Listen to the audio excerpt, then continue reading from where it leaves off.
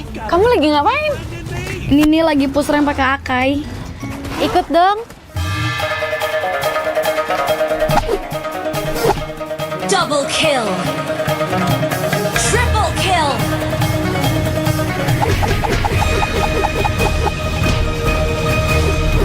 Savage. Itu keren banget loh itu. Ya dong, top gue Bami. Bukan kamunya yang keren. Itu notifikasinya keren banget. Alah, notifikasi ini bisa didapetin dari in-game mulai dari kemarin 8 Agustus cuma 58 diamond doang. Murah banget kan? Iya sih, murah banget ya. Nah, kita main. Hanya perlu melihat ke dalam dirimu. Dan kamu akan mengerti betapa berharganya nilaimu. Percaya pada dirimu. Bukan dengan tergesa-gesa, namun dengan caramu yang beda. Tunjukkan kilau kisahmu sendiri. Dan ciptakan emas dalam setiap karyamu. Trust in gold. Unlimited. Unlimited. Unlimited. Modal gratis, untung berkali-kali.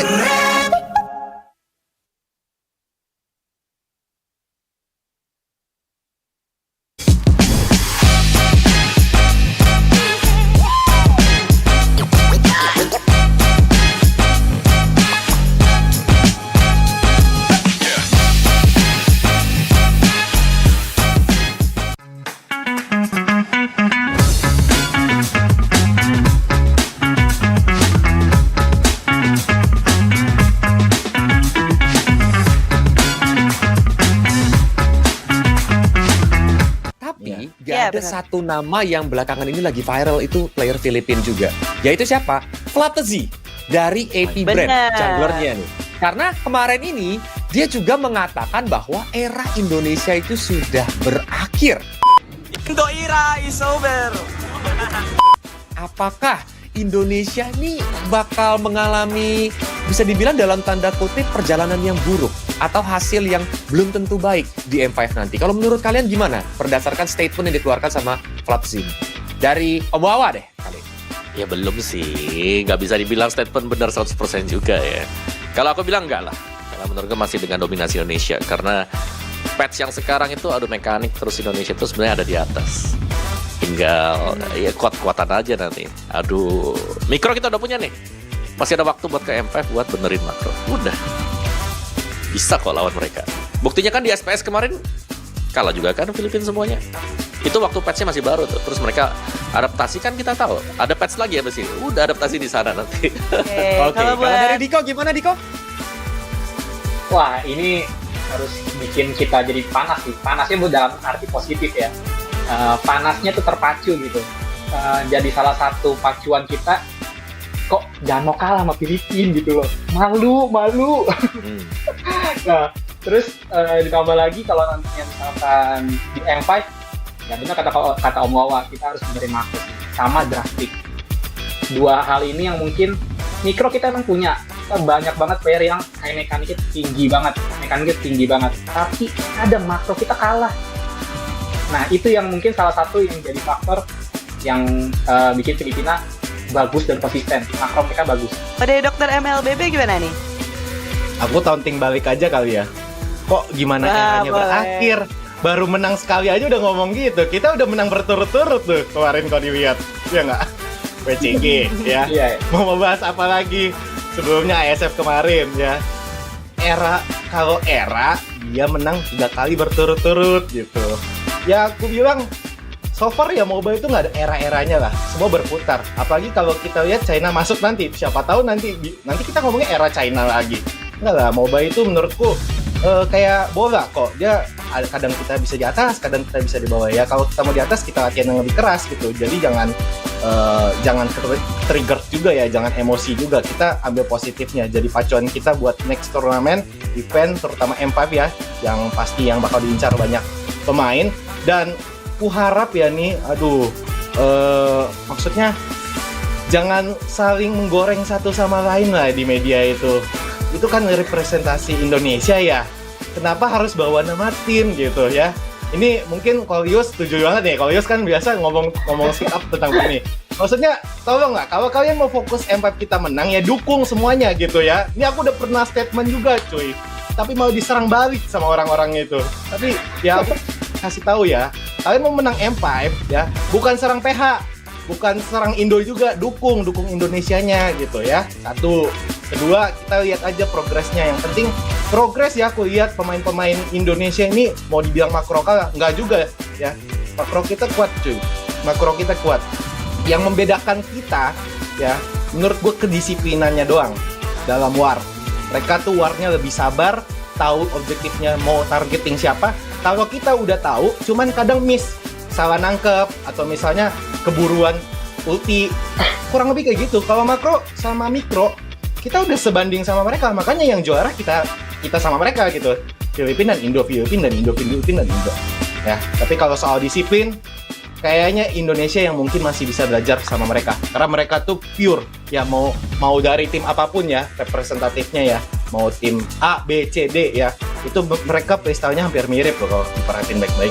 Disiplinnya sama, dan itu yang perlu kita perhatikan dan pelajari. Karena disiplin dalam MOBA itu sangat baik.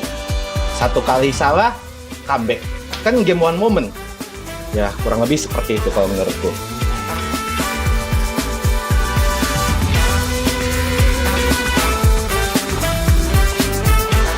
Tapi kalau seandainya Kolius mau nanya nih ya, ke Diko, Obawa, dan Dr. MLBB, kalau seandainya bisa sebutin 3 nama player nih yang saat ini masih belum berkarir di MPL Indonesia untuk didatengin ke MPL Indonesia, kira-kira siapa aja sih? Mungkin dimulai dari Diko. XP-laner mungkin Edward. Edward, satu. Terus Benny Cutie. Satu lagi Wise mungkin. Wise. Oke. Kalau dari Om Wawa ada Om? Aku pengen lihat V-Wise sih, lagi vakum kan? Siapa tahu, ya kan? Siapa tahu V-Wise. Terus, ya memang. Terus habis itu siapa lagi ya? Misalnya kalau aku juga pengen ngelihat siapa tuh? Masih di PH sih seputar sih, masih Kelra kali ya gold lanernya ya, zaman-zaman dulu juga. Atau ya roamer juga boleh sih sebenarnya. Roamer. Kayak Yawi. Siapa sih roamer yang paling Yawi itu oke lah kalau memang mau coba di Indonesia. Kan tim ada nih. Udah tinggal datang aja. Nah, kalau aku sih masih patokannya tetap di Filipina, karena ya selain Filipina, kita sendiri yang jadi patokannya gitu dari negara luar.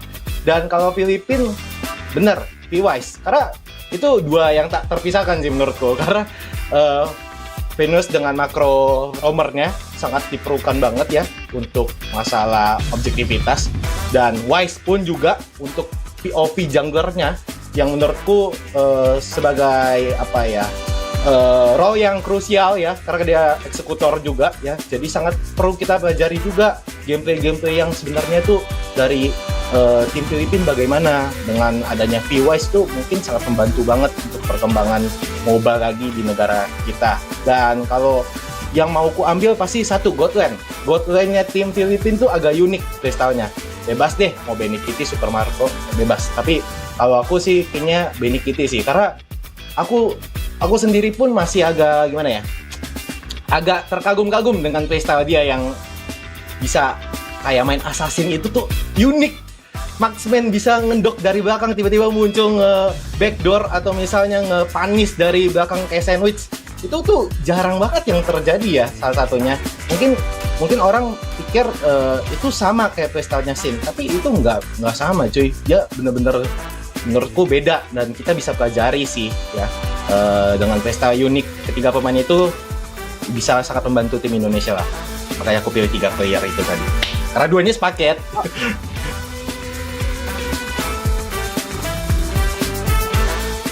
Oke, tapi gak perlu lama-lama lagi, kita bakal mulai aja ya fun games kita sambil jadi para penonton bisa ngeliat nih bagaimana skill dari tiktoker kesayangan kalian ketika bermain. Yang jelas kalau sama Om Wawa kita sebutannya adalah MT, mekanik tua. Ayo, emblem sudah dicek ya, masih aman semuanya?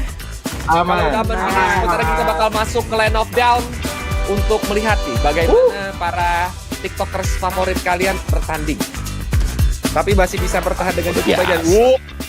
Retri yang katanya lebih dari Kairi, teman-teman, berhasil mendapatkan leader dari Rico ya. Tuh. Yes. Tenang aja, gak bakal. Wah, Rico, kepencet anjir. Oke. Lah, kepencet. Astaga. Gak lihat. Dok, aman dok. Kepencet guys. Sorry guys, kepencet. Rame banget, kita juga kenapa mau dah? recall. Nggak boleh Kenapa recall. nih rame banget? Pada sekarang ya, pada sekarang gak mau. Pada sekarang lawannya. Sumpah. Sabar dong, lu gak lihat tuh dari tadi kejar-kejar tuh. Iya, mau kemana kamu? Iya, pada sekarang semua coba untuk kesulitan dong sama seorang Rico. Dan ya, akhirnya berhasil ditumbangkan. Dan ini dia nih, Ben, mau kemana? Dua double kill ke Diki. Waduh, ternyata Bawa yang dapat gak apa-apa. Gitu masih hanya jebol.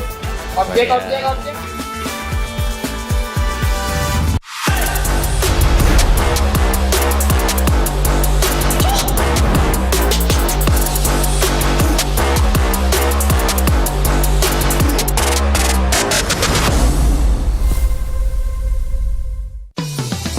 Belanja di Indomaret makin banyak untungnya. Kumpulkan cashback poin jadi untung terus. Makin sering belanja, makin banyak poin yang kamu dapatkan. Dapat diskon, jadi untung terus. Bayar belanjaanmu dengan poin yang kamu punya. Belanja jadi gratis, jadi untung terus. Dan untung terus dapat banyak promo. Jadi member Indomaret Poinku sekarang. Untungnya non-stop.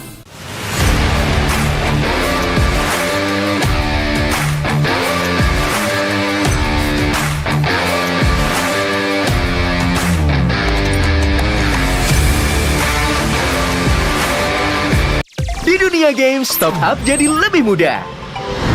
Pilih game, masukkan game ID. Pilih Diamond. Masukkan kode promo, dan pilih metode pembayaran. Masukkan kode OTP dan konfirmasi pembelian. Selamat, kamu dapat tambahan kuota. Kumpulkan DG Point setiap top up. Tukar dengan merchandise dan voucher game menarik. Nikmati juga promo setiap harinya. Upgrade gameplaymu sekarang.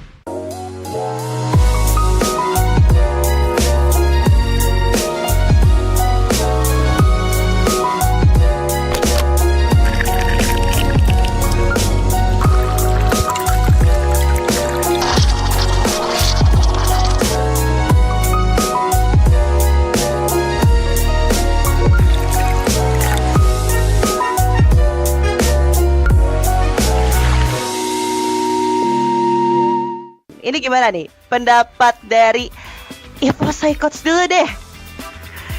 Apa yang terjadi dengan EVOS Legends? Kalau pendapat dari aku sih sebenarnya masih bisa lolos playoff sih kak. Kayak dari zona merah itu semua tim itu emang masih bisa ke zona hijau. Jadi di season ini emang keras sih, gak bisa mikirin ini tim bakal lolos playoff, ini tim bakal gak lolos playoff. Semuanya itu yang ada di zona merah pasti bisa lolos playoff. Tapi kalau menurut aku di EVOS ya, mereka gimana ya? Bagus aja sih sebenarnya dari segi player, dari segi coach. Mungkin bukan harinya aja sih buat menang gitu.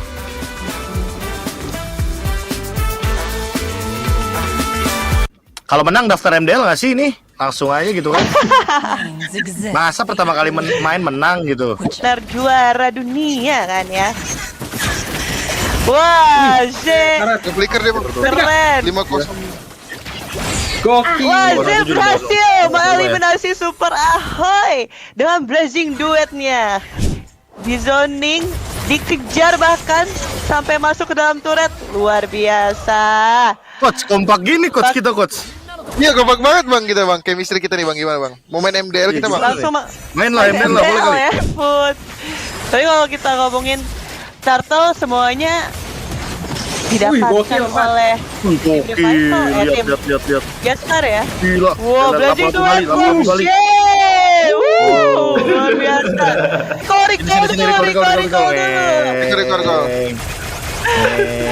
Tolong, katanya tolong.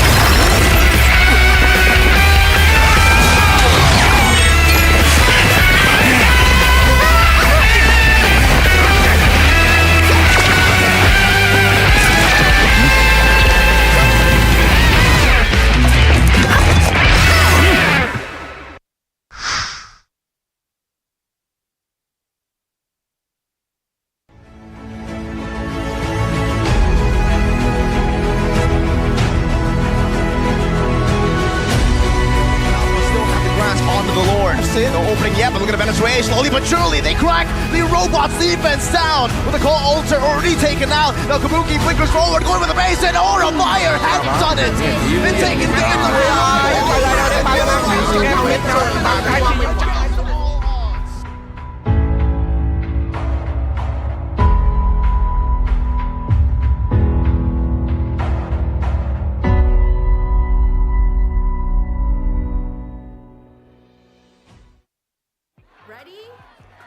So it all started when I was at a friend's party. Mia, can you send me that?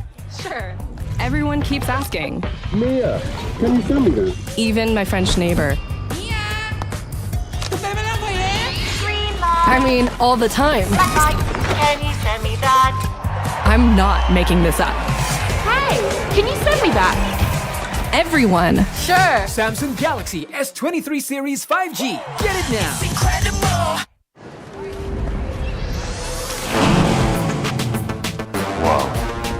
Attention passengers, final call for flight. Wait, is that a phone? Look at the performance, the graphics. That thing's a gaming machine. A new challenger. Is that Faker?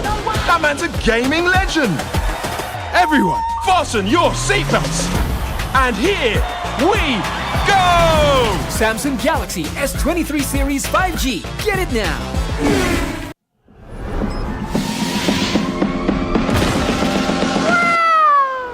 It's only you.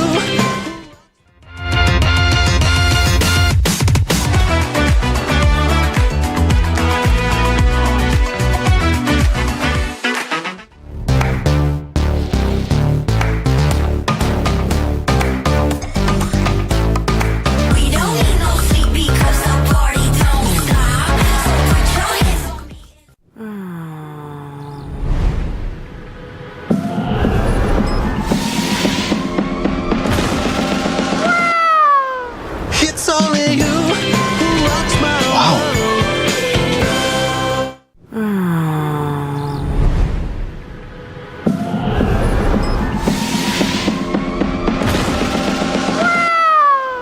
It's only you who rocks my world. Rasa ini Gatot kacau. Ih, tombe basah. Bro, move on ke Head and Shoulders. 100% pede, ketombe basah dan gatal wiped out. Dapetin edisi baru Gatot kaca di minimarket terdekat. Head and Shoulders. Ini Gatot, ini kaca. Mas Gatot, benerin kaca. Di dunia games, top up jadi lebih mudah. Pilih game, masukkan game ID. Pilih Diamond. Masukkan kode promo, dan pilih metode pembayaran. Masukkan kode OTP dan konfirmasi pembelian. Selamat, kamu dapat tambahan kuota. Kumpulkan DG Point setiap top up. Tukar dengan merchandise dan voucher game menarik. Nikmati juga promo setiap harinya. Upgrade gameplaymu sekarang.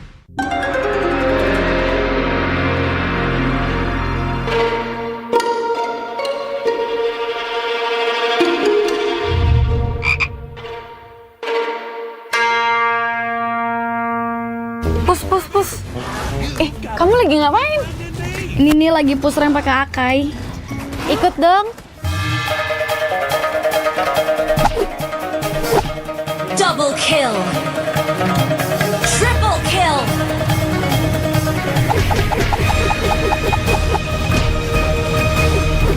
Savage. Itu keren banget loh itu. Ya dong, top gue Bami. Ih, bukan kamunya yang keren. Itu notifikasinya keren banget. Alah, notifikasi ini bisa didapetin dari in-game mulai dari kemarin 8 Agustus cuma 58 diamond doang. Murah banget kan?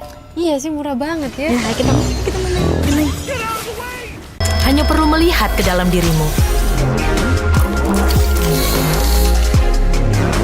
Dan kamu akan mengerti betapa berharganya nilaimu. Percaya pada dirimu. Bukan dengan tergesa-gesa, namun dengan caramu yang beda. Tunjukkan kilau kisahmu sendiri. Dan ciptakan emas dalam setiap karyamu. Trust in Gold. Unlimited. Unlimited.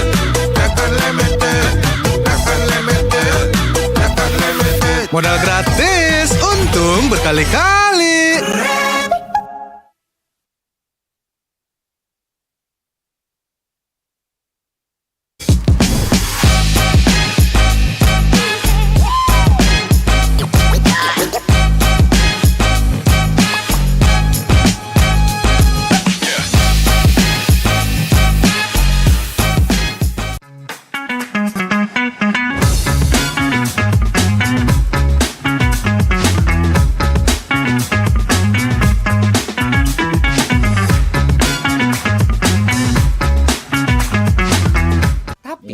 ada satu nama yang belakangan ini lagi viral, itu player Filipina juga.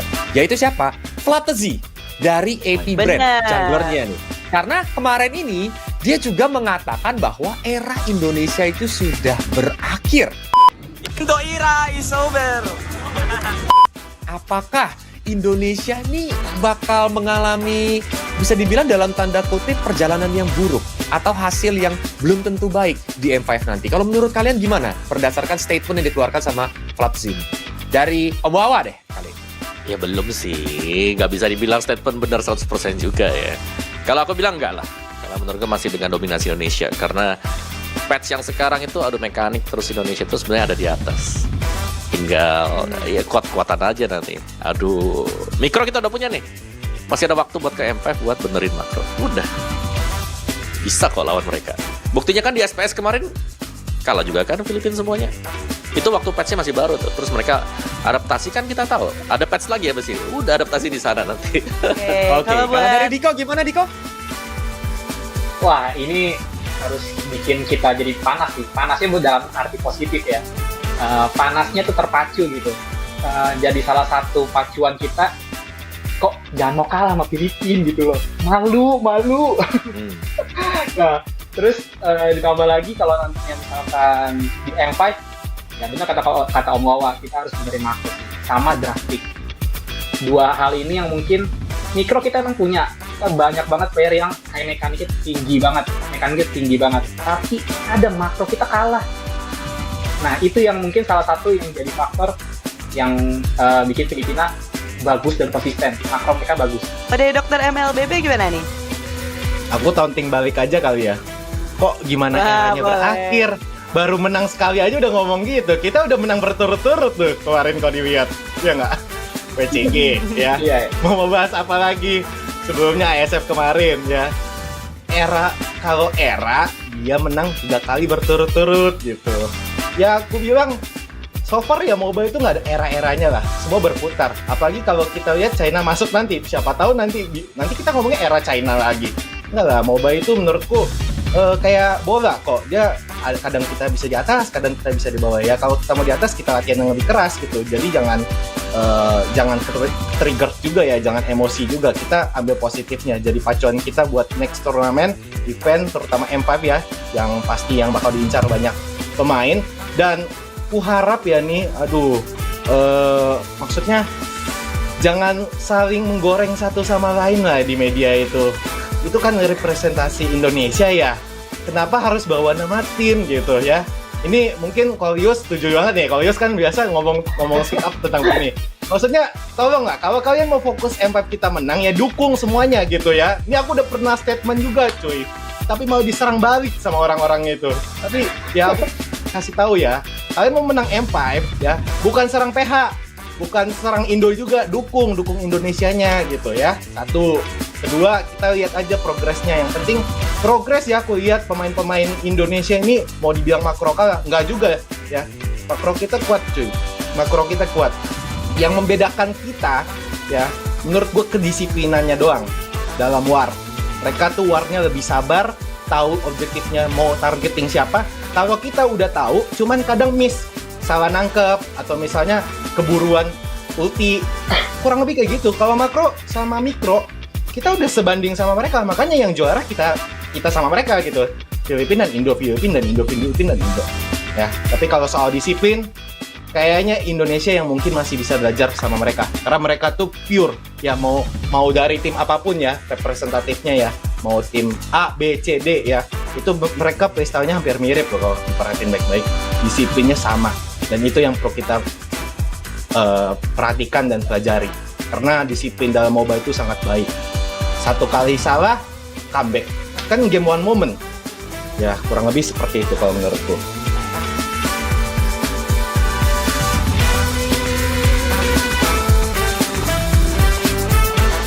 Tapi kalau seandainya Kolius mau nanya nih ya, ke Diko, Obawa, dan Dr. MLBB, kalau seandainya bisa sebutin 3 nama player nih yang saat ini masih belum berkarir di MPL Indonesia untuk didatengin ke MPL Indonesia, kira-kira siapa aja sih? Mungkin dimulai dari Diko.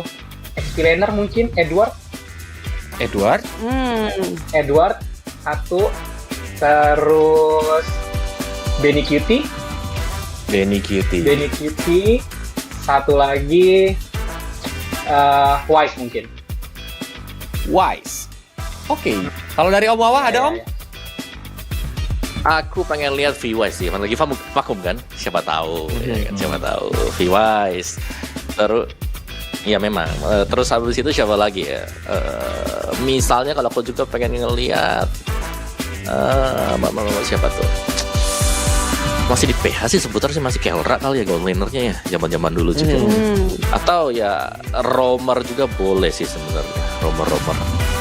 Kayak siapa sih roamer yang paling Yawi itu oke lah kalau memang mau coba di Indonesia. Kan tim ada nih. Udah tinggal datang aja. Nah, kalau aku sih masih patokannya tetap di Filipina karena ya selain Filipina kita sendiri yang jadi patokannya gitu dari negara luar. Dan kalau Filipina bener P-Wise karena itu dua yang tak terpisahkan sih menurutku karena Venus dengan makro roamernya sangat diperlukan banget ya untuk masalah objektivitas dan Wise pun juga untuk POV junglernya yang menurutku sebagai role yang krusial ya karena dia eksekutor juga ya jadi sangat perlu kita pelajari juga gameplay yang sebenarnya tuh dari tim Filipina bagaimana dengan adanya V-Wise tuh mungkin sangat membantu banget untuk perkembangan MOBA lagi di negara kita. Dan kalau yang mau ku ambil pasti satu God Lane-nya tim Filipina tuh agak unik playstyle-nya. Bebas deh mau Benny Kitty, Super Marco bebas. Tapi kalau aku sih kayaknya Benny Kitty sih karena aku sendiri pun masih agak gimana ya? Agak terkagum-kagum dengan playstyle dia yang bisa kayak main assassin itu tuh unik. Marksman bisa ngendok dari belakang tiba-tiba muncul nge-backdoor atau misalnya nge-punish dari belakang kayak sandwich. Itu tuh jarang banget yang terjadi ya salah satunya. Mungkin orang pikir itu sama kayak playstyle-nya Sin, tapi itu nggak sama cuy. Dia bener-bener menurutku beda dan kita bisa pelajari sih ya dengan playstyle unik ketiga pemain itu bisa sangat membantu tim Indonesia lah. Makanya aku pilih 3 player itu tadi. Karena duanya sepaket.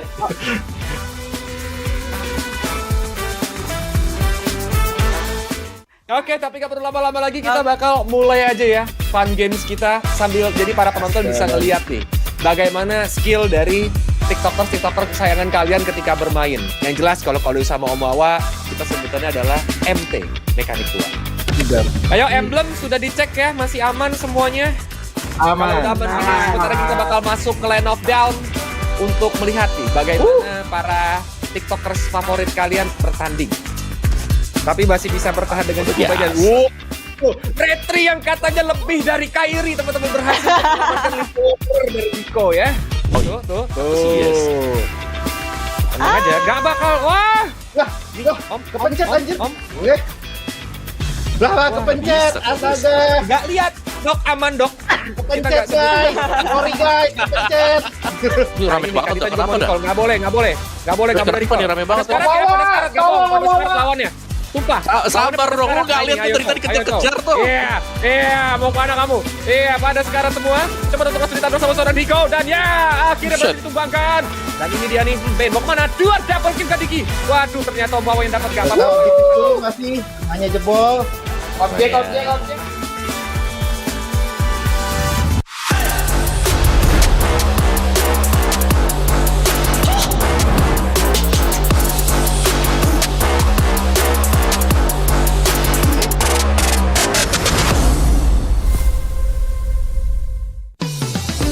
Belanja di Indomaret makin banyak untungnya. Kumpulkan cashback poin jadi untung terus. Makin sering belanja, makin banyak poin yang kamu dapatkan. Dapat diskon, jadi untung terus.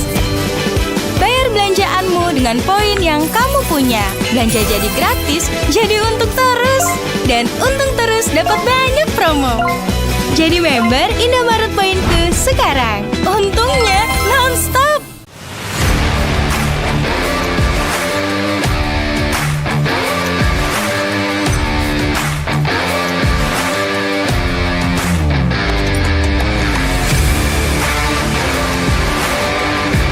Di dunia games, top up jadi lebih mudah. Pilih game, masukkan game ID. pilih Diamond. Masukkan kode promo dan pilih metode pembayaran. Masukkan kode OTP dan konfirmasi pembelian. Selamat, kamu dapat tambahan kuota. Kumpulkan DG Point setiap top up. Tukar dengan merchandise dan voucher game menarik. Nikmati juga promo setiap harinya. Upgrade gameplaymu sekarang.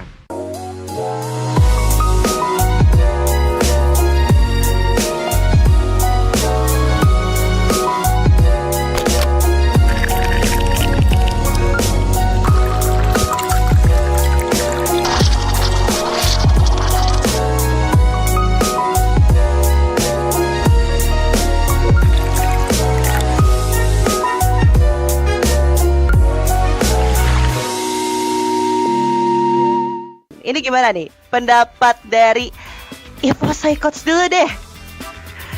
Apa yang terjadi dengan EVOS Legends? Kalau pendapat dari aku sih sebenarnya masih bisa lolos playoff sih kak. Kayak dari zona merah itu semua tim itu emang masih bisa ke zona hijau. Jadi di season ini emang keras sih, gak bisa mikirin ini tim bakal lolos playoff, ini tim bakal gak lolos playoff. Semuanya itu yang ada di zona merah pasti bisa lolos playoff. Tapi kalau menurut aku di EVOS ya, mereka gimana ya? Bagus aja sih sebenarnya dari segi player, dari segi coach. Mungkin bukan harinya aja sih buat menang gitu.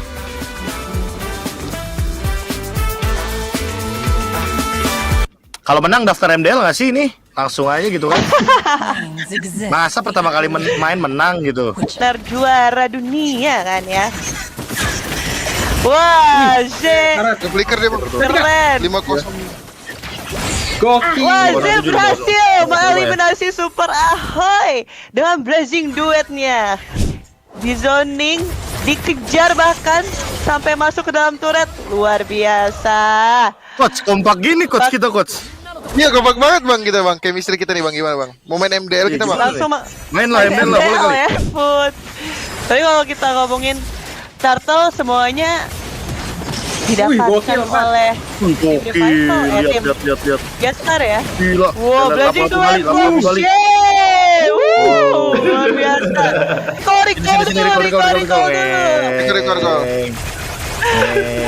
Tolong, katanya tolong.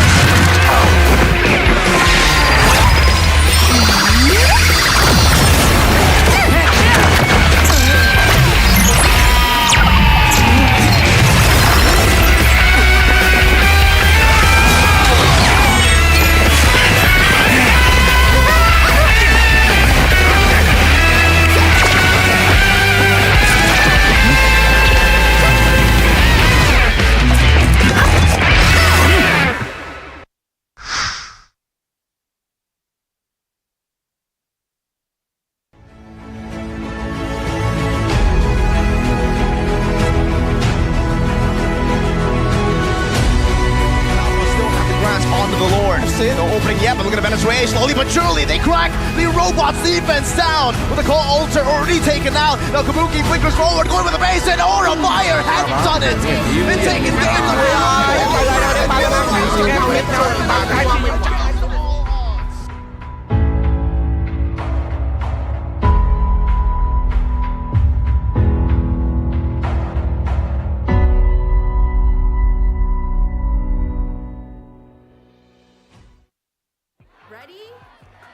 So it all started when I was at a friend's party. Mia, can you send me that?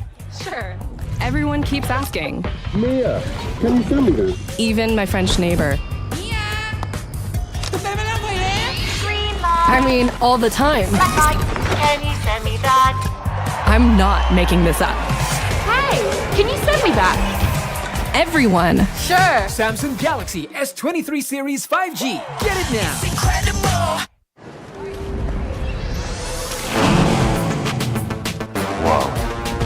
Attention passengers. Final call for flight. Wait, is that a phone? Look at the performance, the graphics. That thing's a gaming machine. A new challenger. Is that Faker? That man's a gaming legend. Everyone, fasten your seatbelts. And here we go! Samsung Galaxy S23 series 5G. Get it now.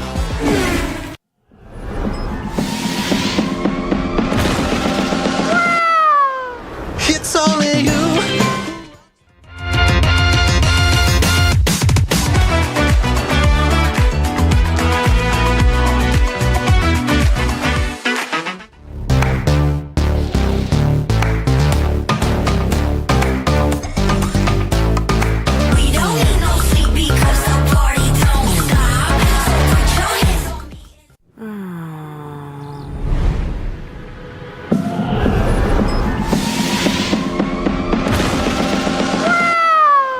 It's only you who rocks my world.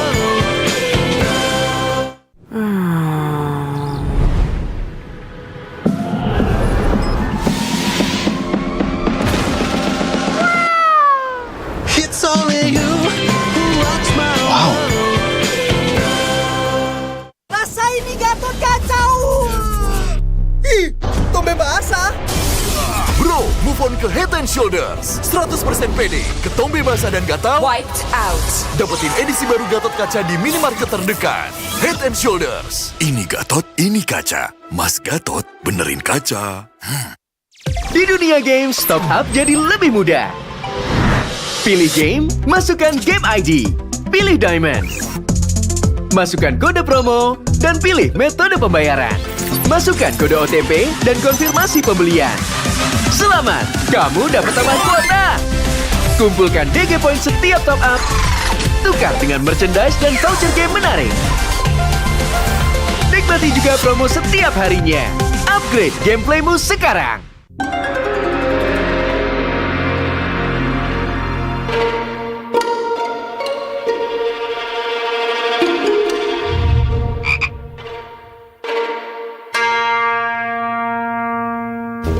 Pus.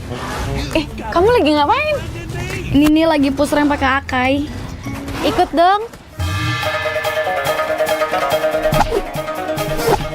Double kill. Triple kill.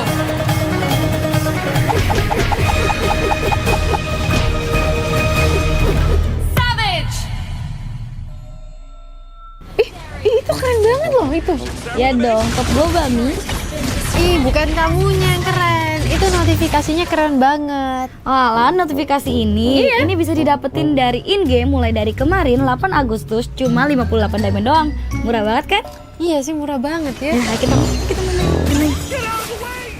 Hanya perlu melihat ke dalam dirimu. Dan kamu akan mengerti betapa berharganya nilaimu. Percaya pada dirimu. Bukan dengan tergesa-gesa, namun dengan caramu yang beda. Tunjukkan kilau kisahmu sendiri. Dan ciptakan emas dalam setiap karyamu. Trust in Gold. Unlimited. Unlimited. Unlimited.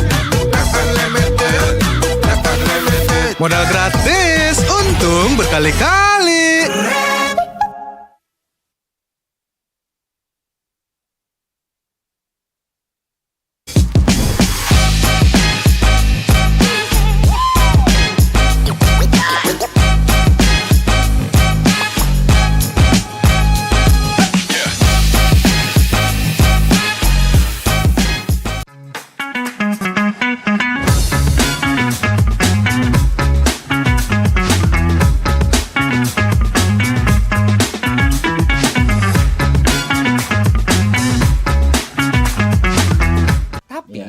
Ada satu nama yang belakangan ini lagi viral, itu player Filipin juga. Yaitu siapa? Flatzy dari AP Brand, junglernya nih.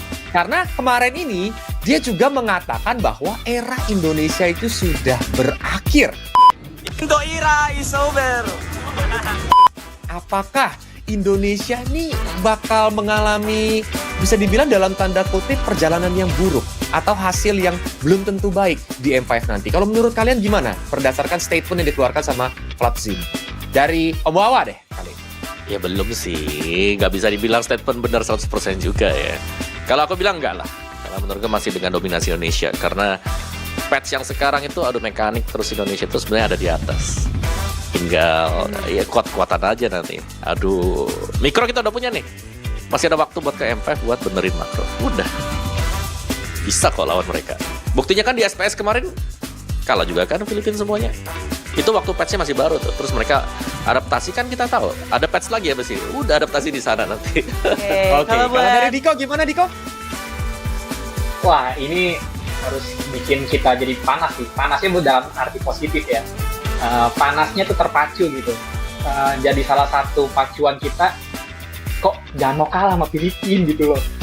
Malu. Nah, terus ditambah lagi kalau nantinya misalkan di M5, ya benar kata Om Wawa, kita harus benerin makro sama drastik. Dua hal ini yang mungkin mikro kita emang punya. Kita banyak banget player yang mekaniknya tinggi banget. Tapi ada makro kita kalah. Nah, itu yang mungkin salah satu yang jadi faktor yang bikin Filipina bagus dan konsisten. Makro mereka bagus. Dari dokter MLBB gimana nih? Aku taunting balik aja kali ya. Kok gimana eranya berakhir? Baru menang sekali aja udah ngomong gitu. Kita udah menang berturut-turut tuh kemarin kalau dilihat. Ya nggak? PCG ya. Mau membahas apa lagi? Sebelumnya ASF kemarin ya.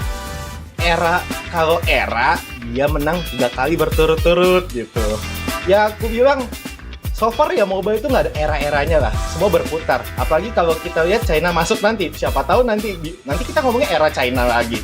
Enggak lah, mobile itu menurutku kayak bola kok. Dia kadang kita bisa di atas, kadang kita bisa di bawah ya. Kalau kita mau di atas kita latihan yang lebih keras gitu. Jadi jangan trigger juga ya, jangan emosi juga. Kita ambil positifnya. Jadi pacuan kita buat next turnamen, event terutama M5 ya, yang pasti yang bakal diincar banyak pemain.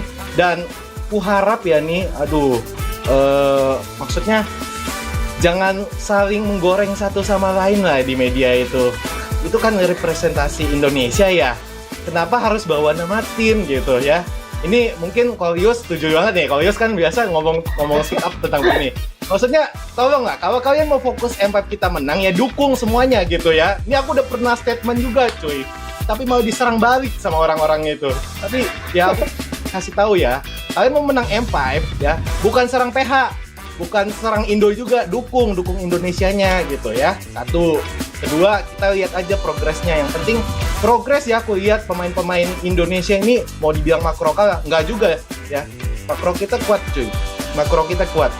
Yang membedakan kita ya, menurut gue kedisiplinannya doang dalam war.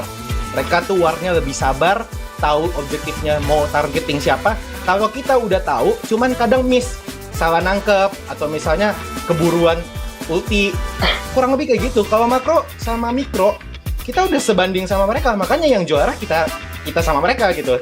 Filipina dan Indo, Filipina dan Indo.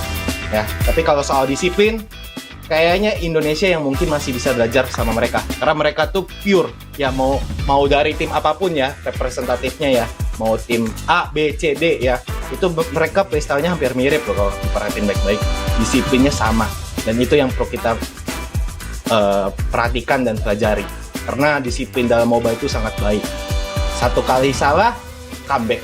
Kan game one moment. Ya, kurang lebih seperti itu.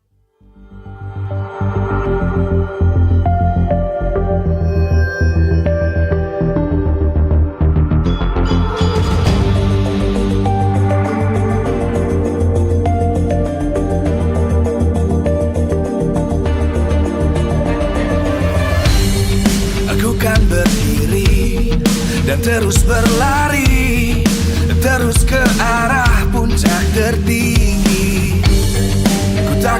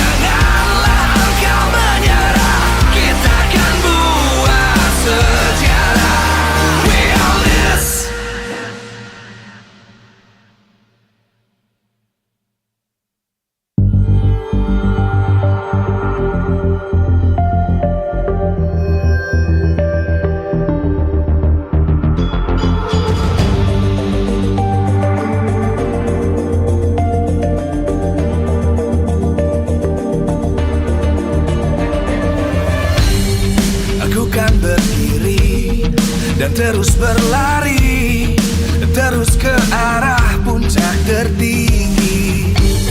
Ku takkan berhenti, hanya sampai di sini. Kemenangan abadi menanti. You know we won't miss if we unite our focus. And if you haven't noticed, we all live. Nyalakan apimu, hadapi semua tantangan, hadang semua serangan, jatuh bukan halangan. Bakar semangatmu, janganlah engkau menyerah. Kita akan buat sejarah. We all this, we won't miss. We all this, we won't miss. Saatnya beraksi, jalani ambisi. Aku kan menyawakan hari ini. You know we won't miss if we unite our focus. And if you haven't noticed, we all live. Nyalakan apimu, hadapi semua tantangan, hadang semua serangan, jatuh bukan halangan. Bakar semangatmu, janganlah engkau menyerah. Kita akan buat sejarah. We all this, we won't miss. We all this, we won't miss. We all this.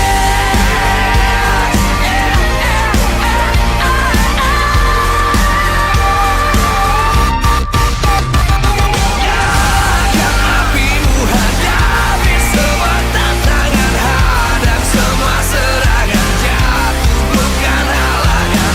Bakar semangatmu, janganlah engkau menyerah. Kita akan buat sejarah. We all this.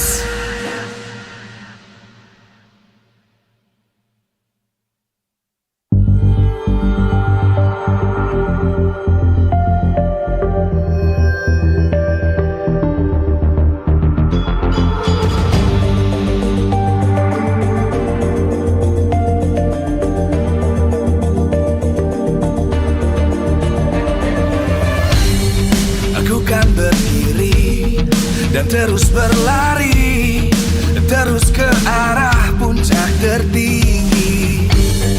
Ku takkan berhenti, hanya sampai di sini. Kemenangan abadi menanti. You know we won't miss if we unite our focus. And if you haven't noticed, we all live. Nyalakan apimu, hadapi semua tantangan, hadang semua serangan, jatuh bukan halangan. Bakar semangatmu, janganlah engkau menyerah. Kita akan buat sejarah.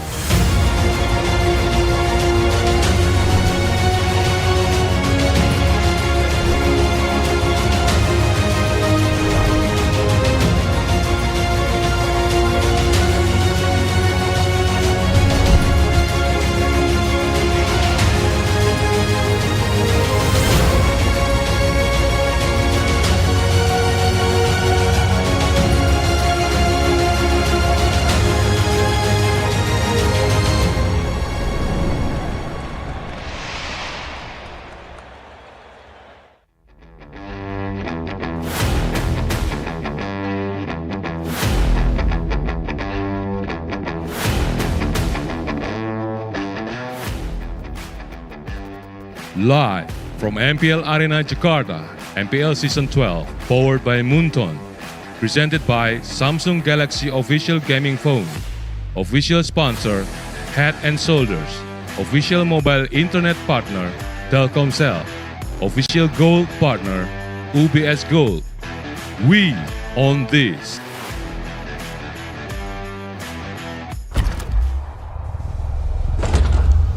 Ladies and gentlemen, boys and girls, welcome back to MPL ID Season 12. It's going to be me, Goni, Mirko, and as well as Arash accompanying you for today. And we start Week 7 with a bang. Aura Fire and as well as Bigatron. They will go head-to-head in our opening match. Relegation battle is still occurring.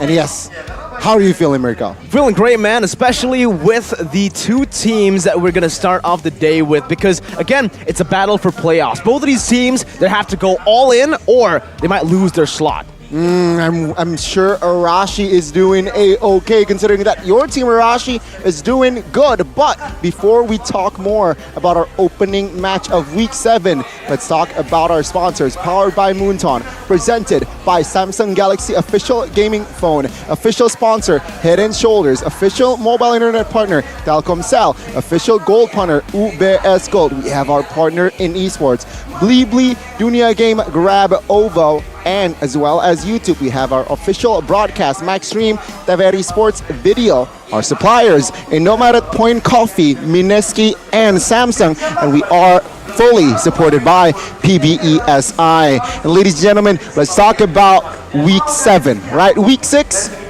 much action. So action-packed, and it seems like EVOS Legends, they're still struggling here. If we're talking about the standings, what's up? Man, I mean, honestly, this season has just been crazy when it comes down to standings, the battle for playoffs, and even for upper brackets, it hasn't ended yet. And honestly, looking at how it's going now, it might be going all the way till the final day of Week 8. Down to the wire. Last week, we just saw a bunch of upsets happen as well. So even now, so deep in the season, you still can't really get a good read on who the heck is gonna actually come out on top in these matches, man. Even today, right? Aura isn't doing so hot, Bigatron on a downward slope. Yes. There's a very good chance that this does not go the way we expect it to. I mean, Season 12 is full of surprises. If we're talking about the top teams, ladies and gentlemen, still Onyx and RRQ, considered safe in that upper bracket slot. But if they if they go, let's say, too comfortable, if they don't go hard, perhaps they might lose their spot to who? To Geek Fam and Rebellion. Boy, the season, it seems like it's just bringing some more surprises from their side. Yeah, you heard it right, folks. Rebellion Zion has a chance to make it to the upper brackets. The team that usually barely makes playoffs and gets lucky to make it to playoffs. This time they have improved by a long shot, man. I mean, I don't even think improved does it justice. They have elevated their game to another level. Well, ladies and gentlemen, with that, let's take a look visually on what is going on with the standings. Again, Onyx, RRQ, Geek Fam, and Rebellion with 6-5 and 6-6 on their record. Below them, it's going to be Dewa, United, and Bigatron, and there you go. As of now, those 6 teams, Arashi, they will secure the slots for MPLI. That's the crazy part. The teams on the bottom, these are teams that you always expect to somewhat be somewhere in the mid-range, more so towards the top of the whole standings. But Alter Ego, Aura Fire, and EVOS, they're just not having a good time at all. Aura and EVOS actually equal when it comes to the performance so far. It's only in the win-lose ratios, the game rates, where Aura Fire is having a better time. And today, if they win, I don't think they've technically overtaken Bigatron, but this is a problem, man. Everything is just so close together that you have no idea. In the middle, there's a bit of a separation from the top, then the middle, and then the bottom. But there's about like 3 teams in each of those regions, man. I mean, looking at it right now, the thing is, I think everything can really swap. Bigatron Alpha wins, they might actually still be able to play out the upper bracket slot. They can still try to look for that. Meanwhile, if they lose, they're going to go down to the red zone, and maybe Alter Ego will rise with Aura Fire as well. Big questions for every single team because they're not just fighting for playoffs, they're fighting for MPLI. Exactly. It will happen on the 15th of November. So ladies and gentlemen, please do check that out. Again, top 6 teams will secure and fight at MPLI 2023 with that in mind. It's going to be offline as well. In Jakarta. So that, ladies and gentlemen, you have to get that early bird ticket. It might save you off 20%. 20%, man. That's hella value. So you get like a 3-day pass, I hear. Exactly, so right? You get multiple days on this purchase.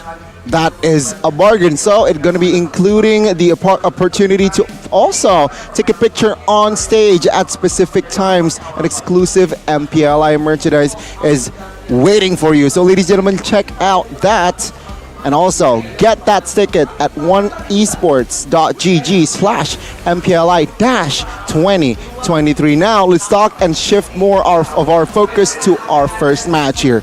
Aran and Sorizo. It's an absolute boxing match right here. Aran and Sorizo. It's a bit weird, but they have a bit of a similar playstyle, right? A lot of pressure macro-wise and great mechanics for those 1v1 duels and chasing down whoever's trying to manage them. So let's see who comes out on top as walking to the stage right now. It's the Dragons from Indonesia, Aura Fire! Aura Fire again. It seems like this season very shaky. Leg 2. Very shaky, so I hope now. Last time it was Face Agarashi Zindo. He has come and joined the fray. Will he bring something new? He will definitely bring some aggression, some more mechanics, but against this team right here, Bigatron, with their main roster, with still Sibe in the picture. Still no win for the Terminators. They're opting for Key, the mechanical genius in the wrong position. Ladies and gentlemen, the Red Terminators, Bigatron Alpha. Boy, oh boy, the Red Robots here again. I must say, I think they will commit to this roster here, Arashi, considering the fact that Super Saken, the marksman that we know from week 1, has been demoted to MDL. So it seems like they will commit to Sive for playoffs. They're also not fielding in Super Vin. I actually failed to realize that because he just seems to be such a mainstay in the roster, but unfortunately he will not be here. Let's see what Coach Aldo can do with this roster facing up against Coach St. Lucas with the analysts Fala and Paulevi as well, trying to read into what each other can do, because at that point both these teams aren't exactly on top, so there's a lot of strats that they have potentially kept specifically for this moment, right? When you're actually fighting for your life in the red zone. Well, that is about it. And Fala has entered the fray as well here for the side of Bigatron Alpha now. St. Lucas, they look strong here, Mirko, in the early stages, but it seems like they've looked very shaken. Now let's talk about the keys to victory by Samsung Galaxy S23 Series 5G. Arashi, what does Aura need to do? Gotta get those dynamic picks for the roams and the jungler, man. Van and Hai, they play very, very well, but it seems to be a bit too predictable at this point. They need to be able to diversify their options and then, play in a more surprising fashion, especially against a team as disciplined as Bigatron. Along with that, contest the Pakita for Aran. If he can get it, it's great. If he goes against it, it is difficult. They need to get it or ban it away. That is critical to ensuring their success and their playstyle that's relying so heavily on the EXP lane. Along with that, win up that matchup for Sin in the mid lane, dude. If they can get that pressure, then they can start trying to find more objectives in the mid game. Because otherwise, Bigatron with the superior speed, the superior coordination, right, will actually come out on top. Well, considering Aura Fire in Piala Presiden, a local tournament, with this lineup, Mirko, it seems like they were a monster, right? They were able to show that they were the Dragons, but on the other side, it's Bigatron. What do they need to do? His roamer instinct becomes vital in this matchup. His game sense, right, when it comes to locating the opponents, reading their movements, finding opportunities here, will decide whether or not Bigatron can win out in aggression against a team that is just as reckless as Aura. Along with that, abandon these experiments, man. Play a more solid, tried and tested draft, because at this point, it's a bit too dangerous. And despite the potential, despite the tendency for Coach Aldo, the architect, to try and come up with something crazy, maybe they need to try and slow it down a bit and find something that is proven to work already, especially when the stakes are so high. Yeah, I mean, exactly, right? Bigatron Alpha here. Mirko, I gotta ask you, what happened to Bigatron Alpha post ISF? I think it's more so what happened to Bigatron Alpha post Snapdragon Pro Series, because that's really when we started to see this team go out of form, right? The way they were playing at Snapdragon, the way they were playing in the first week of MPL Indonesia Season 12, completely two different teams. It feels like morale-wise, even shot-calling-wise, it was very one-dimensional. In Snapdragon, the way they played, they had 4 individual members with 1 shot caller that makes the final call. In MPL Indonesia Season 12, they had 1 mine. No more individualistic plays, no more individual mechanics shining throughout the board. Meanwhile, for Aura Fire, let's talk a little bit about this team. Piala Presiden, Hero, Snapdragon qualifiers as well. Phenomenal performances. But whenever They get placed in the offline tournaments. For some reason, they can't find that online form. Seems like they're just more comfortable playing without an audience present. And that is a very, very determining factor. Especially right now, if you look in the arena, there's a lot of people, and that obviously has an impact on the players on the stage for sure. So for both these teams, I do wonder if they're going to try and duke it out individually in the lanes, or is it going to be the coordination, the cooperation? Because for both these teams, they have a bit more of a macro approach, with Aran being used by Aura to confuse their opponents. But Bigatron, they are used to this kind of strategy already. Well, with that in mind, Arashi and Mirko, let's jump into the drafts for Game 1. Aura Fire and Bigatron. Aura will have the blue side here already with the bands Fanny and Joy. Meanwhile, Bigatron, a little bit more respect here, it seems like, right? Fredrin, they will take out of the hands of, well, Van, of course. He is the man, and of course He is the man, especially on the Fredrin. I think he's more than a man. He's a psycho man. Psycho Fredrin is how he usually likes to play that Fredrin. An absolutely oppressive force in the Land of Dawn. Usually gets a 2-level, 3-level goal lead even when he's behind. It does seem like from the bands at least, you can see that Aura is still very much centering their drafting phase around trying to deny Super Cat his comfort picks that he can use his hard carry. And now we see that Kadira, finally a role that's not in the jungle being banned away. For Bigatron, seems to be more of a mix, right? It's more respect for certain heroes that might just throw a wrench in their plans. I mean, furthermore, looking at the bands Aura Fire, what are they trying to eliminate? The pickoff potential. Fanny, good at pickoffs. Kadira, good at pickoffs. And Joy, also good at pickoffs. So it seems like Aura, they are trying to eliminate the pickoff threat out of Bigatron, knowing K, who is more likely to use a pickoff composition. It seems like it is the right step for Aura Fire in that first phase. Let's see though, with that Valentina ban, Aura Fire, what will they commit here? A lot of good heroes. I feel like they should pick up the Paquito or the Edith. This is it, the Edith, right? Edith, very popular now, especially after leg 2. It seems like, Aura Fire, they let go of the Paquito. They prioritize the Edith. Very flex. I think every single one of us just went Paquito once we saw that opening Gani. For sure. And wow, they did not go for it. It's not in the win conditions, but of course, Aura might have their own strategy in store. Having the Edith, though, means that they have a lot more pressure in the team fights, but not really for that macro mobile EXP lane play. For Bigatron, will they instantly capitalize, or will they go for other options? Of course, we can peek in from the players' phones. We saw, the Bruno, the footballer himself. Will that be the first pick? It's gonna be Paquito.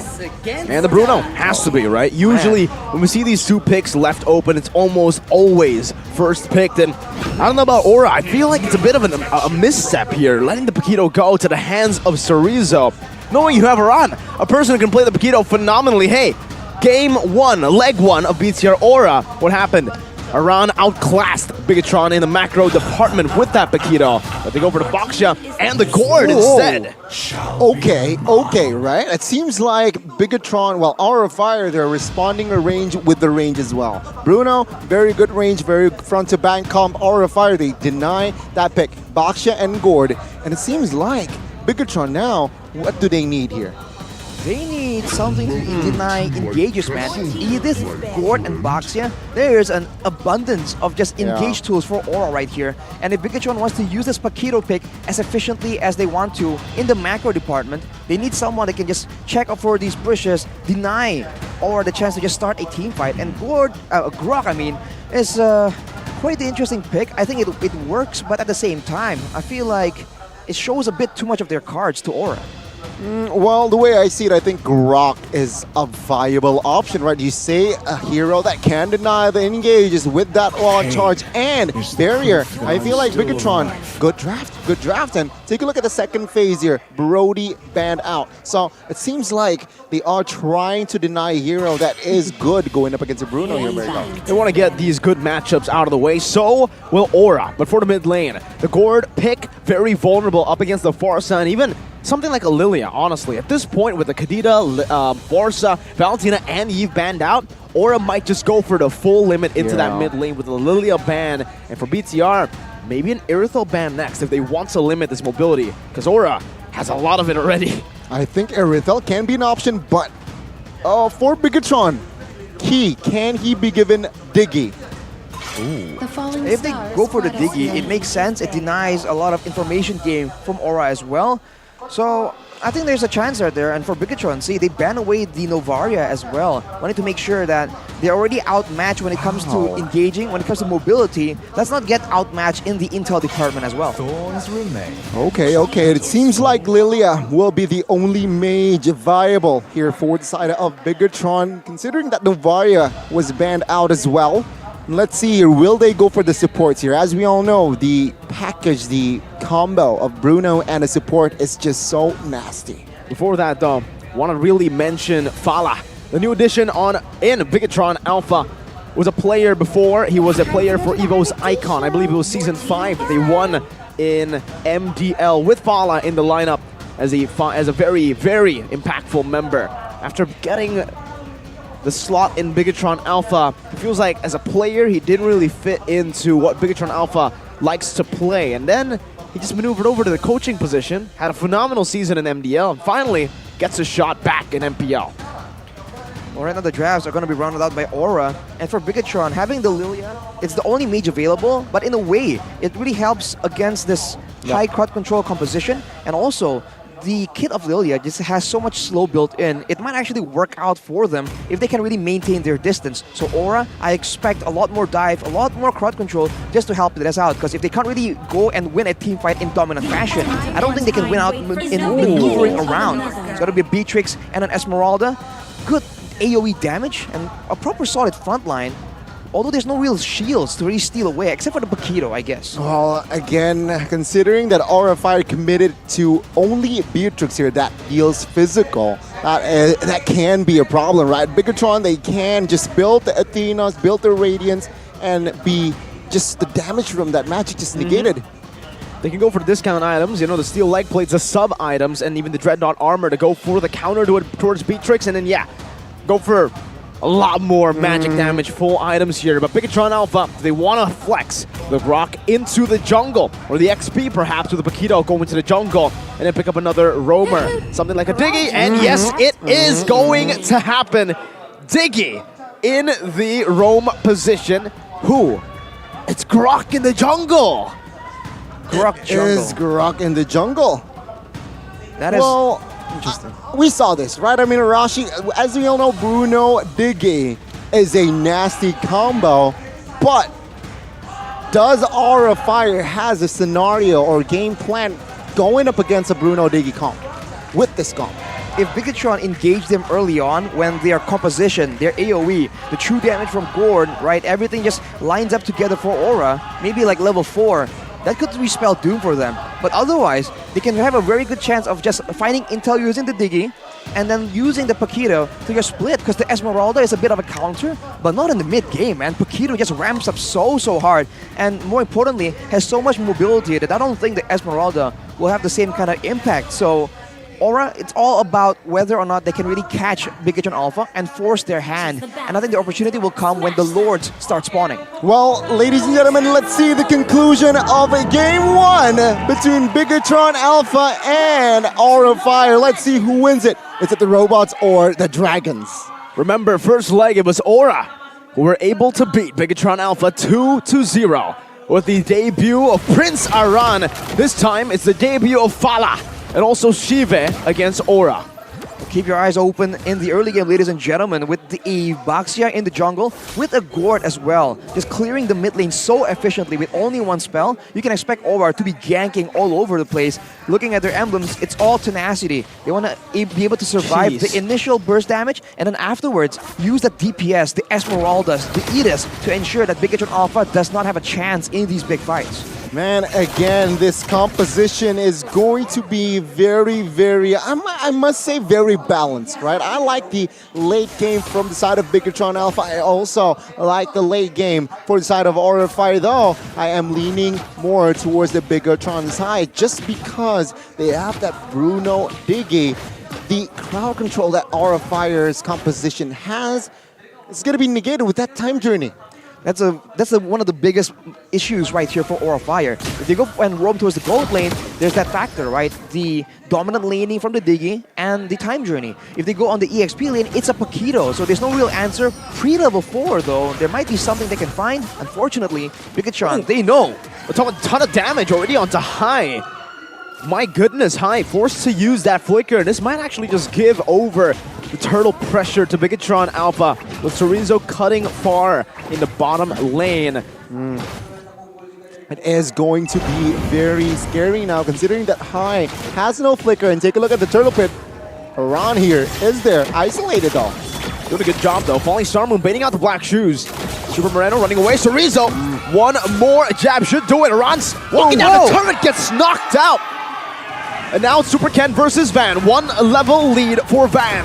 On this box jet, Super Ken jumps in with a wild charge. Chorizo, amazing zoning. High gets an Earth Shatter, knocking Super Ken up. But they're still looking for some more damage. High doesn't have the flicker. Chorizo comes in to facilitate Moreno's kill. Man, we want more of Moreno. Bigatron Alpha with that early lead. Good foundation, and take a look at the talent's prediction.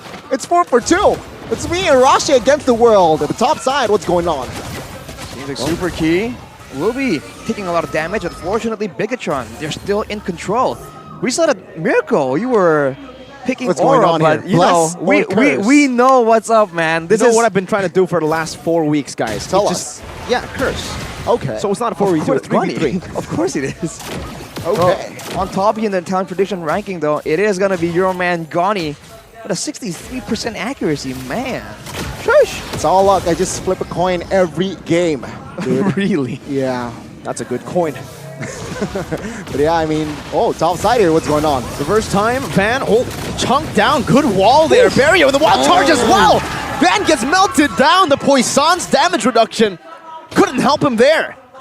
My goodness, Bigatron Alpha, this is what you expect though with a Bruno and Diggy pick. Aura Fire, what do they need to do now? And take a look at top side, still maintaining pressure though, they can clear. Okay, Aura Fire Arashi with behind 1,500 gold.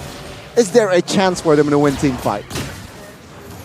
I think especially in these early stages of the game, winning a team fight is still very possible if Bigatron really engages them all out front to back. It's only a 1.5k gold difference, and now if they fight in the jungle, there's a chance that they can really outmaneuver Bigatron. Well, Moreno just eats High up, my god! Even with the Primal Wrath, when you're 0, 1, and 0, you're a bit too behind to tank up and soak up that damage. Look at the time bombs, alarm bombs, wild charge from Super Ken as well. Kabuki forced back away from the turret, but Super Ken gets taken low. Beautiful time journey, and it's a worldie. And reverse time, bringing Van back just a bit. Bigatron Alpha winning another skirmish up top. Great cover by Super Key, but let's talk about Super Ken. The initiative to have that idea, right? Wild charge on towards you on that position, and it seems like let's not call him Super Ken, let's call him Superman. Oh, Superman. Copyright infringement? Well, hey, they are doing so good right now, and they have taken control over from Aura Fire. Even though Aura can clear the mid lanes right now, the side lanes are just doing so well that they can't really use that advantage anywhere else. Maybe the jungle, but look at Kabuki. Now with Super Chorizo doing so good on this Paquito, this might be an issue for everyone in the backline. Kabuki and Sin needs to be on their toes. They might be forced to leave one of the crowd control tools from Aura to ensure that the backline is always protected. Big problem, man. I mean, again, leaving the Paquito open, that was a big gamble from Aura. Yeah, considering that Edith here, bot side, time pretty pumped. Beautifully done, gets out, and now High is left all alone, and a barrier to cut him off, forced to flicker out, respecting the wild charge, and Super Ken knew it was going to happen, so he decided to save it. Oh, good call. Arondo and Van looking for an angle backside. Onward, Earthshatter, wild charge to respond it over, Super Ken gets a kill, and on top of that, it's a double. Smacks High to the ground, and even a turret down below. Van, what? He's trying to defend the turret. Aran's getting chased all the way back, and Super Ken picks up a triple kill down below. 7-0. Wow. No kill whatsoever for side of Aura Fire. Bigatron, 2 minutes ago, it was just a 1,500 gold lead, and now it's 5, Arashi.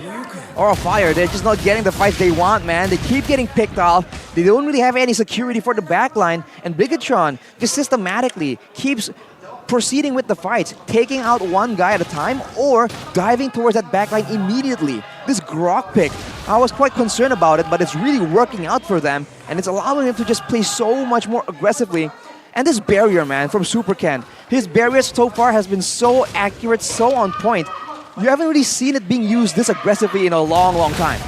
Cerezo jumps in. Beautiful onward into the Earth Shatter, into the Mystic Projectile. But now Moreno trying to look for a 1v4. Oh, high gets taken very low. Moreno might choose to go for more. Kabuki gets spotted in that bush. Meanwhile, topside tier 2 taken down for Cerezo's life. No shutdown, and it's a tier 2 plus a turtle. All right, who gets more value? I think Bigatron definitely has all the value right here, but for Aura Fire, they can go for picks like that because of the crowd control, but at what cost, right? You have to truly start weighing out these pickoffs compared to the objectives right here. Neutral objectives that Bigatron Alpha wants to participate in, that is where Aura Fire can really force them. I said it was going to be at the Lord, but with this situation, with them being so far behind, they might really wait for even later in the game, only if Bigatron Alpha allows it though, because honestly, they can dive a lot, don't really have a lot of range for Aura Fire's, compared to Aura Fire's Grok and the Beatrix though. This is why, ladies and gentlemen, if you play rank, if you have an opportunity to pick up Bruno Diggy, this is why. It's very easy to snowball, and 7 minutes and 8 minutes in, almost all tier 2s of Aura Fire are going to be taken down. So Bigatron Alpha, particularly Moreno, basically almost solo killing high. And now fans looking for a desperate defense for this tier 2. Even with the Mystic Projectile, I don't think they will be able to defend this against the Bruno, who's built a Malefic Roar in the 8th minute of the game. Has Berserkers into the Malefic. He's trying to get big chunks, man. For Aura Fire, Oran right here is trying his best to try and have some impact, push against Bigatron, but it's just not possible. Sin now with the Mystic Gush just not getting any value at all. Look at the items right here, man. Only an Ice Queen's Wand, some extra bit of utility, but for Bigatron with so many dashes, with a time journey as well, they're not really bothered by the slows coming from that Mystic Field. So Bigatron have full control over the jungle, and like you mentioned, this Bruno has so much damage, no one can really stay in front of him for long. So if Aura Fire wants a team fight now, they need to have all attention on this Bruno. I mean, Kabuki is behind 3,000 gold, all right, basically. This is why the damage from Bruno is just so evident. Let's see though, it's going to be an invade. Bigatron, with their economy that they have, they should get this. Van now stuck. Ooh, good barrier once again. Van gonna be melted down even high. Caught at the choke point. Van brought back by the reverse time. It's a worldie to end Van's life in the land of Dawn, and Bigatron Alpha continue the massacre. Man, oh man, Bigatron Alpha here really starting strong in game 1. And Aura Fire, I see no window. I see no loopholes in here, Rashi. That was a great decision, man. Going for the buff, of course, but taking out one member, Van, the jungler, away from Aura Fire before the Lord. That should be quote-unquote their opportunity to try and go for a proper fight. Bigatron Alpha, they just, even though they're winning, they're not willing to gamble and allow Aura Fire any form of success. And just like that, they just keep rotating. They go and spot out this orange buff, Aura Fire. They might be forced to back away yet again. But it seems like no commitment. So Aura Fire, they will have time to defend their 3 base turrets here. Oh, this might look endable for side of Bigatron. 10,000 gold lead practically. And Aura Fire, they have no damage output. They have no defense items enough to withstand the damage that Bigatron Alpha can give. But let's see though, this is just the first Lord. Will they be able to crack the main base? Let's see, Earthshatter used up ready with an onward as well. Wild charge, knocking high up, disengaging with the power of nature. Shive picks up the turret and goes in onto the back. Now it's Iran getting melted down by Shive, dealing a lot of damage as Iran is still able to escape in Aura Fire, deal with the Lord up top. But they do pay a price. It's a whole base turret. All things considered, not so bad, man. I was about to say, keep your eyes on Supercan. If he lands a big wild charge in that engagement, that could be the end for Aura Fire. But everyone was spreading away, spreading apart so good. So Bigatron Alpha, they are forced to just take one base turret. But so far, it's their game to win. Wait, look at this. MLBB Indonesia Community Cup. If you win, there's 2 MDL slots and you get to watch M5 in the Philippines? that is the way. That is the way to go. So check out MLBB Indonesia Community Cup because again, perhaps you have Indo friends that can join and register the tournament. But again, now the siege, Bigatron full sieging. Take a look at the damage from that worldie. It's bouncing. Nasty, absolutely. Look at High still taking the damage now. Jumps in with the wild charge.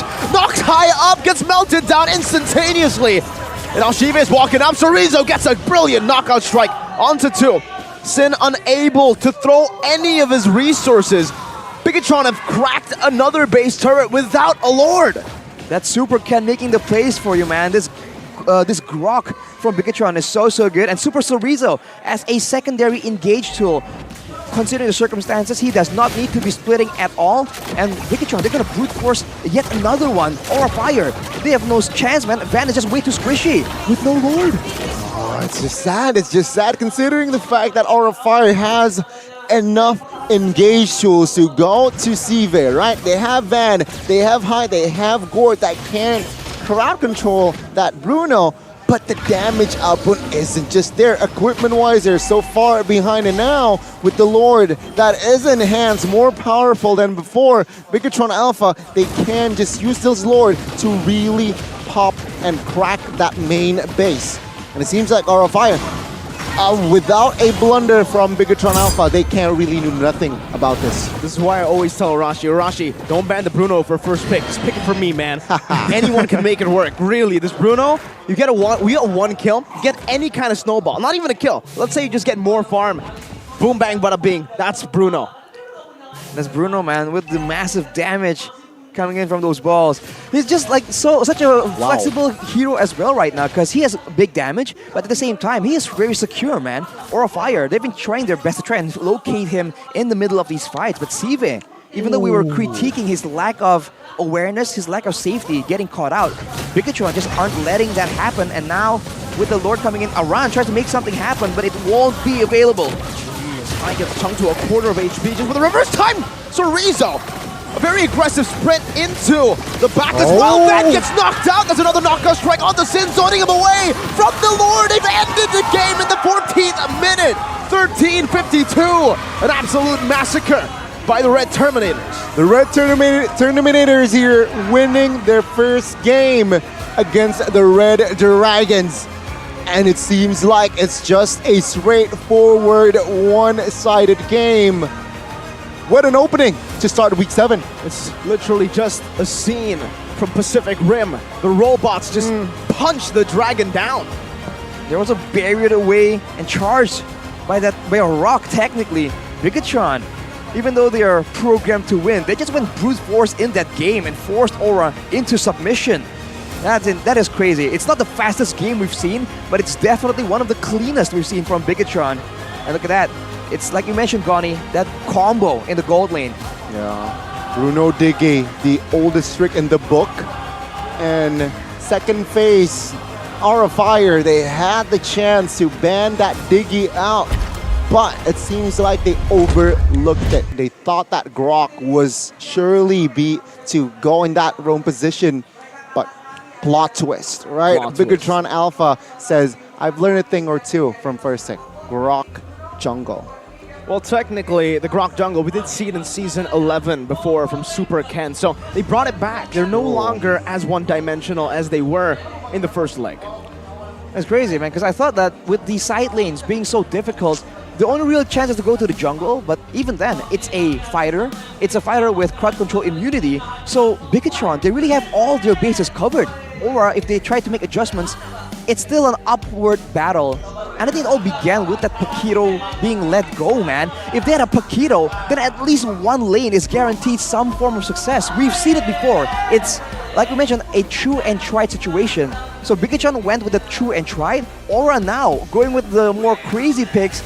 And you can see the result, man. That is just devastating. Yeah, the result is pretty much straightforward as well. One-sided game. Bigatron Alpha getting that early foundation, maintaining it in that mid-game, and just blasting off in that last game, the last end game, right? And meanwhile, Aura Fire, unfortunately for them, again, I see no opportunities that was given from side of Bigatron Alpha 1. their economy is way behind, which just is frustrating. You can't deal damage, you can't get close. Because if you do, deleted. I mean, they can't let him get close. That is the name of the game right there. But Aura just fails at it. Again and again, Bigatron were able to find that backline because of the Grok, the immunity, because of the Paquito's mobility as well. And honestly, the Esmeralda pick, I get that against the Paquito it's great, but in this game, you barely have any kind of big moment coming in from this Esmeralda. I don't even remember seeing a single high-value Falling Star Moon. So that is how badly that matchup went in that EXP lane, man. That was brutal. I have to say, man, it's just really, really tough for the Esmeralda as well. Sure, you do better in trades, but that's it. Like, the thing is, Paquito doesn't even need to trade. The Paquito can clear the way faster than the Esmeralda using the second skill very easily. So, back again, I just really failed to understand that Esmeralda pick. Very, very peculiar for Aura Fire to cryo a run on that Esmeralda early. Sure, it can maybe. It's very mobile, right? Esmeralda is such a mobile hero. You can clear waves fast. You can enter certain angles easily with Esmeralda.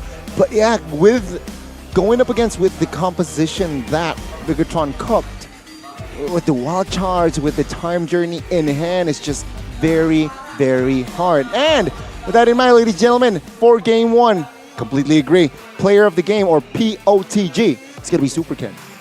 But on Galaxy S23 Series 5G, man, the barriers, the wild charges, the red trees, right? At this, in this game, all the plays were just so well, and that's crazy. I haven't seen a Grok that aggressive. I haven't seen the barrier being used as the primary method of engage, because we were expecting maybe, the Paquito, right? Or just only the wild charge. I was thinking that Bigatron are going to be so limited in how they can aggress onto Aura. But those barriers were so good. And even if Aura knows that it's coming, they just fail to deal with it, man. They kept getting trapped, locked away from their allies again and again. Yeah, I mean, a good extraction for the side of this Grok, right? That barrier, almost very useful. And doesn't really hinder the players of Bigatron because it can backfire sometimes, those barriers. For sure. Super Ken just definitely understood what his assignment was by Coach Aldo. As the Grok, you're the main initiator. You cannot rely on Key, you cannot rely on Cerezo. They're not playing these initiators. So when Super Ken is given the initiating junglers, it really does feel like it's more dynamic. Because we've seen Vin on the Grok even in Season 12. It didn't feel as dynamic as this. And again, this is a Grok without Flicker. The fact that he was able to find these creative spaces while also keeping the fundamentals of being a jungler, good red trees, good farm, it's phenomenal. And you gotta really feel for Sin and Kabuki, man. Usually they are the quote-unquote main carries, but look at this game. Kabuki always zoned out Sin. Every time he just walks up, he gets completely punished. And sometimes he's forced to use that Mythic Gush so early just because he can't really walk up to deal damage. And that's the only long-range spell he can use to participate. And in the mid-game, I really do feel like communications and decision-making does fall apart for Aura, because you see moments like this where someone gets left behind, where someone tries to engage but the rest fall back. And against a team like Bigatron, when they're on a roll like this, when Super Ken is on the look for plays with the Wild Charge, like we see right here, it's just too difficult, man. There's no way they will let that slide. Difficult, very difficult. And again, Bigatron Alpha, they understood that they need Bruno and Lilia to free hit in that backside, provide whatever cover, and of course, with that composition, with that formation, the Aura Fire only grabbed 1 kill in this game. But item-wise here, Arashi, what's going on? Well, for Bigatron, I think a notable person to shout out is Super Marino on this Lilia. We always said it's a great, front-to-back hero, good AoE, spammable spells, and good security. And it really shows in that fight, in that game, where, again and again, the members who are trapped are always High and Van, and they should be a bit too tanky to get bursted down. But when you have a Lilia, even before the rework, it's already a very notable amount of damage on top of the already very, very well-off Bruno in the hands of Sive. So the backline for Bigatron Alpha definitely doesn't really get to show a lot of playmaking, but they were doing very well in the game and facilitating the pickoffs from Bigatron Alpha by being able to supplement them with so much damage. And I think you can say the same thing for the Diggy in the hands of Super Key as well. Those time bombs were just doing so much damage, man. And let's note that Super Moreno is rocking that PYT. Pull yourself together so that he can have that sprint much more faster. Absolutely, man. I mean, again, I gotta highlight Shive here as well. Knowing that he is so far ahead, the GDS gives you much more value. Having the additional movement speed, when you use that ultimate, that worldy, just grants you the chance to just chase down Aura Fire. Even if they're running behind, you can still deal that damage quite easily. And that's the Bruno. If you're ahead, go GDS. If you're not, if you're, even, I would actually say go for something else. Like, well, you already have the House Claws there. BOD even, just more damage. Put more damage in your kit. Yeah, this is going to be the post game here. Post stats. Super Key? Super Key. Damage dealt. The chime bombs, dude. Like I said, man, those bombs, you don't feel it, but eventually it adds up. And for Aura, with them falling behind, of course the carries are going to do a lot of damage. But man, you're walking through towards your turret and all these bombs are in your way. And getting hit by 3 of them means that even as a support, even as the tank of the team, you lose like half your HP bar. That is just brutal, man. And Super Key was so good at identifying where he needs to lay down these traps to make Aura Fire just have to make the tough decision of walking through the minefield. Aran's really sticking to his identity though, huh? Still, even in this game, unfortunately. There was only 1 kill, Gani pointed it out, but yeah, it's so unfortunate, right? The fact that, he's known to just have low KP and in this game another 0%. Man, I guess he's consistent, right, in that sense. But again, Bigatron Alpha here, what a performance. Absolutely. After a shaky week 6, after just a shaky first leg. Shaky second leg. Shaky ISF. Shaky ISF. And it seems like with this game, hopefully they are able to bounce back because Arashi, not like us, Miracle needs the points. What points? Wow, playoff points, dude. I think, wow, you really weren't expecting that. I mean, caught you off guard there, bro. Just saying. Nah, you know what? Never mind. We'll stick it. I have something, but we'll hide it. Okay. But ladies and gentlemen, we would like to also remind you the pro players behind you are using an excellent device. What are they using? It's right there. Well, Gani, do you not see the phone right in front of you? The S23 series my lord. 5G. It's epic. It is but epic. It doesn't let you become epic in MLBB. What? I think Arashi knows the specs. Well, the specs, I mean, who doesn't at this point, right? This is the forerunner of the smartphone game, man. 4nm Snapdragon 8 Gen 2. That's second gen, boys. And along with that, 12 gigabytes of RAM to ensure smooth performance. 5G connectivity, because at this point, that's a standard. And of course, that's a 120 refresh rate screen. Just to ensure that any small detail in the Land of Dawn, that is completely visible, man. You wonder why the pro players can just spot details so reliably? That's the refresh rate, my guy. Yeah, again, the battery is also 5,000 mAh. Not only good for gaming, but camera. Perfect nightography camera. Perfect for capturing your epic gaming moments or outside. And you can get all that where? In Samsung.com/ID. So you can play with Epic Galaxy's S23 series 5G. For sure, man. I mean, after a certain event yesterday, I'm even more intrigued by Samsung because they have so much more. Ooh. Yeah.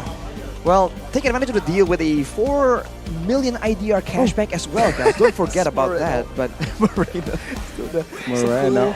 Huh? The Sapu meme. Oh. The what? The Sapu meme, Arashi. Sapu? Yeah. Get on with the times, Arashi. Download TikTok. That's an Indonesian word on an English desk, dude. Took me a while to process that. No. If you understand a meme, you would know. Right, do you know the meme, guy? Yeah. Do you have TikTok? I do. I do. Arashi? Yeah, I do. Of course I do. So he does have TikToks regularly. Of course. Regularly? Arashi's one of those dancers on TikTok. Okay. You guys want to see Arashi do the call dog? Go ahead. TikTok. Arashi, please do. Please do. But that was... I need that. I need You need that. I need Arashi. But okay, second game. Adjustments. What do they need to do here? Aura Fire, I think it all started to draft. So Rashi, what do you think? Well, looking at the game recap, for example, here, tying into that point, Goni, you can see that the Impact player is still Kabuki. Even when Aura was on a slump, he was one of the members that were still able to really shine in the middle of a bad situation. So if they really don't want to use Aran, right, they feel like, oh, the Aran playbook is too readable at this point. Maybe play for Kabuki, right? Ensure that he is not going up against a Bruno Digi combo, man. That was absolutely brutal. You can let go of one lane, but I think, I don't know, you need to trade it off for something that's equally worth it. For Aura in game number 1, it was the Edith, and then it was the Gord Baxia. So these early picks, I'm not sure if they were that prio enough to let go of the Paquito and the Bruno, man. Paquito and Bruno, what is going to be the answer? Aran reminds me of something, Daddy. What? What's up? He reminds me of a song, right? I mean, it's just in the name and the way he plays. What Arashi song? knows. What song? And he ran.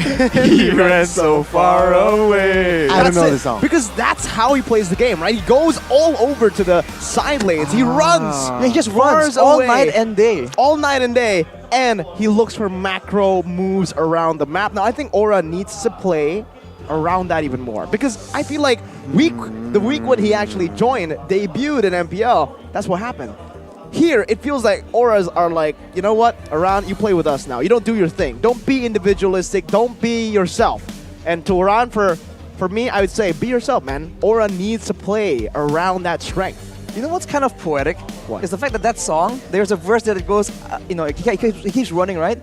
And then it ends with, I couldn't get away. Oh. So it's kind of poetic that now Aran is just stuck in bad matchups in an environment where he can't really be himself, right? Do his thing. So he really can't get away, and maybe that is what Aura needs to try and do, man. Give him some opportunities right here. They need it now. Game 2 to force the series to a game 3. Aura still with that blue side, still with the same band spot. They now respect that Bruno. Even they have the first pick. It seems like Bruno isn't really in Kabuki's game plan. Very interesting, right? And well, for side of Bigatron, seems like it's still going to be the same bands here. Valentina, Yves, as well as Redrin. With the Bruno band out, yeah, Aura Fire also learned that Paquito is just that expensive to be given away. So they will just pick up that Paquito. Well, now though, the Kadira is available for Bigatron. Yeah. It's a bit of a signature pick. So I think there's no way they don't take advantage of this. But along with that, what else is the question, right? Will they go for some kind of fighter, some kind of flexible flex pick as well? Because the Fredrin is no longer available. I mean, Edith can now be taken by the side of Bigatron. It's Oh, going to be the Claude, though. What? 4. Okay. Wow, Sive. I haven't seen him on the Claude, but it's going to be the Edith here, combined with that Claude. We have, remember, his debut, 3 games of Claude. 2 losses, 1 win. So definitely a negative win rate on the Claude, with the Edith picked up as well, though. It seems like they're going for a different route. Last game was dive. This game, maybe they want to play a bit more reactively. Well, the expectation is that for Bigatron, now the EXP lane is going to be in a tough spot. They are quote-unquote sacrificing Super Chorizo. So they went for the gold lane, a very solid gold lane with good kiting potential against potentially a Paquito that can just burst you down. So what will they supplement this with though? Would they want to go for a stronger jungle to facilitate the ganks? Or a roamer that can really stay in the gold lane as well? We'll have to see, man. Because Aura, I think it's going to be aggression. It's going to be a Brody. And a Gord. Whoa. Okay. Still with the sticking with the plan with the Gord, leaving out the Kadira.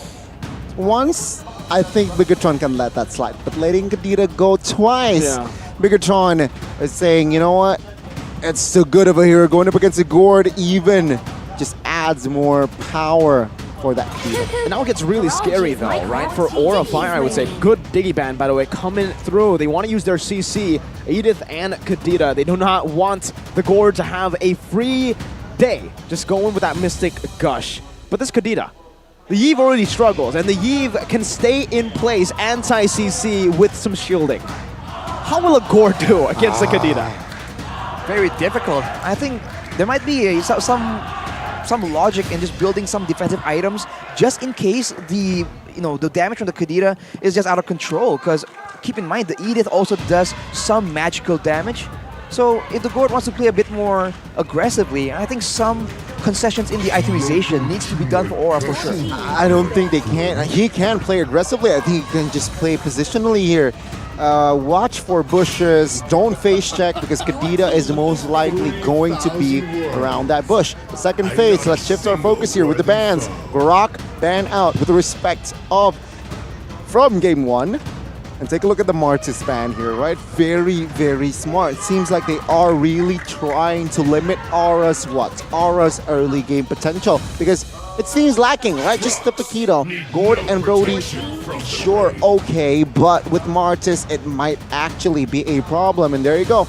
Aura Fire, even though they have yet to pick up a jungler, still, they respect that. Let's just ban this Baksha out. Lancelot, though, insta picked. Well, earlier, all these fighter junglers like the Grok, like the Baxia, it's so much more important, so much more critical because they had a Diggy. Now with a Kadita, they could really go for something a bit more aggressive with less crowd control because they have an engage tool in the form of the Edith as well, by the way. So this is still a very flexible composition from Bigatron. And for Aura, they just have to find more ways to win lane pressure and to have control over the map first. Because if they lose it against this composition from Bigatron, it's gonna be so brutal, man. This Bruno and this Gord won't be allowed to really do anything, especially in the middle of those skirmishes. Well, it's gonna be very, very scary indeed if this Brody is fed in that lane. But Bigatron, they're very pick-off heavy, right? Edith, Kadita, Lancelot. So Aura Fire, they need a hero that can negate the movements, and there you go. Perhaps this is the answer. Kufra, good catch ability on towards Bigatron's composition, and as well as Guinevere with that crowd control. Sheesh. Oh my lord, with the crowd, yeah, I mean, Bigatron adding a more AoE presence with the penalty zone and to combine with the Blazing Duet later on. But I feel like Bigatron, they are looking to end the game fast with their composition. I'm not sure, man. This composition, it has great team fighting, but at the same time, there's no real solution for this Paquito. Bigatron will struggle a bit, I think, until they can really use that lore to draw Aran in this big fight. Because it's a Terizla, right? He's going to be so slow trying to match the movements of this Paquito. I think for Bigatron, the way they want to approach this game is more through the execution. How to counter Aran? You're going to take a page out of Fluffy's book. Remember how Fluffy completely, cornered and neutralized Aran on the Terizla pick against the Paquito too. We'll see, man. I think for Aura, they're still going to try and go for those pickoffs, but now with a Kufra and Gwyn, more variety, Bigatron will have a harder time trying to protect their backline. Well, let's just enter the land of dawn for game 2 between Aura Fire and Bigatron. Will Bigatron sweep Aura with a broom, or Aura Fire, will they force the series on towards a game 3? It's going to be a game of engages, man. Whoever gets the better pickoff will win it out. For Bigatron, it's a bit more simpler just because the high will be on a Kufra. It's a bit more straightforward, whereas Bigatron has a counter-engage potential. Solo level 1. Fortunately, Sorizo though, level 2. Oh, misses that first skill. So, no first blood here in that first minute. Bigatron Alpha again. I really like what Chive decides here with the Purify, but lethal battle. Onward into the Earth Shatter and even a win there. First blood by Superkin onto Van. The two young junglers from Indonesia showing what they've got. But Superkin has had Van's number so far this series. That's the combo, man. 2 knockups into a full burst. This is why the trio mid from Bigatron Alpha is so dangerous. And this combination of heroes allows them to go for pickoffs, but at the same time be relatively safe because they do have an Edith. They can really counter-engage. They can tank some damage in. For Aura right now, as the opposite of game number 1, the mid lane can really clear, but they don't really have anything to go with after. And they're always at risk of getting picked off, especially once level 4 hits. Yeah, I think for set of Bigatron as well, they are looking for that level 4. But the battle here, the Battle of Marksmen, seems like it's still very, very fair, but mid-side. Requiem locking Sorizo down, getting a kill back for Van. Super Ken looking for the punctures, gets the minion waves, now puncturing again onto High to get to the turtle. First one on the turtle, Earth Shatter coming down from Super Key, now a Mystic Projectile. And even a Gush, that's the lockdown from Returns Revenge, but he's able to escape with a Flicker out. Aran, with a Flicker as well, chasing Key down and knocks him out. Now it's Super Cerezo, who isn't level 4 just yet. Looking for some damage right now, that's gonna be locked down onto Aran in the rough waves, takes him out. Penalty zone by Cerezo, High taken low. Van versus Ken. High gonna be hammered down and now splashed by water. Van still finds the red tree. Whoa, what a fight. What an early game fight here by Aura Fire and Bigatron Alpha. But I must say, Aura Fire, they win that one. Slightly. Slightly. I mean, Bigatron Alpha, they went into that fight with a number sets advantage. That was a bold move. A bit impudent in my opinion, and Aura Fire does punish it away, and Van reminds you again that he is very solid on the retribution. So Bigatron Alpha might have to go for a different strategy instead of just relying on Super Ken being able to steal, because usually it's a bit more guaranteed. Against Van, it's a bit difficult, man. It is going to be... Super Key caught. Again, the lockdown with the Requiem. Base damage doing a lot of Tyrant's Rage. Locks him down. Now Moreno's jumping in, misses the Breath of the Ocean. Van with some crisp, clean maneuvers to outplay the situation. Good recovery, right, from side of Bigatron Alpha. They lost Super Key. It could have gone worse. But take a look at bot side. Sive, slight plating on that gold shield. But Aran is munching. Aran is just in battle with the minions here, top lane. But for Bigatron now, it's a bit difficult. Their side laners actually isn't doing so good, and they're relying on the mid lane pressure and then using that to try and influence the lanes. But now with Aura Fire catching up, having the first move now, it's going to be them engaging on the Super Key again. Another Earth Shatter, a Mystic Gush, everything, and the kitchen sink thrown at Key, and he's unable to sustain it. Now Shiva is zoned away in the bottom lane as Aura Fire tried to enable the Brody. Another Requiem now locking Super Moreno in a rage to pin him down, giving a kill over to Sin. Now another Tyrant's Revenge onto Cerezo, forcing him back. Aran's waiting in that bush to look for an all-in, but Cerezo flickers out to safety before anything happens, but already the Dragons are coming back. Showing some teeth indeed in game 2. Bigatron Alpha in this position, in this exact minute in game 1, they were leading. They were the ones leading 1,500 gold, but this time, different story. High though might be caught. Just a bit though. Okay. The damage from the Claw not nearly enough. Super Ken walking forward. That's a retreat battle. Super Ken wins it despite a Requiem. Van able to escape for now, but finds him execution. Dives deep. High and Sin might fall to this Thorn Rose, and he gets it. On point. Kabuki gets locked down by the Earth Shatter, and Shiva guns him down. Bad coordination here from Aura Fire. They built a lead 4 minutes in, but they just lose it all just like that. Another steal without retray. Well, to be fair, Van didn't use the retray. They didn't have the retray as well, but Bigatron Alpha, their formation, their setup, Arashi, is just more sharp. It was just unfortunate for Aura that High was caught out there. The only reason why Aura Fire has been winning out in these engagements is because they have been pulling the trigger using the Kufra initially, and that means that Super Key, that means that Super Moreno, they just don't get the chance to influence the fight. But in that fight, with High exposed initially, it means Bigatron Alpha can play with security, can go for the steal, and then afterwards keep chasing. It's battle of executions right here, and Bigatron Alpha might have figured out the winning formula, sort of. Aura Fire needs to change things up. They really need to, and this might be the key that I feel like Aura Fire is lacking, especially if we're talking about game 1, right? Keep pacing. Bigatron Alpha. Another catch. Good Petrify to cancel it out. The Mystic Gush barely out of range as Primal Rat by Super Key, but he gets clapped down, pinned down, another Breath of the Ocean. As Shiva is able to pop that Blazing Duet, gets the kill, but now Kabuki's onto him.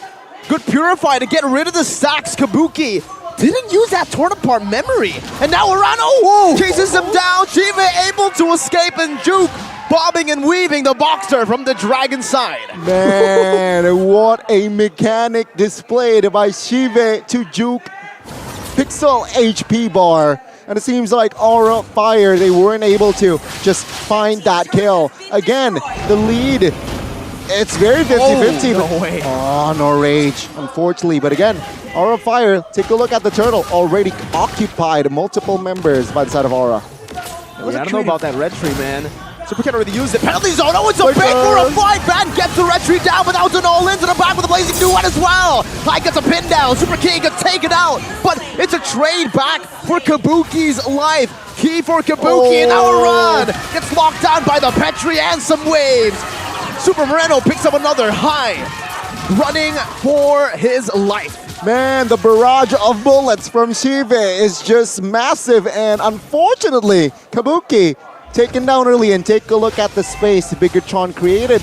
Almost takes that mid base turret, but Van isn't standing idly by. I think you do wonder if Aura Fire, if they really plan on playing like this, because they're going against a pretty good teamfight composition, right?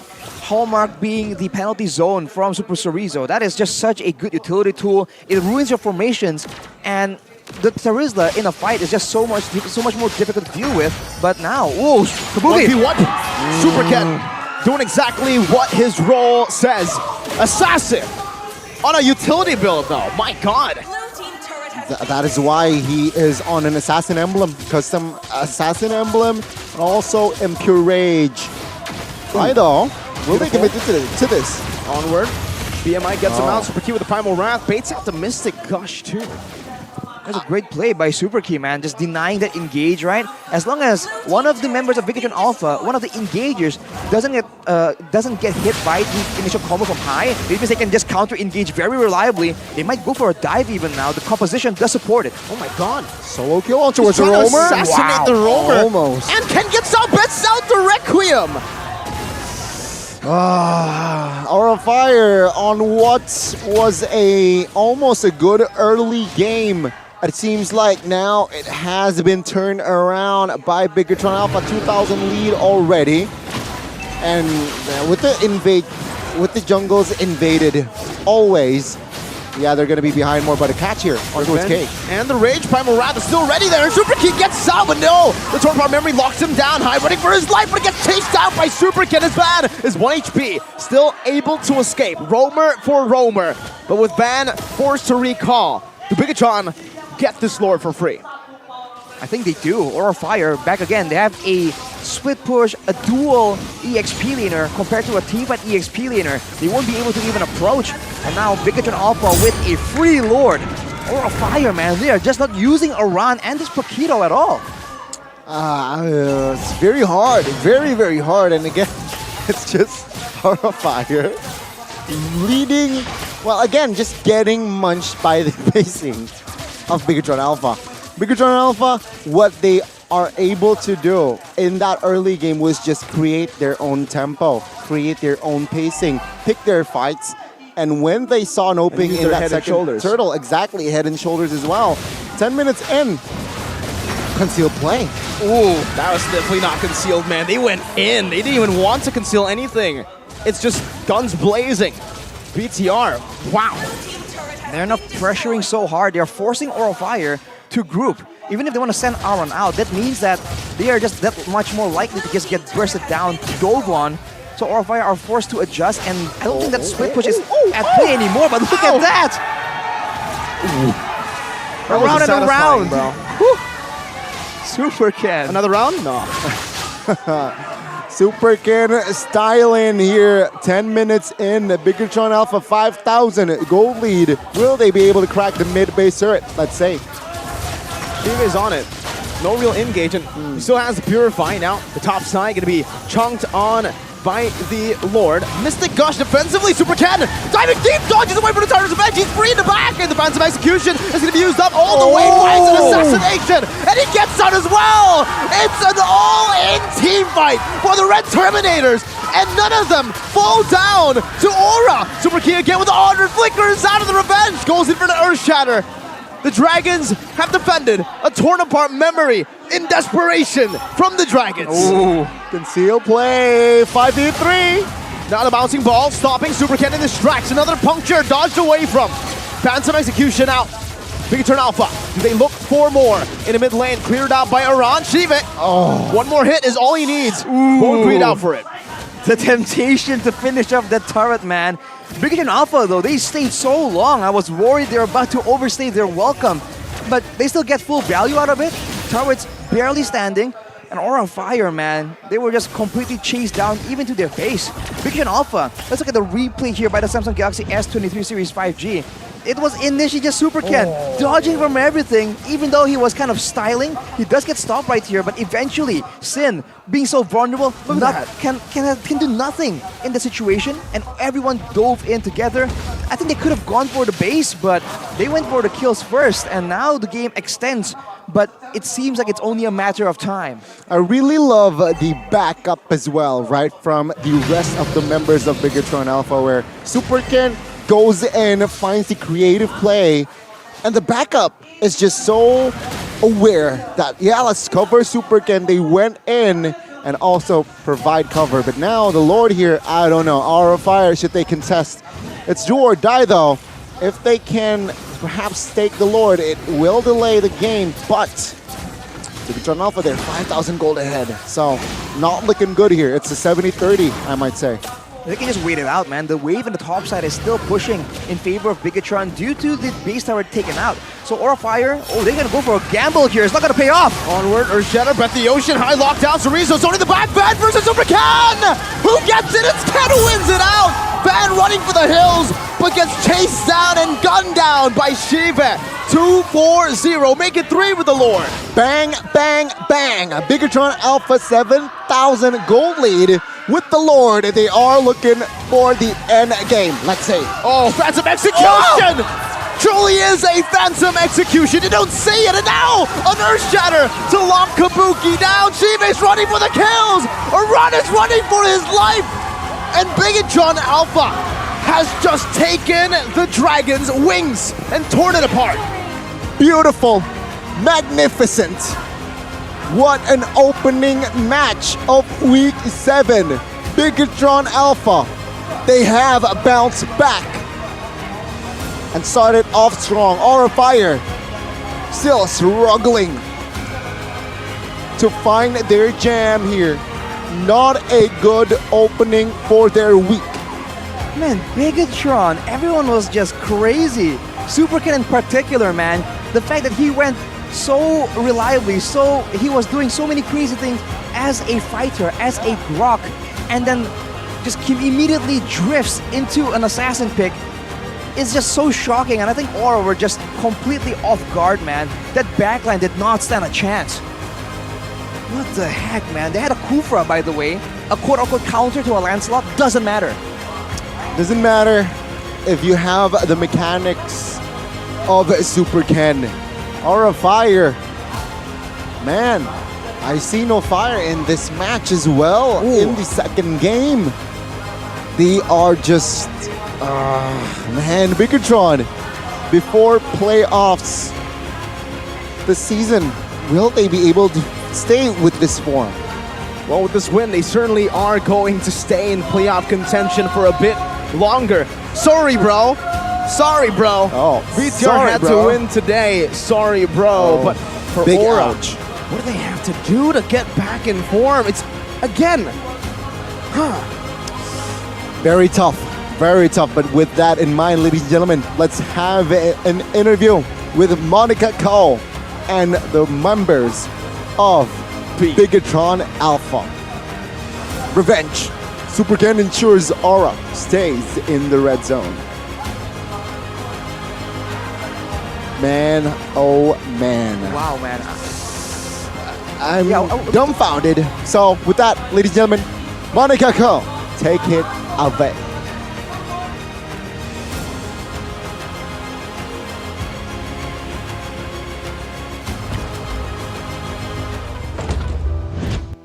Tepuk tangannya untuk Bigatron Alpha dong! Wow!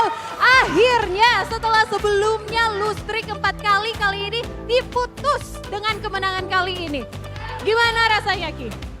Rasanya senang, karena kan kita lagi lost streak kan 4 kali ya. Kita belum ada menang. Dan semoga ini buat match ini buat bounce back kita lah, buat kedepannya. Berarti kemenangan ini berharga banget ya? Ya, Jadi penyemangat kalian? jadi penyemangat. Jadi penyemangat. Nah kalau kita flashback ke belakang. Wah, Big Troopers kenceng banget. Sekali lagi dong Big Troopers. Wow. Tapi kalau kita flashback ke belakang, di leg pertama Aura menang lawan kalian. Tapi kali ini kalian balas dendam kah atau gimana? Kayaknya kan dari tadi senyum-senyum. Balas dendam. Balas dendam? Ya, Emang kenapa mau balas dendam? soalnya leg pertama dikantongin Aran.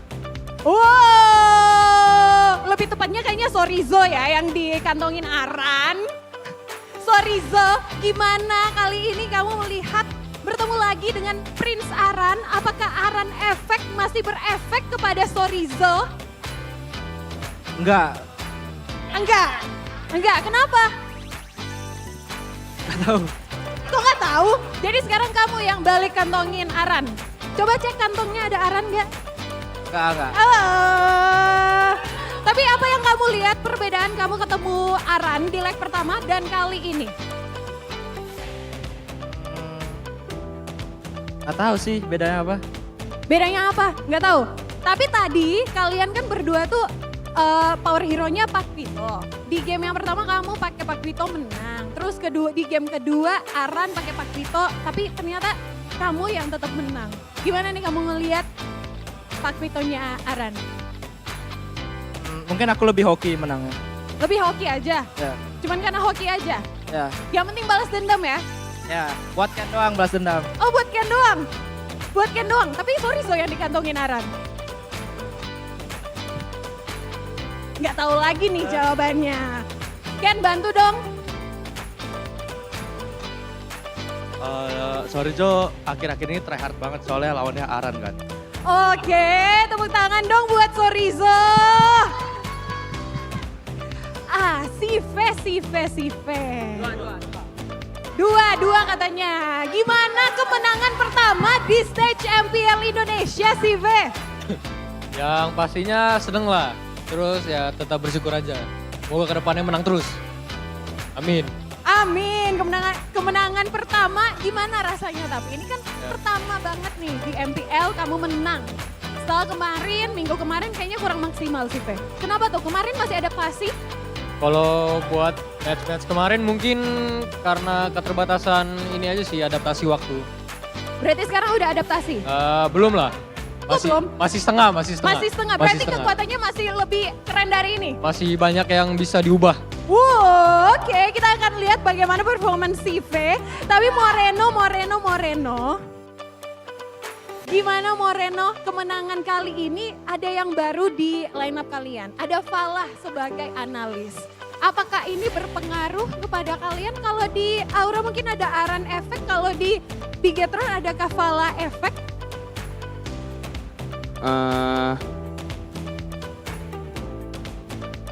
Tes. Nah, gimana?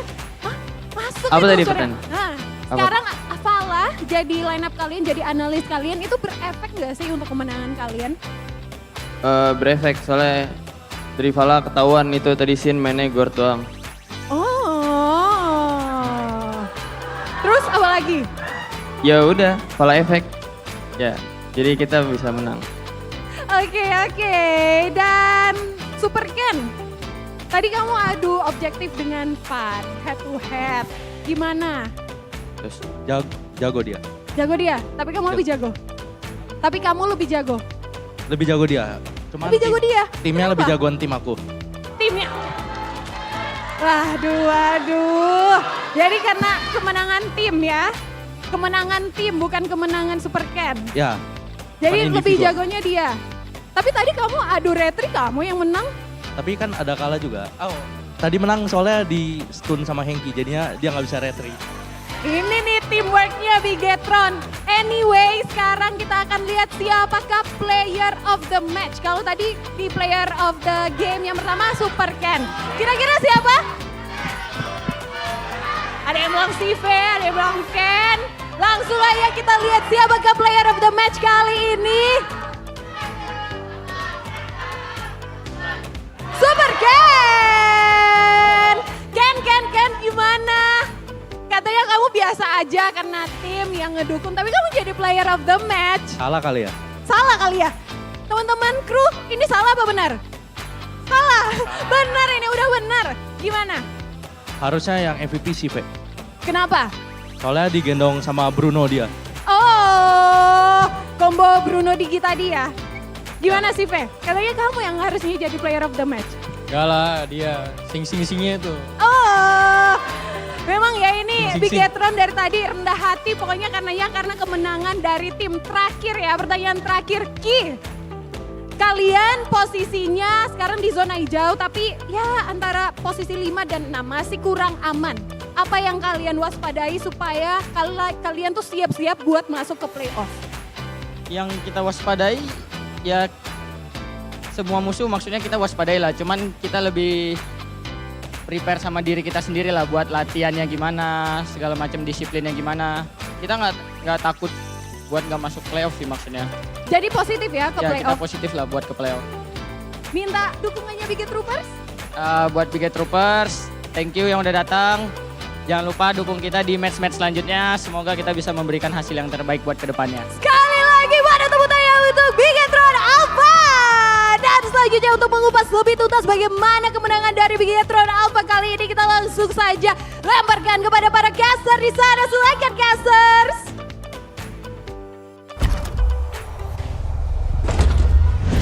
Thank you so much, Monica Cole and Bigetron Alpha members. What an interview, what an entertaining one as well.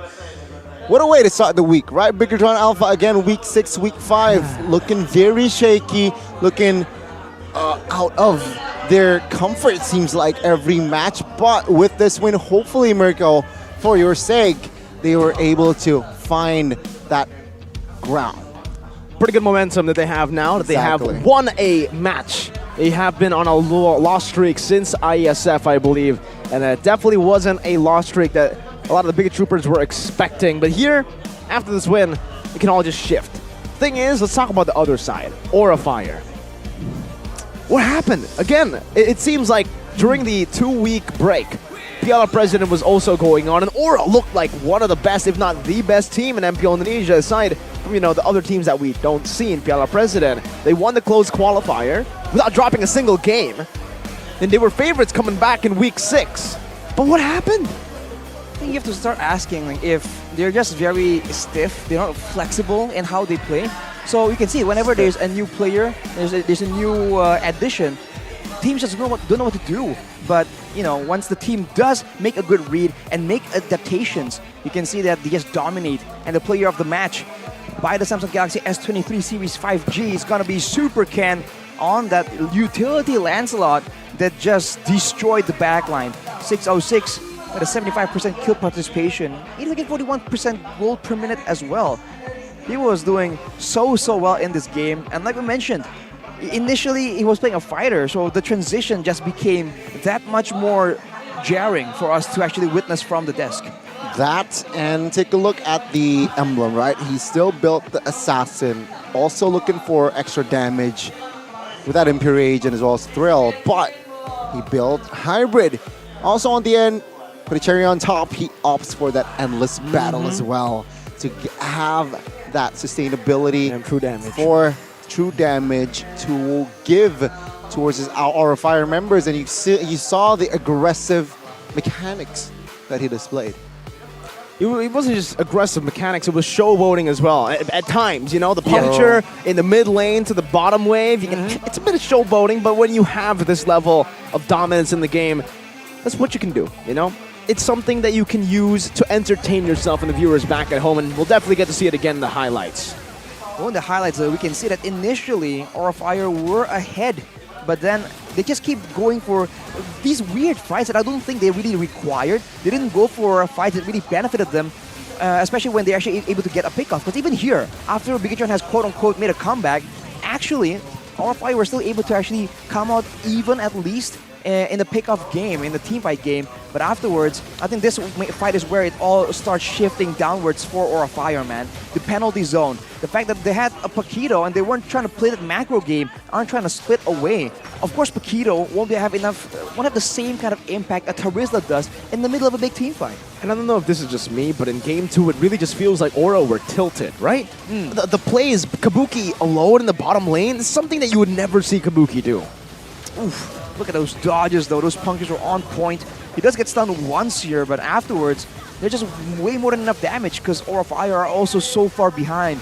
And as Gordon was mentioning, man, Bigatron Alpha, whenever someone goes in, they are ready, right? It doesn't seem like they had it all planned out, but one guy goes in, everyone's like, okay, he sees something. He has a point, let's go back him up. And Bigatron Alpha does look a lot more decisive compared to Aura Fire. Very, man, especially in game 2, very, well, I must say, sure, Aura Fire grabbed more kills than game 1, but it's just it's just more hurtful. And let's talk about the items here. What did Bigatron Alpha did? Well, for Super Marino, man, he is a snowballing Kadira. That is where you want to be. Already a Divine Glaive, so even if Aran comes in, he has the Athena Shield, which is great, because he needs to survive the initial burst to escape.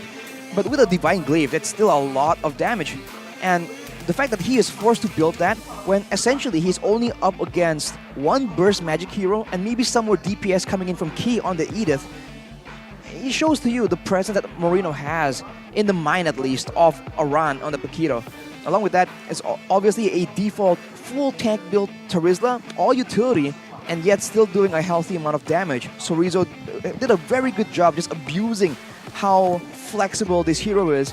And Super Key, he built for the full defense. I really felt like maybe an Athena could work here as well, because as long as he doesn't really get bursted down, right, he can just counter with some more crowd control and the power of nature. And if Aura Fire really has to full commit everything to try and ensure that the pickoff does work, then there's nothing left in the tank, nothing left in the chamber for Super Ken, for Sive when he just go in. Gotta talk about the duration though for me, right? That's what stands out the most for me. 13:52 in game number 1, 13:56 in game number 2. 4-second addition in the duration. But the reason I'm bringing this up is because Bigatron Alpha, with Key in their lineup, this is basically the same roster except for Super Saiyan, right? It's Chive in. Right. Season 11, BTR, what were they known for? They were known for throwing the game if the game went longer than 15 minutes. Now, we're kind of seeing the same pattern. Yes, they are starting to win below the 15-minute.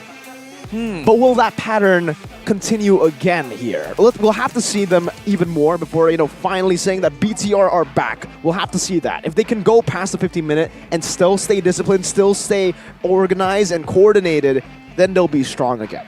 I mean, in addition to that, I do feel like usually Bigatron, once a big team fight doesn't really go their way, they kind of like lose focus, lose momentum. But in this game, we saw a bit of back and forth, so you can say that there's improvements being seen, at least in that department. The late game department you're talking about, I agree, we must wait and see before we can say anything conclusive. Well, hopefully for Bigatron's sake, right, they repaired that late game, or if they really haven't improved in that late game, they need to make sure they get games like this. Finish under 15, get 2 Lords, and just boom, bang, bada bing, get the game. And it seems like if they are able to stay in that form, they will able to perhaps secure more than just a playoff spot. But take a look at the rich guy and the carry. It's going to fall to the jungler, the tank jungler, quote unquote. That's a lot of damage, man. Usually, well, to be fair, it's still a very early game, right? The longer the game goes, more damage really gets shifted over to the gold lane and mid lane usually. But with the game being under 15 minutes, that's a lot of damage still for Super Ken on that Lancelot. Again, that's 54,000 under 14 minutes. That's a lot of damage that Aura Fire really could not deal with. I mean, I think they were really over-relying on High because he was the main engage tool, right? Van wasn't the main engager for a lot of those fights. But at the same time, he was the only one that can really, realistically put a stop to all those punctures from Super Ken. So I think Aura Fire could diversify in a more calculated fashion as well. Well, let's see here what will Aura Fire do, because if I'm not mistaken, Aura Fire has a match tomorrow. So they need to evaluate ASAP to perhaps That's ASAP. You're right. ASAP. As soon as possible. So they can really adjust from today and perhaps change drastically, evolve drastically for the good for tomorrow's match. It's going to be a tough week if not for Aura of Fire. I think if they really lose all their matches week 7, surely they will not secure the playoff spot. But with that in mind, ladies and gentlemen, let's talk about the keys to success. Bigatron Alpha, talk us through it. A rusher. Well, Super Can is definitely one of the keys to success right here. That much is obvious, but it's exploiting the draft. It's not just a power pick for Super Can. It's how he's able to use that pick to really poke holes in the defense of Aura Fire. And along with that, the matchup for Super Can, right? Whenever there's a fighter, he gets the Grok. Whenever there's no real counter, he gets the Lancelot. So the drafting was very intelligent from Coach Aldo. And along with that, everyone else, right, cohesively having a winning game plan, whether it's the split push, whether it's the full team fight, that is just one of the main strengths from Bigatron Alpha. And if they can continue to replicate this, I think they are on the right track to actually having a successful end to the season. Well, good analysis, Arashi. I appreciate you. But ladies and gentlemen, if you also want good quota, check it out, all right? Dunia Games. It's more and more beneficial for you, where you can watch your favorite team play. You must feel like you want to play too, all right? So you got to make sure that you all I know that look guy. cool. They're familiar It's Mr. Rahmat, is it not? No. That's Mas Aswin. No, the guy on the counter. But yeah, that's Mas Azwin. Yes. The guy in the Mr. counter? Rahmat and Mr. Azwin. Yes. Uncle Moonton is what he Uncle goes by. Moonton. Moonton on TikTok. You guys can check him out, as well as the 3 GB data quota right now that you get in addition to whatever you get. You want to go for MLBB vouchers? 3 GB worth of data. You want to go for items? 3 GB. Boom. Anything you want. If you want more info, perhaps duniagames.co.id, or if you want more, Dunia Games app is the way to go. So yeah, ladies and gentlemen, check that out. Especially if you're in doubt, check Dunia Games/Telkomsel to have that extra 3 GB of quota. Rumor has it, Arashi, that this morning, took a shower with this. I showered with this? Yes. Is this true? Is that even a question? Guys, come on. The Gatot Kaca edition, fresh lemon, man. Lemon cigar, that means fresh lemon. Okay, right? that's fresh lemon. Facts. No, why? Why do you use this? Tell us why. It's the best, man. Like, why the lemon one? You know, because there's Eudora, there's Tigreal, there are other flavors. Well, lemons are RRQ. Okay. Anyway, I used to struggle with dandruff, especially when it gets wet. It's just you, man. There's Disgusting. no way Yuck. you can operate. You can't do anything when you're just concerned about that. So, guys, check out the Head and Shoulders. Get the Gatot Kaca edition. It's on the lemon one as well. And, come on, man. Wipe out that wet and itchy dandruff. Yeah, wipe the itchy dandruff with Head and Shoulders. And with that, ladies and gentlemen, if you also want to invest in your life, like your head, Mirko has a solution. Tell me what's up. Well, guys, a lot of people say Wolf is the richest caster. Now, I'm trying to be as rich as Wolf. That's why I'm actually investing in gold through UBS Gold X MPL ID Season 12, because the prices start from 500,000 rupiah. So, I can just chill. And guess what, Gani? This is the best part, right? Usually, you invest in gold, that's it. You get value for your gold. Done. For UBS Gold, you buy any gold and you get free MLBB skins. So when I'm investing, I'm also getting additional value in my MLBB games. I can look cool in real life with that gold and in-game with the skins. Well, if you want more, again, it's available at ubslifestyle.com, UBS Lifestyle e-commerce, and Blee UBS Lifestyle. So, ladies and gentlemen, check that out. Again, invest in your life, increase quality, not just in-game, also out-game, right? Real life, Arashi. Of course, real life is important, man. RL. Is it though? IRL. What do you mean, is it though? It is important. Of course it is. It depends, right? If you don't have a life, technically RL doesn't matter. Well, IRL, there is a very exciting match coming up, man. What? TBH, I agree. Second match, right? We have a banger, Alter Ego, and as well as Geek Fam. Woo! Same color theme, I love it. Going head to head. Speaking of Geek Fam, Where's Sheffin? Sheffin, where are you, ladies and gentlemen? I know where But he is. Let's look for Sheffin. Let's stay tuned for the break, ladies and gentlemen, for our second match of the day. Gani, Mirko, and Zarashi. No, no. We haven't spoken about Blee Blee, Gani. What? You need to buy tickets now. That's what Sheffin is doing right now. He doesn't want to cast because he wants to buy tickets. For what? For playoffs. You need to find ticket for playoffs here. Early bird. Playoff Early tickets bird. are already on sale. So, 59K. 59? Wait, what? 59K is the price. That's crazy. That's cheaper than regular season because it's early bird. Rashi, you know a lot about small birds, little birds, talking to Big you. birds. What about the early bird discount here? And the early bird discount is just so good, but I believe it's only until the 20th of September. So, guys, these tickets sell out real quick. They So sell the like fact that they're still hotcakes. available means that you gotta get on it, man. There's no way it's gonna stay that way for long. Well, for those of you guys that are watching, just scan the QR code earlier below Rashi, I believe, and buy them right away. Now, with Blee Blee out of the picture, we need to seriously find Sheffin, man. Sheffin, where are you? Question mark. Gani, Mirko, and also Rashi will take a short break. Gotta find him. You guys should too. Let's look for Sheffin together. That's my second break.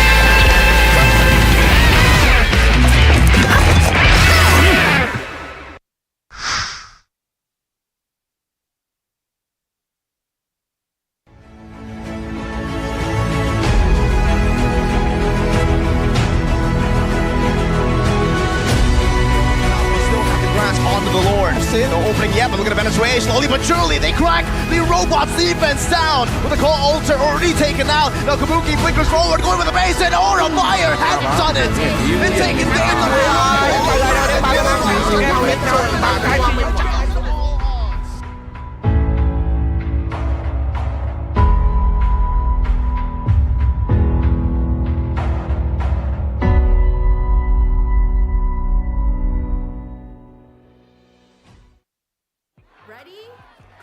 So it all started when I was at a friend's party. Mia, can you send me that? Sure. Everyone keeps asking. Mia, can you send me that? Even my French neighbor. I mean, all the time. Can you send me that? I'm not making this up. Hey, can you send me that? Everyone. Sure. Samsung Galaxy S23 Series 5G. Get it now. It's incredible.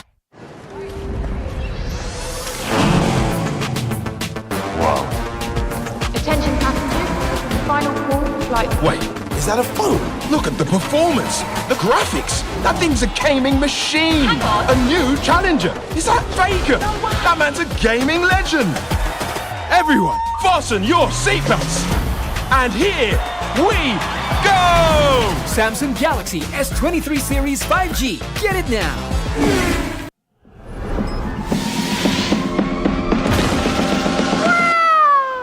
It's only you.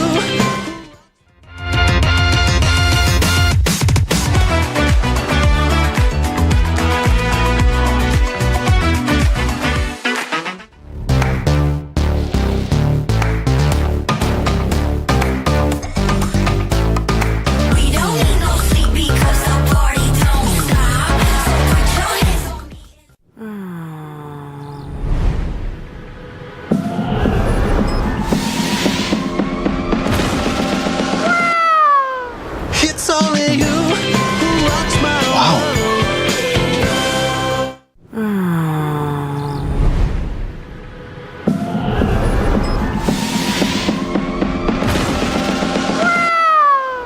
It's only you who rocks my world. Rasain nih Gatot kacau. Ih, tombe basah. Bro, move on ke Head and Shoulders. 100% pede, ketombe basah dan gatal wiped out. Dapetin edisi baru Gatot kaca di minimarket terdekat. Head and Shoulders. Ini Gatot, ini kaca. Mas Gatot benerin kaca. Di dunia games, top up jadi lebih mudah.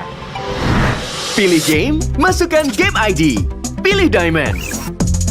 Masukkan kode promo, dan pilih metode pembayaran. Masukkan kode OTP dan konfirmasi pembelian. Selamat, kamu dapat tambahan kuota. Kumpulkan DG Point setiap top up. Tukar dengan merchandise dan voucher game menarik. Nikmati juga promo setiap harinya.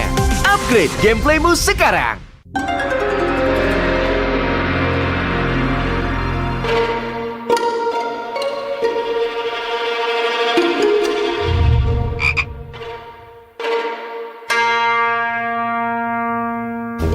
Pus. Kamu lagi ngapain? Ini nih lagi push rank pakai Akai. Ikut dong. Double kill. Triple kill.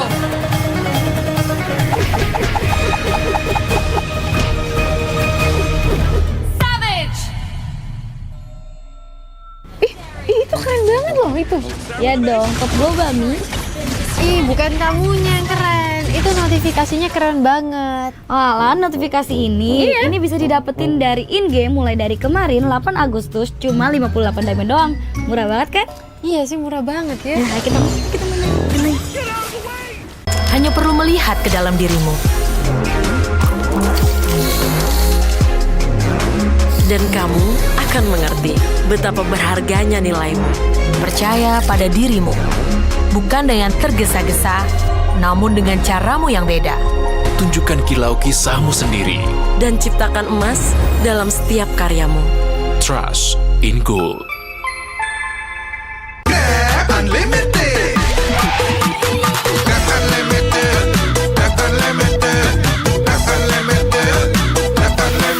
Modal gratis, untung berkali-kali.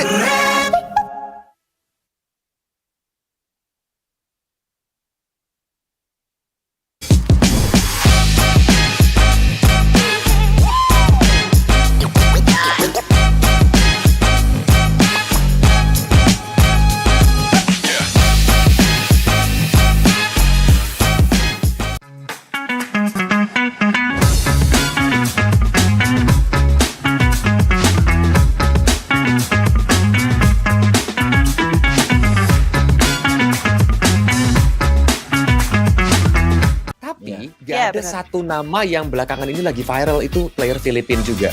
Yaitu siapa? Flatzy dari AP Brand, junglernya nih. Karena kemarin ini dia juga mengatakan bahwa era Indonesia itu sudah berakhir. Indo era is over.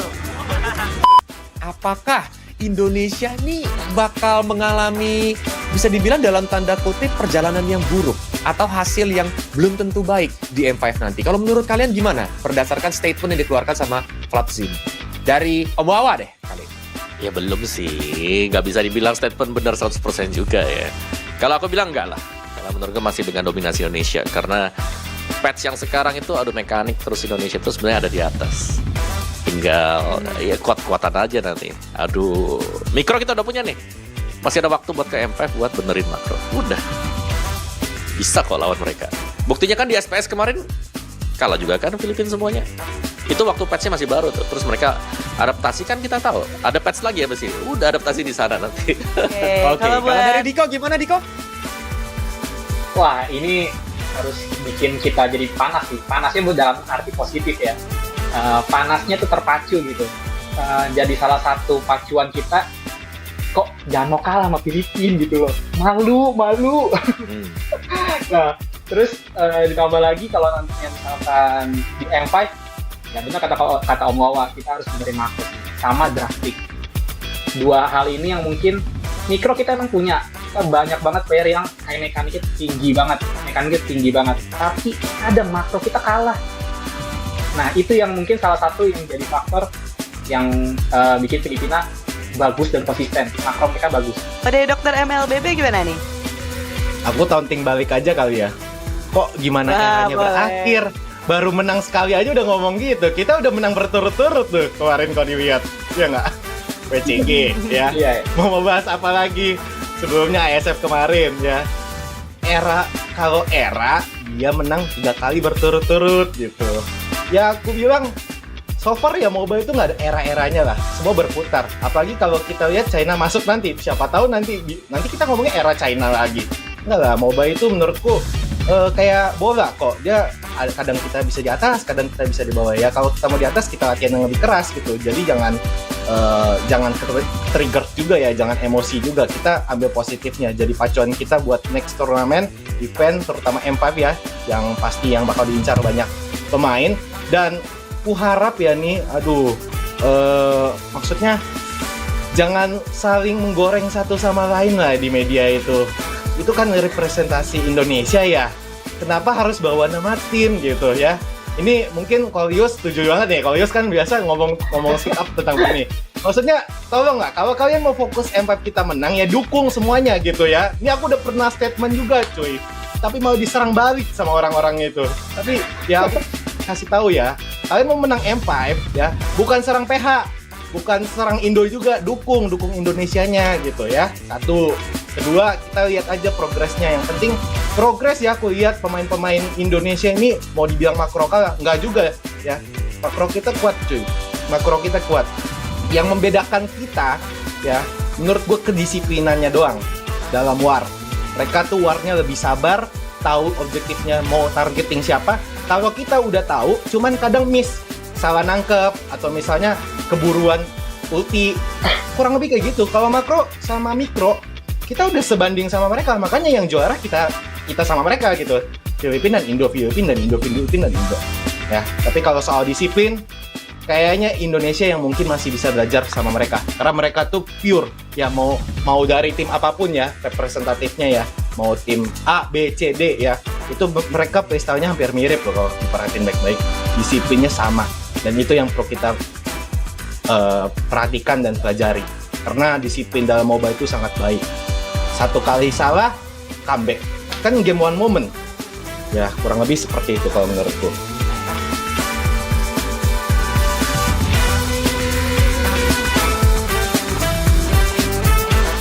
Tapi kalau seandainya Kolius mau nanya nih ya, ke Diko, Obawa, dan Dr. MLBB, kalau seandainya bisa sebutin 3 nama player nih yang saat ini masih belum berkarir di MPL Indonesia untuk didatengin ke MPL Indonesia, kira-kira siapa aja sih? Mungkin dimulai dari Diko. X-Laner mungkin, Edward, satu, terus Benny Cutie, satu lagi Wise mungkin. Wise. Oke. Kalau dari Om Wawa ada Om? Aku pengen lihat V-Wise sih. Lagi vakum kan? Siapa tahu. Ya kan? Siapa tahu. V-Wise. Terus ya memang. Terus habis itu siapa lagi ya? Misalnya kalau aku juga pengen ngelihat siapa tuh? Masih di PH sih sebutannya, masih Kelra kali ya gold lanernya ya, zaman-zaman dulu juga. Atau ya roamer juga boleh sih sebenarnya, roamer kayak Yawi. Siapa sih roamer yang paling Yawi itu oke lah kalau memang mau coba di Indonesia. Kan tim ada nih. Udah tinggal datang aja. Nah, kalau aku sih masih patokannya tetap di Filipina karena ya selain Filipina kita sendiri yang jadi patokannya gitu dari negara luar. Dan kalau Filipina bener P-Wise karena itu dua yang tak terpisahkan sih menurutku karena Venus dengan makro roamernya sangat diperlukan banget ya untuk masalah objektivitas dan Wise pun juga untuk POV junglernya yang menurutku sebagai apa ya role yang krusial ya karena dia eksekutor juga ya jadi sangat perlu kita pelajari juga gameplay yang sebenarnya tuh dari tim Filipina bagaimana dengan adanya V-Wise tuh mungkin sangat membantu banget untuk perkembangan mobile lagi di negara kita. Dan kalau yang mau ku ambil pasti satu Godland-nya tim Filipina tuh agak unik playstyle-nya. Bebas deh mau Benny Kitty, Super Marco bebas. Tapi kalau aku sih kayaknya Benny Kitty sih karena aku sendiri pun masih agak gimana ya? Agak terkagum-kagum dengan playstyle dia yang bisa kayak main assassin itu tuh unik. Marksman bisa ngendok dari belakang tiba-tiba muncul nge-backdoor atau misalnya nge-punish dari belakang kayak sandwich. Itu tuh jarang banget yang terjadi ya salah satunya. Mungkin orang pikir itu sama kayak playstyle-nya Sin, tapi itu nggak sama cuy. Dia bener-bener menurutku beda dan kita bisa pelajari sih ya dengan playstyle unik ketiga pemain itu bisa sangat membantu tim Indonesia lah. Makanya aku pilih 3 player itu tadi. Karena duanya sepaket.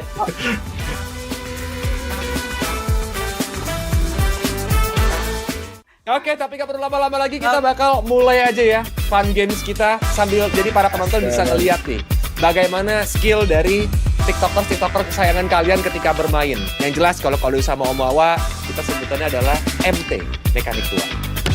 Ayo emblem sudah dicek ya, masih aman semuanya. Aman. Kalau udah aman ini, sebentar lagi kita bakal masuk ke line of down untuk melihat nih bagaimana para TikTokers favorit kalian bertanding. Tapi masih bisa bertahan dengan cukup banyak. Retri yang katanya lebih dari Kairi, teman-teman berhasil mendapatkan leader dari Rico ya. Tuh. Tenang aja, gak bakal. Wah, Om, kepencet anjir. Om.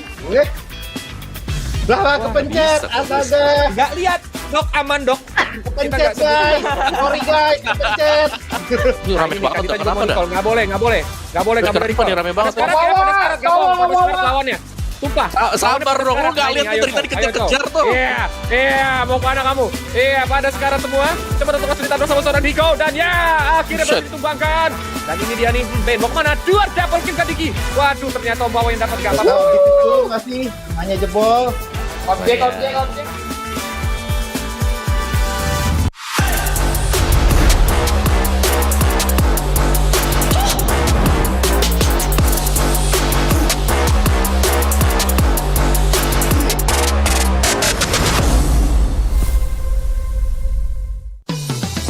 Belanja di Indomaret makin banyak untungnya. Kumpulkan cashback poin jadi untung terus.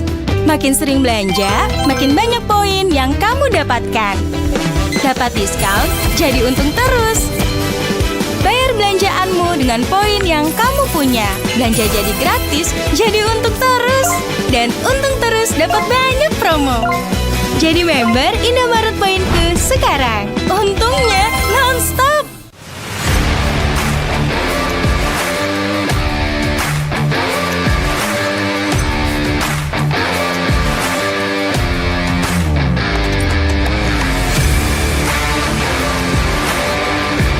Di dunia games, top up jadi lebih mudah. Pilih game, masukkan game ID. Pilih Diamond. Masukkan kode promo, dan pilih metode pembayaran. Masukkan kode OTP, dan konfirmasi pembelian. Selamat, kamu dapat tambahan kuota. Kumpulkan DG Point setiap top up. Tukar dengan merchandise dan voucher game menarik. Nikmati juga promo setiap harinya. Upgrade gameplaymu sekarang.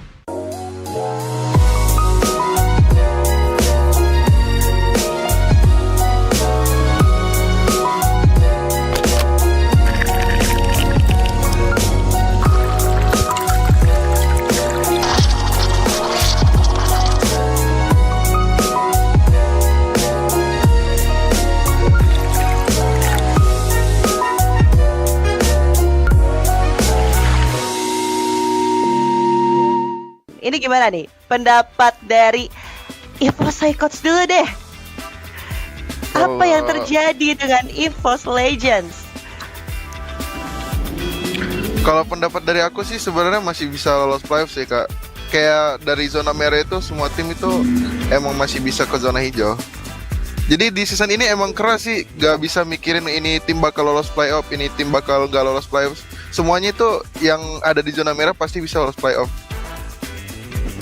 Tapi kalau menurut aku di EVOS ya, mereka gimana ya? Bagus aja sih sebenarnya dari segi player, dari segi coach. Mungkin bukan harinya aja sih buat menang gitu.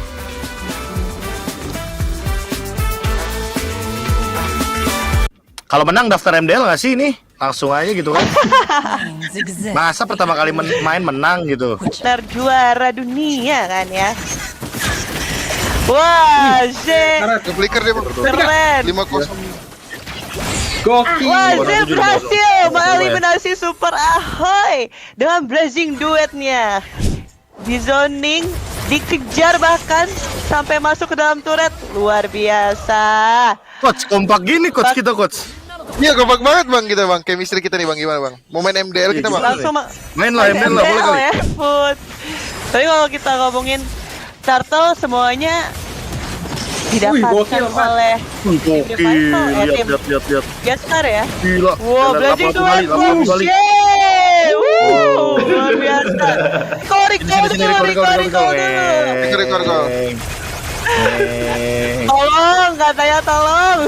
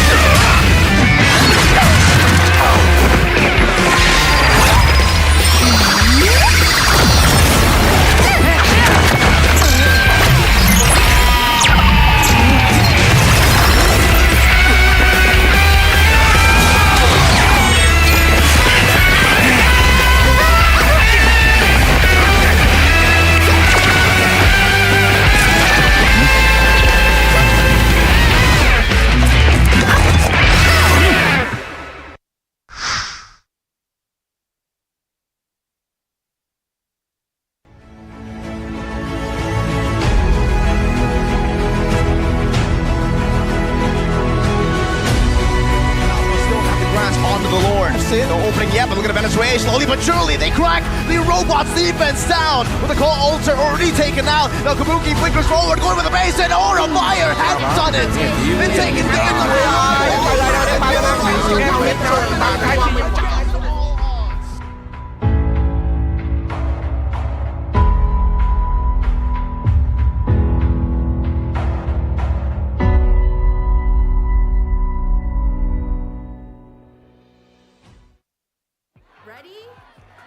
So it all started when I was at a friend's party. Mia, can you send me that? Sure. Everyone keeps asking. Mia, can you send me that? Even my French neighbor. I mean, all the time. Can you send me that? I'm not making this up. Hey, can you send me that? Everyone. Sure. Samsung Galaxy S23 Series 5G. Get it now. Incredible. Wow. Attention passengers, final call, flight. Wait, is that a phone? Look at the performance, the graphics. That thing's a gaming machine. A new challenger. Is that Faker? That man's a gaming legend. Everyone, fasten your seatbelts.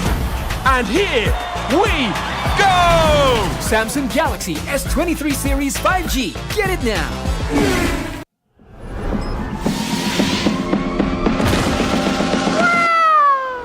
It's only you.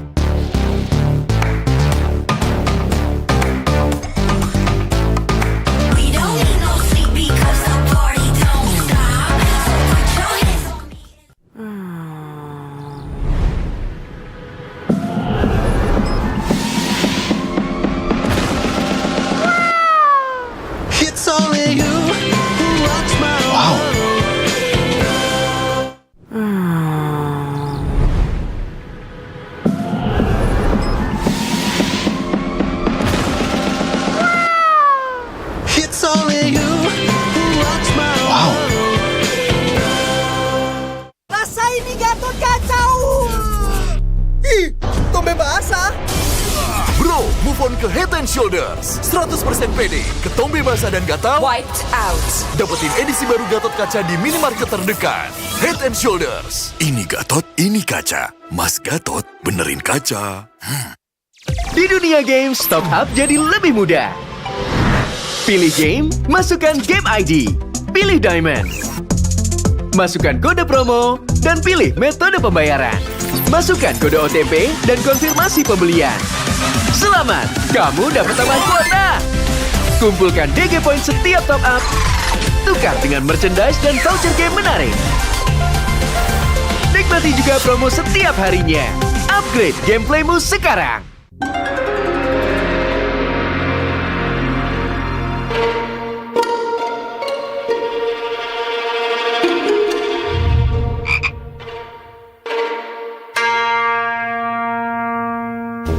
Pus. Kamu lagi ngapain? Ini nih lagi push rank pakai Akai. Ikut dong. Double kill. Triple kill.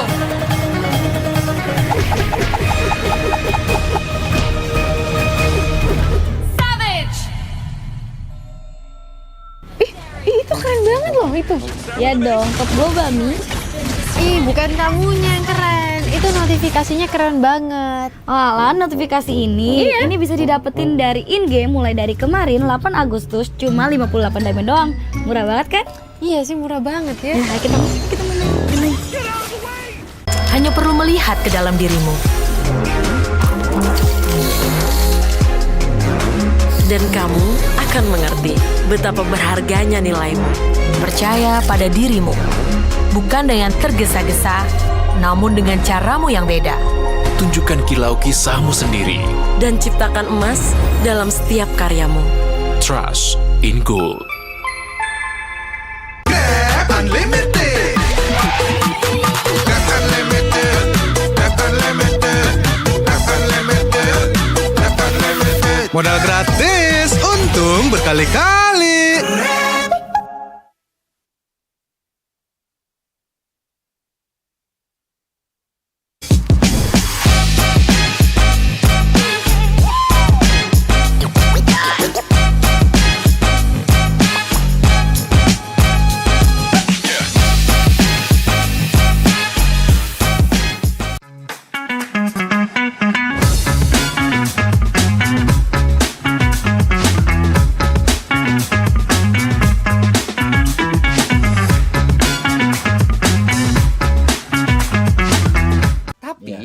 Ada satu nama yang belakangan ini lagi viral, itu player Filipina juga. Yaitu siapa? Flatzy dari AP Brand, junglernya nih. Karena kemarin ini dia juga mengatakan bahwa era Indonesia itu sudah berakhir. Indo era is over. Apakah Indonesia nih bakal mengalami, bisa dibilang dalam tanda kutip, perjalanan yang buruk atau hasil yang belum tentu baik di M5 nanti? Kalau menurut kalian gimana? Berdasarkan statement yang dikeluarkan sama Flatzy dari Om Wawa deh kali ini. Ya belum sih, nggak bisa dibilang statement benar 100% juga ya. Kalau aku bilang enggak lah, karena menurut gue masih dengan dominasi Indonesia. Karena patch yang sekarang itu adu mekanik terus Indonesia itu sebenarnya ada di atas. Tinggal ya kuat-kuatan aja nanti. Aduh, mikro kita udah punya nih. Masih ada waktu buat ke M5 buat benerin makro. Udah. Bisa kok lawan mereka. Buktinya kan di SPS kemarin kalah juga kan Filipina semuanya. Itu waktu patch-nya masih baru tuh. Terus mereka adaptasi kan kita tahu. Ada patch lagi ya sih. Udah adaptasi di sana nanti. Oke, kalau dari Diko gimana Diko? Wah, ini harus bikin kita jadi panas sih. Panasnya dalam arti positif ya. Panasnya tuh terpacu gitu.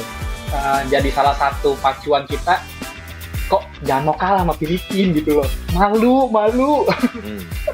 Nah, terus ditambah lagi kalau nantinya misalkan di M5, ya benar kata Om Wawa, kita harus menerima makro sama drastik. Dua hal ini yang mungkin mikro kita emang punya. Kita banyak banget player yang high mekaniknya tinggi banget. Tapi ada makro kita kalah. Nah, itu yang mungkin salah satu yang jadi faktor yang bikin Filipina bagus dan konsisten. Makro mereka bagus. Pada Dokter MLBB gimana nih? Aku taunting balik aja kali ya. Kok gimana eranya berakhir? baru menang sekali aja udah ngomong gitu. Kita udah menang berturut-turut tuh kemarin kalau dilihat. Ya nggak? WCG ya. Mau bahas apa lagi? Sebelumnya ASF kemarin ya. Kalau era dia menang 3 kali berturut-turut gitu. Ya aku bilang so far ya MOBA itu nggak ada era-eranya lah, semua berputar. Apalagi kalau kita lihat China masuk nanti, siapa tahu nanti kita ngomongnya era China lagi. Enggak lah, MOBA itu menurutku kayak bola kok. Dia kadang kita bisa di atas, kadang kita bisa di bawah ya. Kalau kita mau di atas kita latihan yang lebih keras gitu. Jadi jangan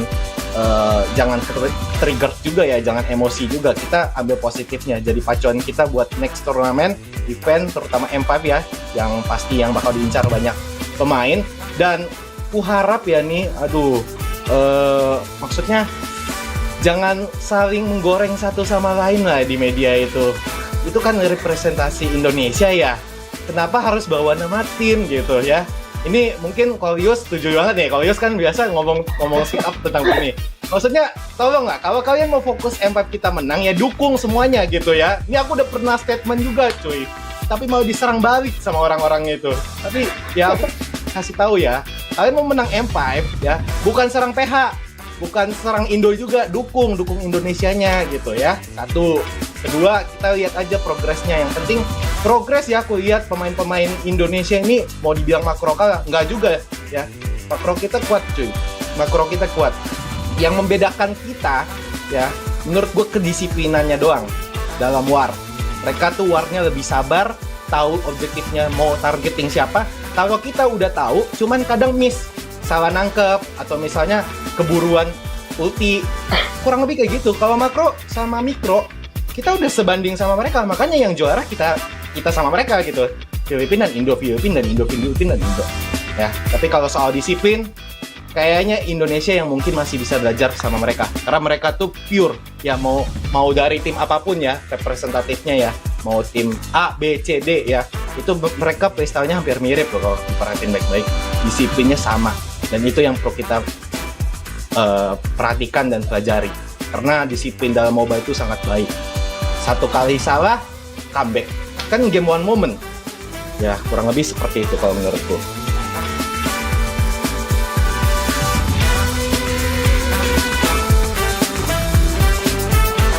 Tapi kalau seandainya Kolius mau nanya nih ya, ke Diko, Obawa, dan Dr. MLBB.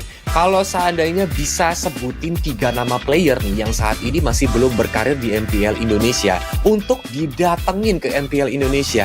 Kira-kira siapa aja sih? Mungkin dimulai dari Diko. Explainer mungkin, Edward. Edward, satu.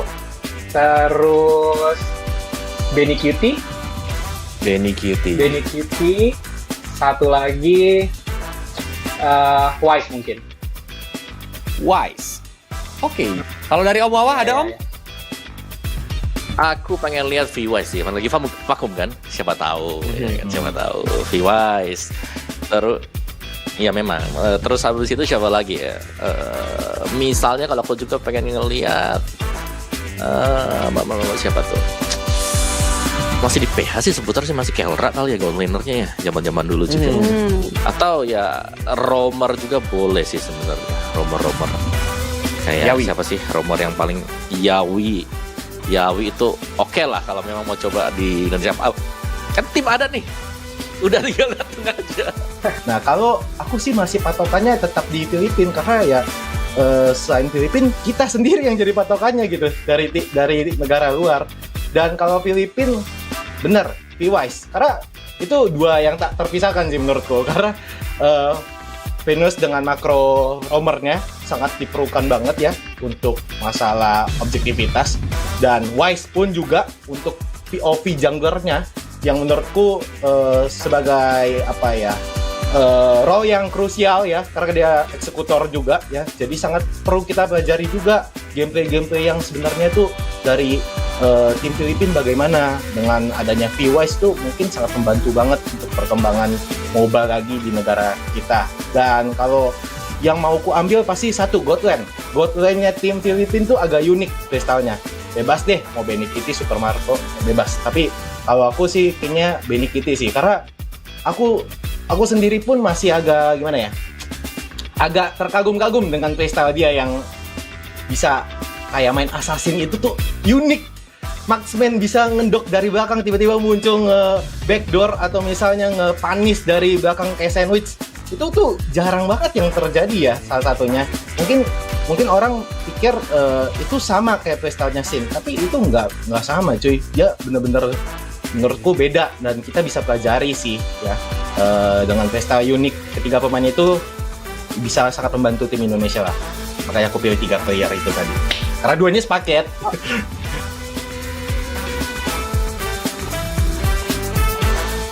Oke, tapi gak perlu lama-lama lagi, kita bakal mulai aja ya fun games kita sambil jadi para penonton bisa ngeliat nih bagaimana skill dari tiktoker kesayangan kalian ketika bermain. Yang jelas kalau sama Om Wawa kita sebutannya adalah MT, mekanik tua.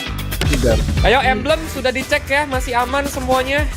Aman. Kalau udah aman, sebentar kita bakal masuk ke Line of Down untuk melihat nih bagaimana para tiktokers favorit kalian bertanding. Tapi masih bisa bertahan dengan cukup banyak. Retri yang katanya lebih dari Kairi, teman-teman, berhasil mendapatkan leader dari Rico ya. Tuh.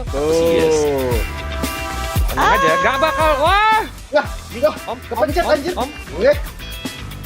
Lah, kepencet, astaga. Gak lihat, Dok, aman Dok. Kepencet guys, sorry guys, kepencet. Ini rame banget, kenapa dah? Nggak boleh. Rame banget. Sekarang gak mau lawannya. Sumpah.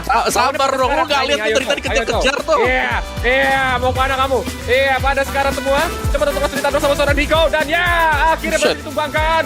Dan ini dia nih, Ben, mau kemana? 2 double kill ke Diki. Waduh, ternyata Om Wawa yang dapat gak apa-apa. Gitu masih hanya jebol. Objek.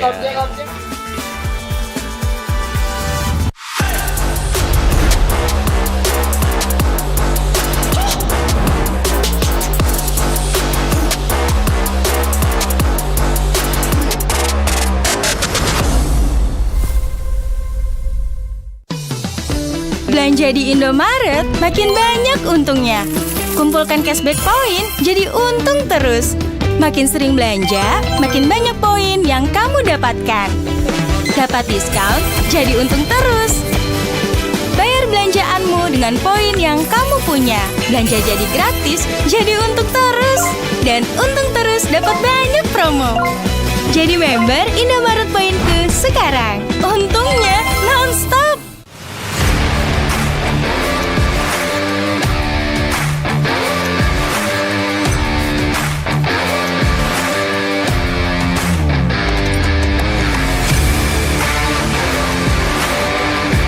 Di dunia games, top up jadi lebih mudah. Pilih game, masukkan game ID. Pilih Diamond. Masukkan kode promo, dan pilih metode pembayaran. Masukkan kode OTP dan konfirmasi pembelian. Selamat, kamu dapat tambahan kuota. Kumpulkan DG Point setiap top up. Tukar dengan merchandise dan voucher game menarik. Nikmati juga promo setiap harinya. Upgrade gameplaymu sekarang.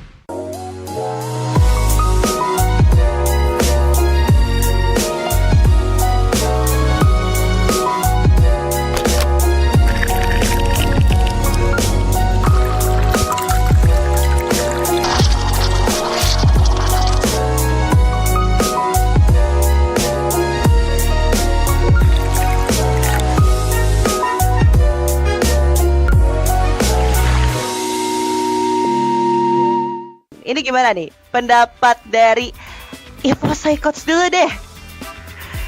Apa yang terjadi dengan EVOS Legends? Kalau pendapat dari aku sih sebenarnya masih bisa lolos playoff sih kak. Kayak dari zona merah itu semua tim itu emang masih bisa ke zona hijau. Jadi di season ini emang keras sih, gak bisa mikirin ini tim bakal lolos playoff, ini tim bakal gak lolos playoff. Semuanya itu yang ada di zona merah pasti bisa lolos playoff. Tapi kalau menurut aku di EVOS ya, mereka gimana ya? Bagus aja sih sebenarnya dari segi player, dari segi coach. Mungkin bukan harinya aja sih buat menang gitu.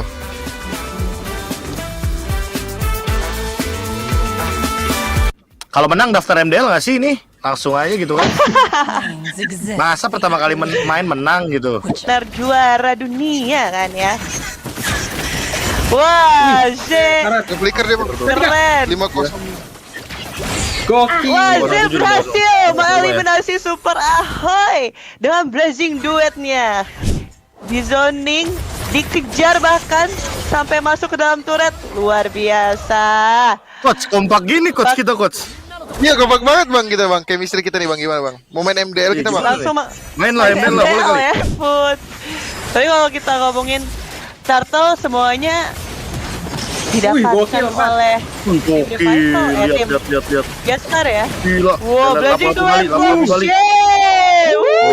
Luar biasa. Kori dulu. Tolong, katanya tolong.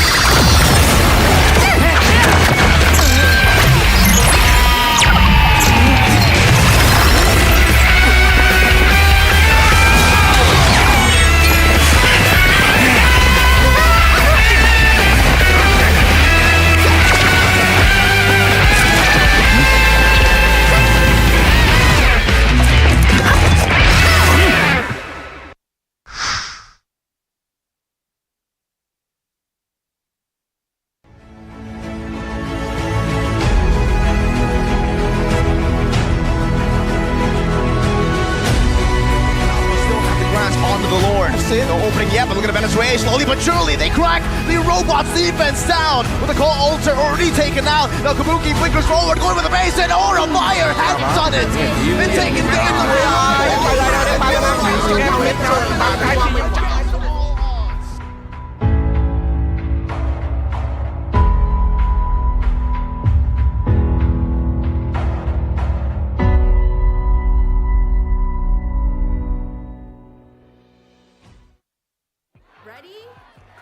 So it all started when I was at a friend's party. Mia, can you send me that? Sure. Everyone keeps asking. Mia, can you send me that? Even my French neighbor. I mean, all the time. Can you send me that? I'm not making this up. Hey, can you send me that? Everyone. Sure. Samsung Galaxy S23 Series 5G. Get it now. Incredible. Wow. Attention passengers, final call for flight. Wait, is that a phone? Look at the performance, the graphics. That thing's a gaming machine. A new challenger. Is that Faker? That man's a gaming legend. Everyone, fasten your seatbelts. And here we go! Samsung Galaxy S23 Series 5G. Get it now.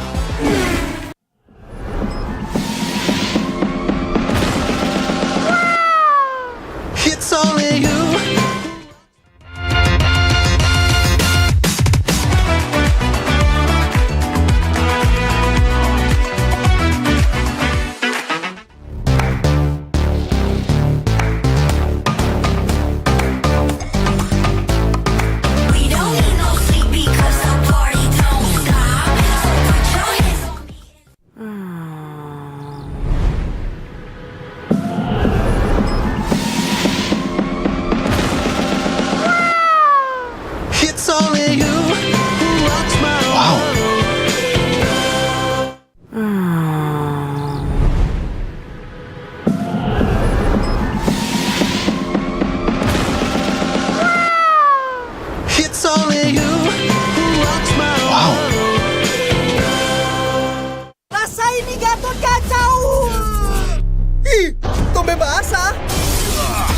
move on ke Head and Shoulders. 100% pede, ketombe basah dan gatal. Wiped out. Dapetin edisi baru Gatot Kaca di minimarket terdekat. Head and Shoulders. Ini Gatot, ini kaca. Mas Gatot, benerin kaca.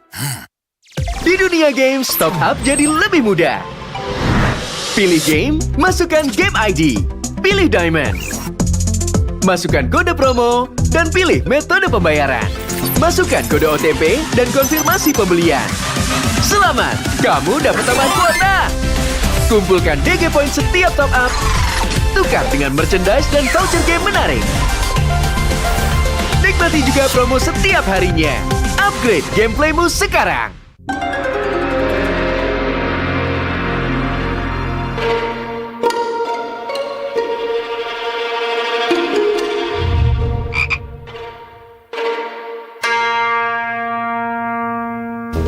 Pus.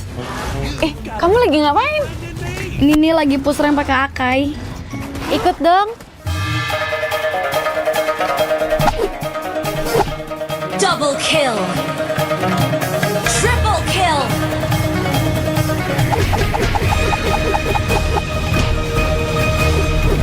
Savage.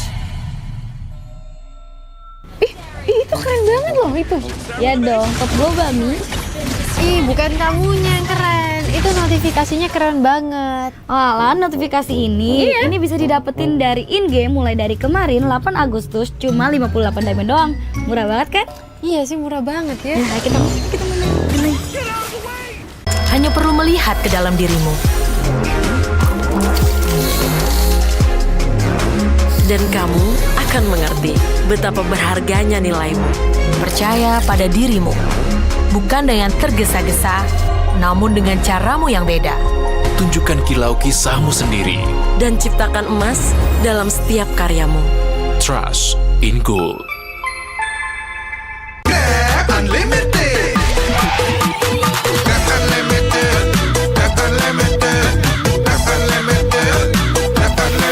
Modal gratis, untung berkali-kali.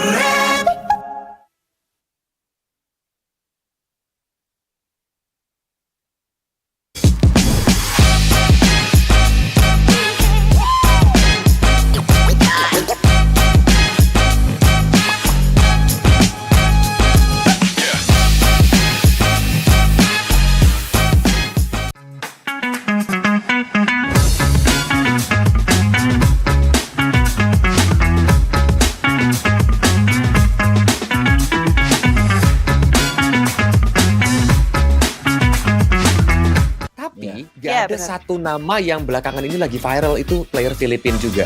Yaitu siapa? Flatzy dari AP Brand, junglernya nih. Karena kemarin ini dia juga mengatakan bahwa era Indonesia itu sudah berakhir. Indo era is over. Apakah Indonesia nih bakal mengalami, bisa dibilang dalam tanda kutip, perjalanan yang buruk atau hasil yang belum tentu baik di M5 nanti? Kalau menurut kalian gimana? Berdasarkan statement yang dikeluarkan sama Flatzy. Dari Om Wawa deh kali ini. Ya belum sih, nggak bisa dibilang statement benar 100% juga ya. Kalau aku bilang enggak lah. Karena menurut gue masih dengan dominasi Indonesia. Karena patch yang sekarang itu adu mekanik terus Indonesia itu sebenarnya ada di atas. Tinggal ya kuat-kuatan aja nanti. Aduh, mikro kita udah punya nih. Masih ada waktu buat ke M5 buat benerin makro. Udah. Bisa kok lawan mereka. Buktinya kan di SPS kemarin kalah juga kan Filipina semuanya. Itu waktu patch-nya masih baru tuh. Terus mereka adaptasi kan kita tahu. Ada patch lagi ya pasti. Udah adaptasi di sana nanti. Oke, kalau dari Diko gimana Diko? Wah, ini harus bikin kita jadi panas sih. Panasnya dalam arti positif ya. Panasnya tuh terpacu gitu. Jadi salah satu pacuan kita, kok jangan mau kalah sama Filipina gitu loh. Malu. Nah, terus ditambah lagi kalau nantinya misalkan di M5, ya benar kata Om Wawa, kita harus benerin makro sama drastik. Dua hal ini yang mungkin mikro kita emang punya. Kita banyak banget player yang mekaniknya tinggi banget. Tapi ada makro kita kalah. Nah, itu yang mungkin salah satu yang jadi faktor yang bikin Filipina bagus dan konsisten. Makro mereka bagus. Pada dokter MLBB gimana nih? Aku taunting balik aja kali ya. Kok gimana eranya berakhir? baru menang sekali aja udah ngomong gitu. Kita udah menang berturut-turut tuh kemarin kalau dilihat, ya nggak? PCG ya. Mau membahas apa lagi? Sebelumnya ASF kemarin ya. Kalau era dia menang 3 kali berturut-turut gitu. Ya aku bilang so far ya MOBA itu nggak ada era-eranya lah, semua berputar. Apalagi kalau kita lihat China masuk nanti, siapa tahu nanti kita ngomongnya era China lagi. Enggak lah, MOBA itu menurutku kayak bola kok. Dia kadang kita bisa di atas, kadang kita bisa di bawah. Ya kalau kita mau di atas kita latihan yang lebih keras gitu. Jadi jangan trigger juga ya, jangan emosi juga. Kita ambil positifnya. Jadi pacuan kita buat next turnamen, event terutama M5 ya, yang pasti yang bakal diincar banyak pemain. Dan aku harap ya nih, maksudnya jangan saling menggoreng satu sama lain lah di media itu. Itu kan representasi Indonesia ya. Kenapa harus bawa nama tim gitu ya? Ini mungkin kalau Yus setuju banget nih. Kalau Yus kan biasa ngomong speak up tentang ini. Maksudnya tolong nggak, kalau kalian mau fokus M5 kita menang ya dukung semuanya gitu ya. Ini aku udah pernah statement juga cuy. Tapi mau diserang balik sama orang-orangnya itu. Tapi ya aku kasih tahu ya, kalian mau menang M5 ya, bukan serang PH, bukan serang Indo juga, dukung Indonesianya gitu ya. Satu. Kedua, kita lihat aja progresnya. Yang penting progres ya, aku lihat pemain-pemain Indonesia ini mau dibilang makro kalah, enggak juga ya. Makro kita kuat cuy, makro kita kuat. Yang membedakan kita ya, menurut gue kedisiplinannya doang dalam war. Mereka tuh warnya lebih sabar, tahu objektifnya mau targeting siapa. Kalau kita udah tahu, cuman kadang miss, salah nangkep, atau misalnya keburuan ulti. Kurang lebih kayak gitu. Kalau makro sama mikro, kita udah sebanding sama mereka. Makanya yang juara kita sama mereka gitu. Filipina dan Indo, Filipina dan Indo, Filipina dan Indo. Ya, tapi kalau soal disiplin, kayaknya Indonesia yang mungkin masih bisa belajar sama mereka. Karena mereka tuh pure. Ya mau dari tim apapun ya, representatifnya ya. Mau tim A, B, C, D ya. Itu mereka playstyle-nya hampir mirip loh kalau diperhatiin baik-baik. Disiplinnya sama. Dan itu yang perlu kita perhatikan dan pelajari. Karena disiplin dalam MOBA itu sangat baik. Satu kali salah, comeback. Kan game one moment. Ya, kurang lebih seperti itu kalau menurutku.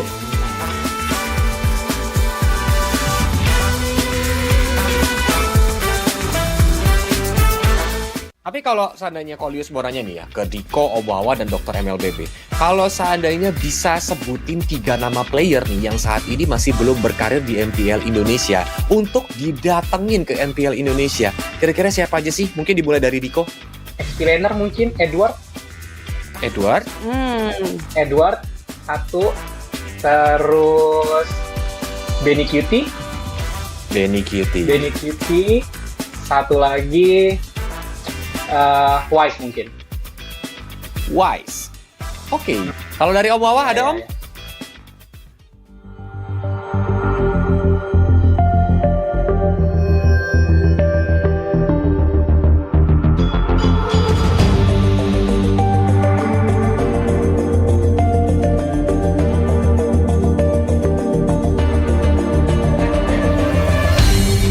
Aku kan berdiri dan terus berlari, terus ke arah puncak tertinggi.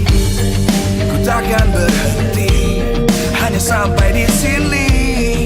Kemenangan abadi menanti. You know we won't miss if we unite our focus. And if you haven't noticed, we all live. Nyalakan apimu, hadapi semua tantangan, hadang semua serangan, jatuh bukan halangan.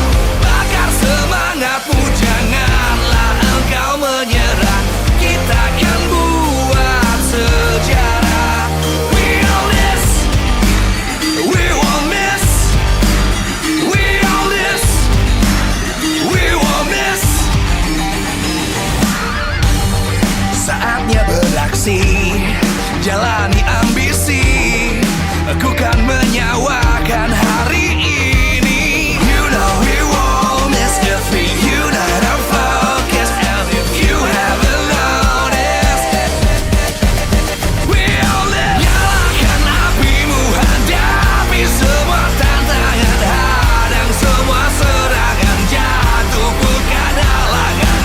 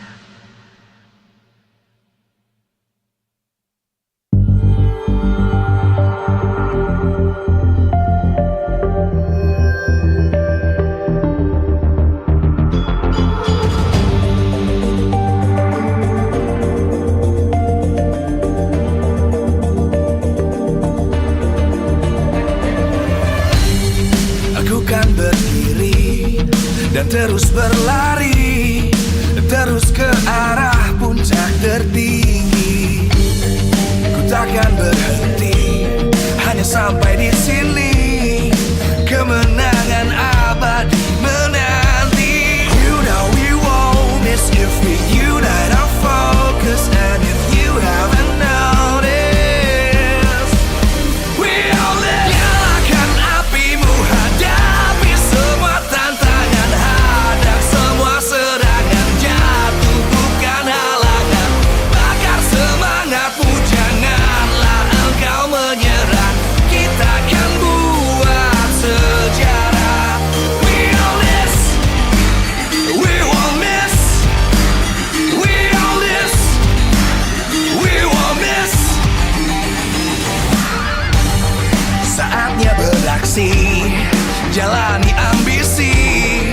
Aku kan menyawakan hari ini. You know we won't miss if we unite our focus. And if you haven't noticed, we all live. Nyalakan apimu, hadapi semua tantangan, hadang semua serangan, jatuh bukan halangan. Bakar semangatmu, janganlah engkau menyerah. Kita akan buat sejarah. We all this, we won't miss. We all this, we won't miss. We all this.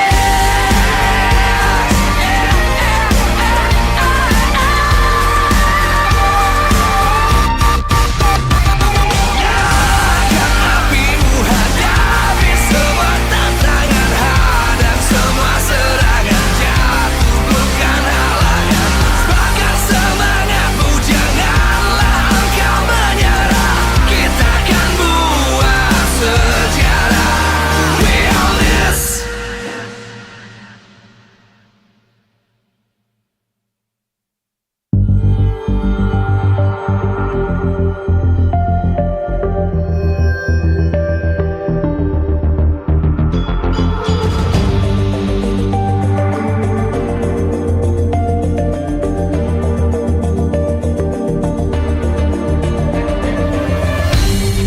Aku kan berdiri dan terus berlari, terus ke arah puncak tertinggi.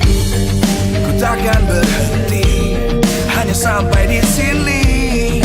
Kemenangan abadi menanti. You know we won't miss if we unite our focus. And if you haven't noticed, we all live. Nyalakan apimu, hadapi semua tantangan, hadang semua serangan, jatuh bukan halangan. Bakar semangatmu, janganlah engkau menyerah. Kita akan buat sejarah. We all this, we won't miss.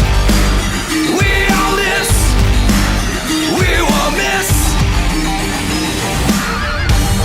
Saatnya beraksi, jalani ambisi. Aku kan menyawakan hari ini. You know we won't miss if we unite our focus. And if you haven't noticed, we all live. Nyalakan apimu, hadapi semua tantangan, hadang semua serangan, jatuh bukan halangan. Bakar semangatmu, janganlah engkau menyerah. Kita akan buat sejarah.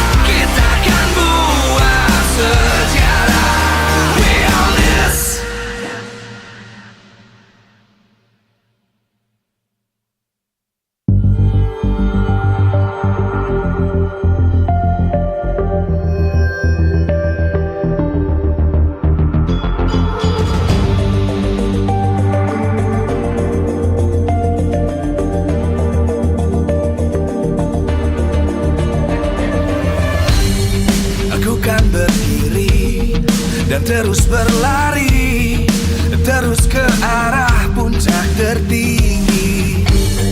Ku takkan berhenti, hanya sampai di sini.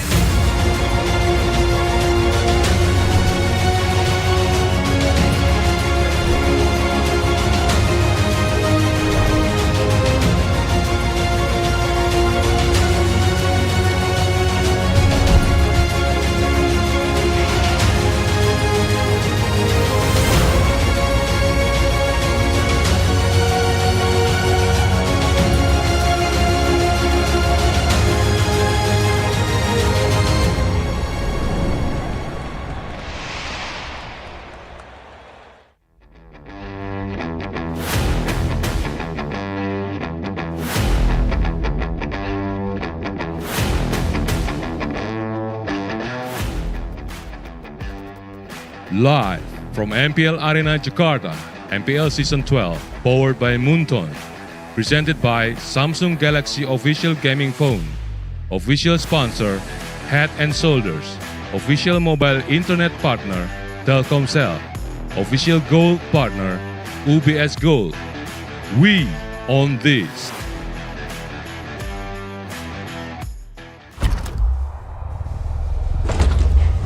The Masks will go head-to-head against the Geeks.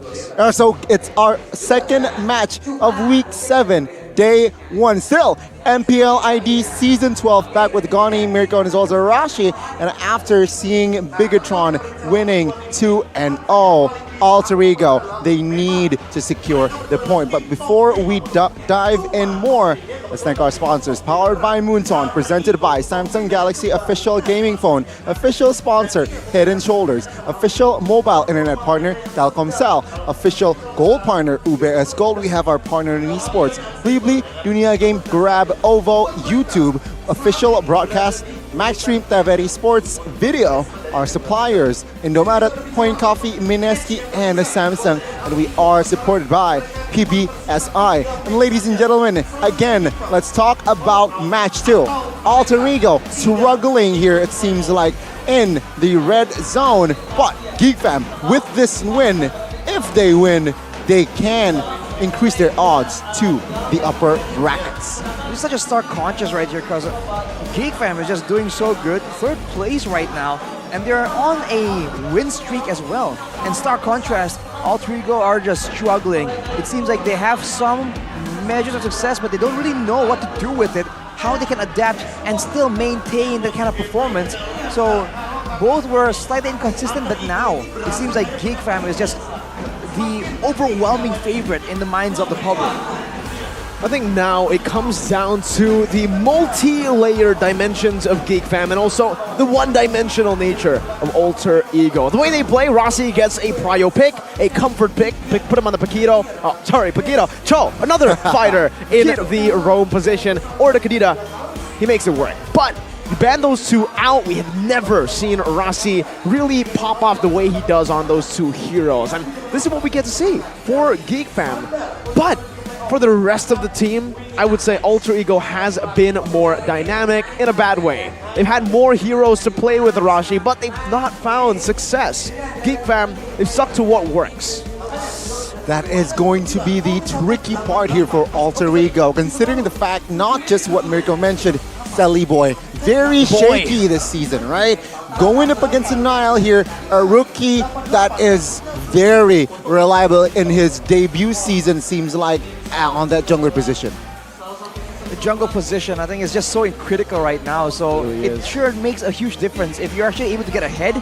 I mean, for both these teams, right? Sally Boy, if he does get a strong hero, he can still have a huge impact in the game, even though some people are questioning his mechanics. Well, technically, depending on the draft, that's not really as big of a problem. Now for Geek Fam, right? Nail has been so good, so consistent, and a lot of people are really crediting the success of Geek Fam to his performance and his consistency in the jungle. Of course, in addition, complemented by the rest of the team as well. Well, again, if we talk about more about Geek Fam, I feel like almost all 5 members here really stepped up their game Season 12. Almost Luke here, I feel like is the, I don't know, I don't want to say the weakest link, but Luke here needs to solve more but they are going up against Alter Ego still with their main five with Rossi. A miracle run is what this team needs. But with their members here up on stage, they always are able to produce miracles. Ladies and gentlemen, Alter Ego! The three-faced masks, they look ready. Arashi going up against Niall and friends. Remember, they have a vet in their roster, that is Udil. The veteran will have to try and make things happen for his team, man. Not only in the mid lane, because the whole team will need to perform if they want to stand a chance against the Mastermind. Looking to shut the miracle play, the miracle run from Alter Ego. With their developing young jungler, this might be the nail in the coffin for Alter Ego. Geek Fam! They really need to put their glasses for this match. Remember, they can't shut down the miracle run, killing two birds with one stone, with increasing their odds to take RRQ's position. And like match number one, it's no different, man. The coaches have everything to say, everything to do with how successful their team are in the execution in the Land of Dawn. Up on the stage right here, Coach Erpang, the newcomer, against Cassius with Nefari helping him out. We'll have to see, man. Erpang has been doing so well. I believe with him in the mix, actually, it's one of the factors people really attribute to the fact that Geek Fam has been on such a huge rise in performance and win streak. Wow, absolutely indeed. Disgusting. The way that they have been playing. The second leg, Arashi, Gani, Alter Ego, 20% win rate. This second leg, will they be able to mount up a winning streak again, similarly to what they did last season? Ah, man, it's really tough, man, especially if you're an Alter Ego fan.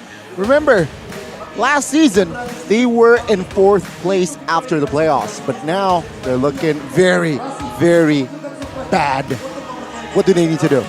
Here's a victory by the Samsung Galaxy S23 Series 5G. Rossi introducing surprise picks to enrich his gameplay. It's getting a bit too readable, and we saw in match number 1 what happens when you become too predictable, like a book. Pai consistently plays with his playmaking heroes, has always been, it's an old win condition. It still applies here though, especially with the playmaking heroes available now in the EXP lane. And along with that, reduce the classic Alter Ego approach of high-risk moves. If they're able to use their initial aggression and get advantages, they need to be able to translate their gameplay into something a bit more calculative to ensure that their opponents do not find a window. Because if there's any team that can mount a comeback, can make a one-moment decisive play, that team is Geek Fam. Yeah, I mean, Geek Fam, we know. I mean, we just weren't familiar with his or with their game style. Season 12, very different, leveled up, but what do they need to do here, Geek Fam in particular, to take Alter Ego down? The keys to victory for this game by the Samsung Galaxy S23 Series 5G. Playing the Geek early style to apply pressure. It's always been a signature play from Geek Fam, and they have lanes that can really supplement and support this win condition. Along with that, prioritize Luke and his initiator heroes. The Glook will do, but any hero that can really help them out in the big fights will be important. And of course, play with Chadera, right? He's such a great laner as well, and if he gets ahead, he's one of the most consistent players in the team. So why not use him as a key to victory? I mean, Chadera, as we all know, he has that potential even back in Season 11, but he really matured here. Season 12, early on, it was him and Marky switch in and out, but it seems like Geek Fam, they understand that with Chadera, this is just the perfect fit. I think right after the victory against RRQ, it was undeniable that Chadera was the better gold laner for Geek Fam. Let's see what will both coaches cook from both teams. Will be Alter Ego on the blue side, and Geek will occupy the red side here for our opening game of this series. And Alter Ego, very peculiar, I must say. From blue side, they ban the Fredrin out. Seems like they don't really want to deal with the crowd control, but they also ban out this Yeeve though. So it feels like it's a bit more targeted. Unless it's a default, right? I don't think that Alter Ego has been banning in a default manner. So I think there's definitely a plan here. Maybe some info they have from scrims. But on the other side, Geek is a bit more straightforward, banning the Kadita for the flex potential, for the engage. That could be so good for Alter Ego in the hands of Udo, and also banning weighted Brody for Nino, making sure that Kadera, the more flexible player, will be able to get a bit of an edge in the laning phase. Kadita, a staple ban, right? But Bruno, I really love the approach. You know what? You got the first pick.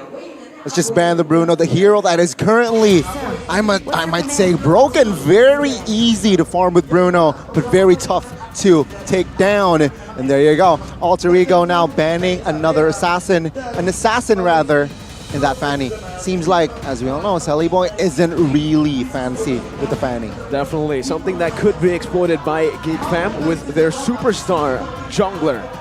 Chromatic Prodigy looked like in the early part of the season that he wasn't MPL ready. But with the help of Beloy and especially Airpong, who's joining the fray, a guy who knows exactly how to utilize Niall in the composition, the ex-Onyx Prodigy analyst, who's able to really bring out the best from Niall in the picks and in the bans. So now, Bruno, Kadita, what do they want to get rid of next? It's the Joy. No Fanny, no Joy. So Geek Fam, they're not really targeting Alter Ego and Rassi's picks. Alter Ego really can choose and adjust on what they want to show initially, but we talked about the Paquito being a very important pick. For this match, for this particular matchup, I feel like a lot of people are thinking that both teams want to go for team fights, and for that effort, the Paquito isn't exactly prior. Well, let's see here. Will it be the Paquito or the Edith, right? No, it's going to be neither. Yep. They will prio a hero, though, for Serpai. Terizla will be that first pick. Geek Fam, what will they respond with here? A lot of options, right? They can go for the Edith. They can go instantly picking a hero for Chidera. I think it's a great choice here. Understanding that Geek Fam, with Luke, the only real heroes that they have been able to utilize on Luke are playmaking ones. Terizla, we've seen that penalty zone become an absolutely ridiculous weapon or tool for Geek Fam to utilize. Denying it away is great. Doyok, this lineup, Geek Fam is the best lineup from previous seasons. Wow. Is though going to be the Edith here and Valentina Arashi. Considering the fact that Edith is such a popular hero nowadays. Why? I feel like mostly it's because the sustainability and as well as the flexibility it provides. It's just what you provide. It's some crowd control. You can use it as engage. You can use it as protection like we saw earlier. When Hai went for an engage, he gets punished by the onward and the whole follow-up. So a lot of crowd control already, tankiness to stay in the front line, but also damage when you're left alone. It's just yet another factor that needs to be taken into consideration in the middle of a big team fight. So if team fight is the what you're trying to go for, Eden is definitely value, but now with the Novaria and the Claude for Alter Ego, that is interesting, man. I think it balances well here from side of Alter Ego, right? I mean, Claude, AoE, Blazing Duet, mid to get late online. Novaria, what it provides is range, right? Perhaps that can be exploited by Alter Ego, which, again, Edith really lacks in that range. Valentina also lacks in that range. So with the Varia Alter Ego, they want to play the poke game. Hopefully it works though, but Geek Fam here, they can respond with a, they need to balance it out again. They need a hero that has range. Back again though to the topic, Claude. Not really a big fan of this Claude pick for Alter Ego, mainly because we haven't seen Nino play the Claude much. We usually see the Irithel get picked up very early on, Beatrix as well. Now against Geek Fam, a team who has stayed unstoppable in leg number 2. It's definitely a very, very risky pick to go for, especially now that Niall has got his comfort pick. Lancelot locked in. We saw the potential of this Lancelot in match number 1, but they're going to be banning out the Hellcrit as well, so Alter Ego we'll see what they can respond with here. Geek Fam seems to be trying to make sure that no one can really threaten the back line. So I expect something a bit dangerous in the gold lane, something that can really output a lot of damage if you are left alone, right? That seems to be the main key here. And the Edith pick and the Valentina can serve as protection if anyone wants to try and dive in the back line. So I think Alter Ego might require a bit of an aggressive gold laner if they're trying to use their teamfight composition. I don't know why I smell a Leslie pick here coming from Geek Fam. Lanes well against Claude. And again, going up against a Hellcat, Leslie is so vulnerable in Geek Fam. We're saying no to that. Alter Ego though, they can commit to another marksman ban here. Brody ban can come through. I see only either Brody or even Leslie. But no, it's going to be neither. It is going to be a hero for Luke here, who is still has yet to secure a hero. We're talking about the Edith Rome. I think it would be great. The Leslie. Exactly, right? I mean, a Leslie here can come through for side of Geek Fam, but we have a comment here from Jack Lee, the coach of Dewa United. Chidera is really performing well, but we also have some specific strategies against Chidera. We will continue to maintain our performance, monitor the game in and out, so we are more focused on what our team lacks and needs to improve. Geek Fam, they can commit the Leslie here, or should they secure an EXP first? And, well, not EXP. It's going to be Kaja. The Edith will fill the EXP. Wise choice. You do not want to pick up a Leslie here, knowing that Alter Ego can just pick up Assassin. Hayabusa still up for grabs. Even the link. We haven't seen Sunny Boy play it a lot, but if you have someone like a Leslie, a person who's that vulnerable, it's too risky to pick it up against a team like Alter Ego with still 2 picks ready. I think that's exactly why Coach Erpang is flashing this Kaja pick. Hey, you pick a high mobility hero, we can stop you in your tracks. For Alter Ego now, trying to run out this combo with a Kufra to get a more, a more guaranteed engage. We see that the Edith can counter it only if the Edith isn't the one hit by the crowd control initially. Along with that, it's going to be a Martis. So no Assassin. Will that Leslie pick make an appearance right here? Yeah, I mean, Alter Ego, they went for the composition that is very well-rounded, very balanced, right? Has AoE, crowd control, and with the help of the walking magic sentry, aka Novaria, it will help them provide visions if the Kaja is a little bit naughty in the bushes. Let's see here. Geek Fam, what will they commit? It's either the Brody or the... Well, technically, yeah, the carry could definitely work as well. It's also a pick that Geek Fam have been able to utilize a lot of times before with Chidera against the Kufra, Martis, and also the Terizla. 3 very beefy frontliners. They can get really, really punished by nothing. None of the above. Carry, Brody, Leslie, no. It's the Irithel. They prioritize mobility over damage. I guess they're not going for anything too crazy. They're going with the tried and true strategy. We saw that it worked out great for Bigatron. Geek Fam seems to be trying to do a more calculated style as well. With the Irithel, you're going to be vulnerable to the Terizla's penalty zone though, right? Slowing down the movement speed for an Irithel effectively means that you're crowd controlled. That's a core component of this hero. I don't know, composition-wise, I am leaning more towards Alter Ego. I don't know. Let's say game 1, ladies and gentlemen. Arashi and Mirko, are you ready? Ladies and gentlemen at home, are you ready to witness game 1 of Alter Ego and Geek Fam? And this is it. The compositions, man. Oh, it's all about the early game for Alter Ego. Well, let's see who gets the early, mid, and late. Ladies and gentlemen, Land of Dawn. Here we go. Alter Ego and Geek Fam. Game 1. Yeah, man. Taking a look at the emblems here. Arashi, anything interesting? By the way, both of these junglers opting to rotate towards the gold lane. Want to put some more kill pressure in. Oh, it's a steal by Udil. Oh, Udil. Sneaky Udil gets with the Astral recall. Man, that is insane. That's such a good win for Alter Ego in the early game, and they seem to try and want to press more pressure. Oh! Already another attempt from Udil. It is blocked by Nail though, and Valoisi is doing a great job as a boy comes in, trying to stave off this pressure. So Alter Ego already trying to make Geek Fam uncomfortable in the early game. They might lose a member. I mean, this is what I'm talking about, right? With Novaria, you want to play with the range, you want to play with the pokes. And oh my god, Niall loses out on that camp here. Selly Boy, though, will be using that retribution, but he will be level 4 first. I mean, that was blind, right? It was a blind shot into the purple buff. I think so. It was literally no vision onto the purple buff. It's an instinctual astral spear, and that might have actually just won Alter Ego the early game.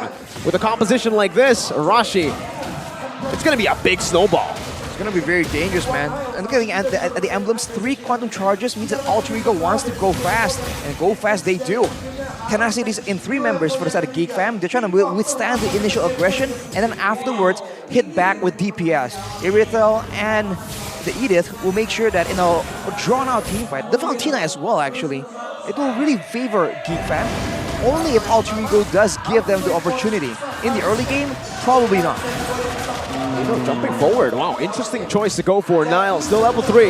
And Alter Ego will claim this turtle for free. Rossi retires the bench. Sullivan with retribution. Oh, good dodge on that penalty zone, distracting the Alter Ego members as an Earth Shatter is there. Luke takes a chunk of damage, but Nile is finally able to claim his first purple buff this game. Oh, that's already set. Whoa! Geek Fam back. But take a look at the Talent prediction. It's even Stevens. 3-4-3. It's 4-2. Well, one of the votes is deceptive, bro. You gotta remember, when Mirko's on the desk, things aren't always what they seem. Right now, though, Geek Fan, they're certainly kind of behind. But oh, look at this! Whoa, that is not a good look for Sally Boy, man. It's important for the efficiency of the clear to be maintained if Alter Ego wants to push the tempo. Certainly, man. And looking at this, Geek Fam though has recovered well. I feel like with Nile losing the purple, it could have gone worse. Rossi charging, committing. Oh wow, brilliant play there. Getting a chunk of damage, and Udil even stole the gold buff away. He's stolen 2 buffs in total from Nile. The Sully Boy claims the Letho Wanderer 2 levels ahead of Nile. Oh, a catch. Kadira. Oh, okay. He popped the Purify in time. Alter Ego Esports still with the slight lead. Geek Fam, I really love what they're doing here. They're really controlling the pace. They're picking their battles. Alter Ego, though, with this lead, right, Arashi, do you not expect them to be more aggressive? I think eventually, right here, they're gonna invade probably towards the jungle of Geek Fam because there's really no reason not to. Technically, every single lane for the side of Alter Ego is winning, and even jungle is ahead as well. So if they want to try and go for invades and make sure that Nail is even more behind in this game, that is a very valid path, but they seem to be just trying to find some kind of pickoff before the turtle spawns. Geek Fam, though, will not give it to them. Oh, take a look at the Gaja. Okay, already used the flicker. Alter Ego Esports seems like the domino effect of stealing that purple buff. It's still evident that Geek Fam, they are still out-rotated here. I think it's all about the Prio. Oh, good onward into the front right now. Luke able to get the Earth Shatter. Now with the Primal Wrath. Flicker out. Penalty zone by Pi. Catching Luke, and now it's even a decimation. First blood claimed in, but Pi loses his life, but a decimation from a boy on this Valentina. XP for XP, but Geek Fam, they seem to have control over the turtle. Beloyski still has that Divine Judgment. Rossi's charging, jumps in, connects onto Beloyski. But with the Divine Judgment still up, this might not be a 50-50. Divine Judgment by Beloy, setting up for Nile. The retribution from Sully Boy a bit too late. And now Boy, flickering forward with a splash of damage. Getting Sully Boy low. Rossi, CC down, Thorn Rose. Rossi able to escape. An Astral Sphere connects onto a Boy. But Nile is now back to level. Man, Geek Fam, they are responding here. They do not need to win the fight. They got the turtle, and boy though. Oh wow, that's a one-man penalty zone by Pi, making sure this Terizla is showing that aggression. But as a result, the bottom side turret taken almost by Geek Fam. Down. One more hit. Whoa, almost. Ooh, Pi is able to save it. But yes, Geek Fam, I think they're just so good at picking the fights right there. Alter Ego, they weren't supposed to really lose out in that fight, but how they execute it is different. Purify coming out, Tadera is going to be locked down. Decimation takes him out, executes him, and Alter Ego still have the grasp on the gold lead. Tadera even popped the Purify there, so that's not a good resource wasted, right? I mean, Alter Ego still maintaining their 1,000 gold lead. And it seems like Geek Fam now, it seems like they are struggling. Remember, a boy, sure, Valentina can be an element to turn the game around, but Alter Ego, I don't know, I just really like the range. Interesting all in here by Luke. Shatter as well. Niall not, in time, Luke! Astral Echo catching him. Rossi looking for one more shot. Luke, Shatter, he gets out. Clean movements by Luke. Wow. I mean, we were doubting what was a questionable engage initially. For sure. Without any vision on the rest of the members. But now it's going to be still Alter Ego pressing forward. Beloyski might be stuck in a tough spot here. Bouncing ball, locking him down. Timer's Revenge and the Rage and the Decimation from Sully Boy to take Beloyski down. Oh my word. It's going to be the last turtle here popping up in the Land of Dawn. But prematurely popping the penalty zone as well. Earthshatter dodging away from the Timer's Revenge. A boy trying to prio get this wave clear in the mid lane, but gets chunked by the Astral Meteor. Dodging away. Good sidestep over from that Astral Sphere. Well, no more ultimates are available from Alter Ego right now, though. Geek Fam, they can try and go for a play yet again. If they don't get a turtle, they can at least go for some kills. With everyone up here, they are going to go for it. Phantom, execution and Divine Judgment locking him down. Naya looking for the play. Nino gets it somehow, some way with no retribution. It's just a basic attack to steal it away. Ooh, again, Alter Ego now winning the neutral objective and the fight. Total kills 5-1, and Geek Fam only manages to grab a kill up to this point, 8 minutes in almost. And this is why, right? I mean, Kaja, a pick-off hero that isn't really good. Who are you gonna catch, right? Kufra. Sully Boy committing. He's getting chased down now by Chidera. Flicker onward, but the Mortal Coil time to perfection from Sully Boy, the Miracle Boy. Again, back to my point here, right? I mean, you got the Kaja. Who are you going to take? The only viable option you can is Rossi, right? Nino, very hard to catch. Udil is in the back line. Sully Boy has that Mortal Coil. Maybe either Rossi or Pai here, Arashi, that can be targeted for that Divine Judgment. I think Gigan can also try and play around the fact that Pai has been very trigger happy on that penalty zone, man. He's using it again and again, usually only for one person. And of course in the early game, it's important to get that lead, to get that pressure in. And maybe in the late game, that's just makes it very difficult for Pai to actually play in a more calculated fashion, I believe.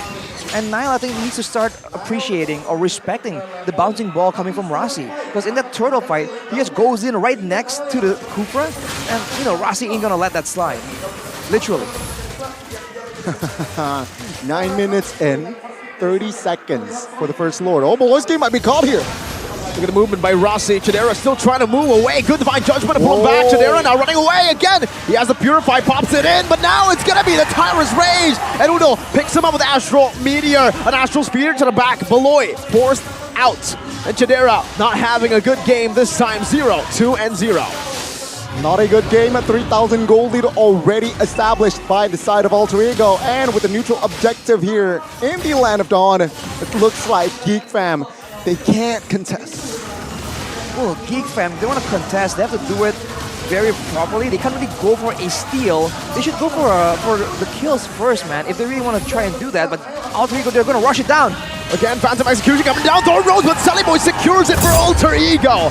Beloyski caught in the midst. Earthshatter, they're trying to disengage the Primal Wrath as well, but a blazing duet from Nino! And a good Mortal Coil to lock them down. Alter Ego won a 3-4-0 with the Lord. Nino with a barrage of bullets again, taking 2 members practically from the side of Geek Fam. And take a look at the space with the Lord now. Geek Fam, they are behind. Alter Ego, they might take and secure game 1. At this point, it looks like that is most likely the case, man. Look at how ahead Nino is. 1,400 gold, especially Pai as well. Just facilitating this kind of aggression. And Udo already has the Lightning Truncheon, so any squishy member gets trapped down, but look at that! Solo kill? Almost. Woo. Those recalls he might have to pay with his life, but it's actually Luke who takes it now and has to flicker out. Alter Ego using some of their resources up top. Meanwhile, down below is going to be a clear from Geek Fam. Pai going to be locked down. Divine Judgment. Pai still has the damage. Now, he goes in for the Decimation. Locks him down. Alter Ego! What an engage by Rossi! Again, phenomenal stuff. Man, Rossi, every time he's given a hero that is comfortable, He will play and find his moments. Base turret number 1 will fall.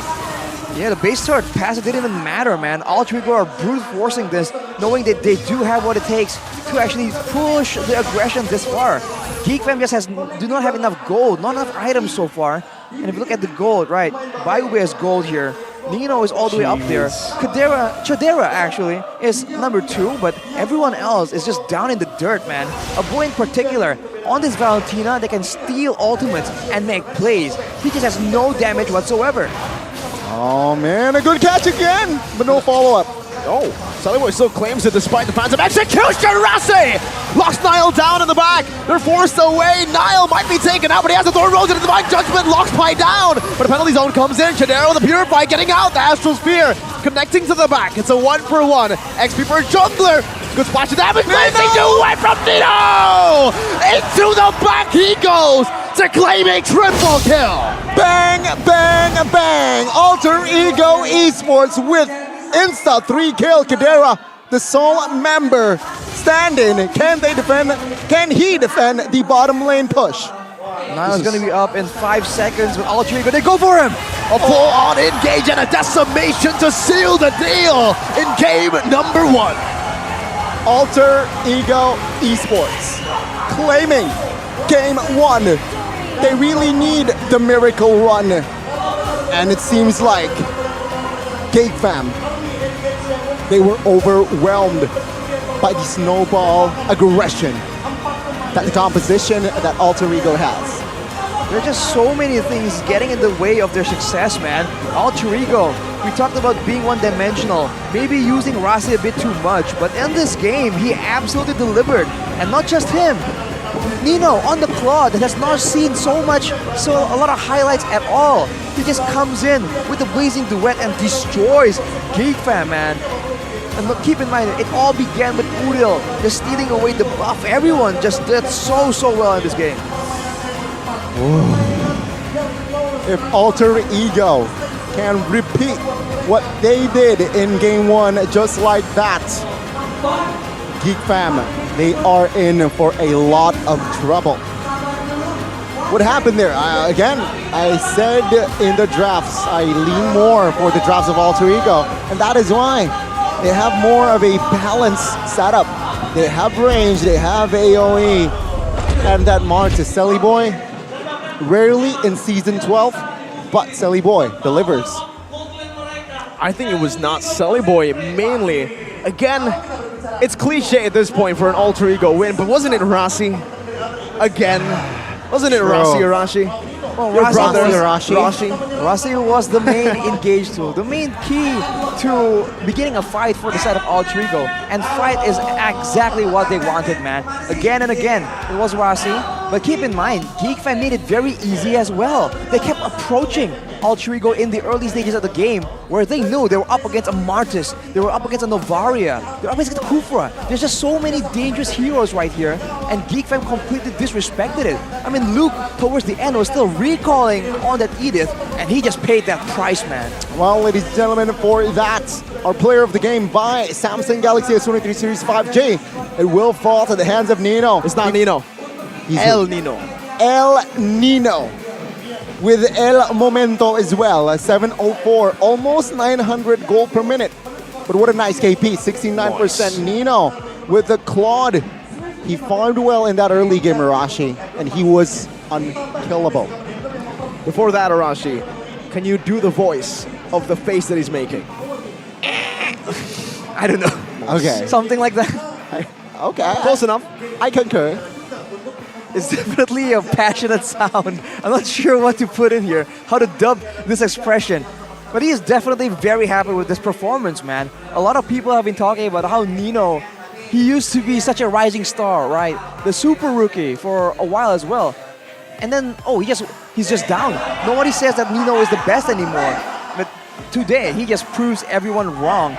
And I think as a team, Alter Ego, man, they do such a good job at punishing everything together. Even from the early game, right? Niall here on this Lancelot struggled to find an angle, struggled to find a good puncture, and Chadera very, very vulnerable in that gold lane. well, he's also left alone very, very often. There isn't really a lot of guarding being done by Beloyski on the gold lane. And with Alter Ego winning so hard in the trio mid, they were just able to just keep going left and right, top and down, EXP and gold, and just shut down all the side laners. And afterwards, it's just too difficult for them to withstand this kind of damage, and they can't even hit back because they don't really do damage themselves. It's like they should have waited until later in the game before contesting, because they just allowed Alter Ego to snowball out of control. And look at this engage, man. Oh, yikes. Of course, on top of that, the Blazing Duet just seals the deal. And I think that the Rossi-Nino combo is just devastating, man. I feel like here at least deserves a bit of an honorable mention here, an impact player, because part of why Nile is also not as flashy, he can't really do as much, is because the bouncing ball, it seems like it's almost exclusively safe for him, and that means that Nino is just never in any danger. He can just make plays like this and just not fear for his safety. All right, I gotta ask Ghani. He's the Kufra player here. The fight earlier when he got 3 people knocked up, was that the normal hitbox? No, right? Because I think it was the Astral Echo that made the Tyrant's Revenge get 3 members. Because if it wasn't for the Astral Echo, I think only 2 or just 1 member would have been knocked up. Yes, yeah? I think it helped the hitbox, right, with that Tyrant's Revenge. But yeah, let's talk more here. Good game time. 1, 2, 3, 4. Wow, what are the odds, man? 1, 2, 3, 4. 1, 2, 3, 4 game time for Alter Ego. And look at the scores, man. The only real casualty is Pi on the Terizla. And at that point, it's whatever, man. His job is to go in, land a penalty zone, make it very difficult for GeekFam to kite away, use their movement, and just like that, everyone else comes in and destroys them. So for Alter Ego, it's a solid game plan that wasn't countered a single time for against GeekFam. Even when GeekFam tried to do something, the only pickoff they can get is the immobile wall EXP laner, and none of the actual members that needs to be shut down for them to actually save the game. It's tough. GeekFam, again, they were lacking in range, and what I really don't like from their drafts is they drafted the Kaja towards the end, right? It doesn't really solve you anything. Who are you going to catch when they already drafted a very, very tough hero that can be catched by the Kaja, like the Novaria? Rarely we see him on map. There you go. The Kaja was very relevant in this game. And looking at the Yanis for Luke as one of the main frontliners for the side of GeekFam, he went very early on into that Athena shield. And I'm not sure if that's the right way to go, technically, because as an Edith, of course, you want to be survivable. You don't really want to get chunked down by a single astral sphere in the middle of a big fight. But at the same time, you're supposed to really withstand the most of the damage from everyone else, not just the Novaria. So I feel like he could have really went for maybe some components and then went for more physical defenses, man, because he was completely swarmed by everyone from the side of Alter Ego. Even when Nino was just taking pot shots at him, just doing basic attacks, he was chunking down huge amounts of HP. That is what this composition from Alter Ego could do, right? It can poke you, it can quote-unquote all-in you. It's just a matter of situation, and GeekFam, they got overwhelmed. Nile couldn't really do anything in this game except farm. Even from the get-go, that purple buff steal was already setted for Doom for side of Geek. And at the same time, you can make a point that Alter Ego did a very good job just hiding their picks, man. I think GeekFam were expecting some kind of assassin, right? Because usually the idea is to get an assassin and shut down Chadera using this assassin. But now they go for the Martis, and then just like that, the Kufra. We haven't seen so much from Rossi, and this just caught GeekFam completely off guard. None of the cards being given to GeekFam at all.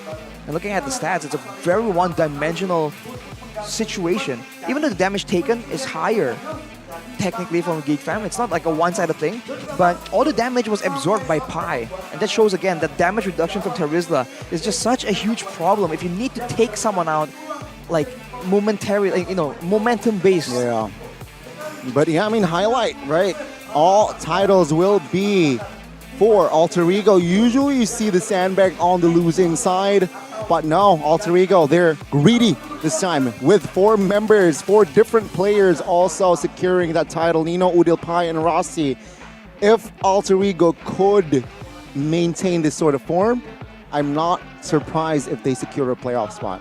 For sure, man. Miracle Run is still alive. They only have 3 matches left, which gives them a very, very small chance to make it to the playoffs. They're going to also have to hope for the teams up above to start losing, but this is definitely a good step in the right direction for Alter Ego, beating 3rd place Geek Fam in Game 1. It's not over just yet. Geek Fam can come back. We've seen them do that before. I mean, their job is not done from Geek Fam and as well as Alter Ego. They need to stay composed here.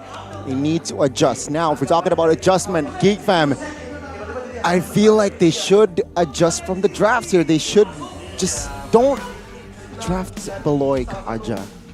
Really? I feel like. Well, Beloy Kaja was a signature pick for a while, man. I think it comes down to the fact that they need to be a bit more aware that Alter Ego is no longer as one-dimensional when it comes to playstyle, when it comes to the hero picks in the drafting phase as well.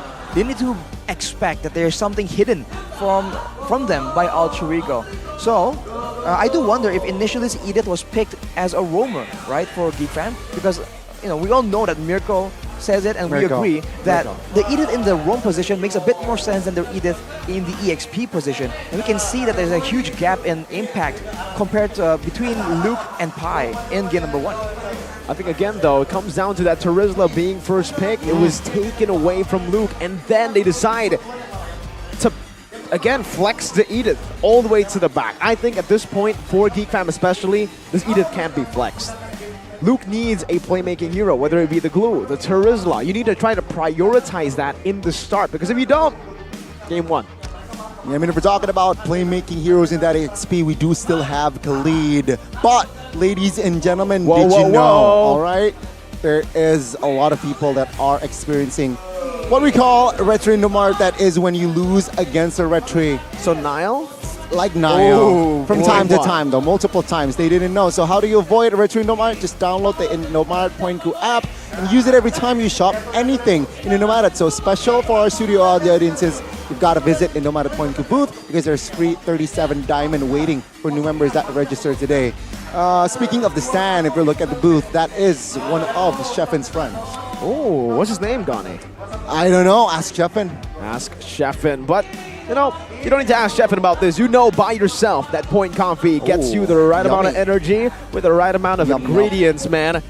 Take a look at this. 100% Indonesian coffee made by a professional barista. Sheffen would say a perfect professional barista with international standard brewing machines. It's time because there's a special discount. Rashi, what is a special discount? 30%? How to use it?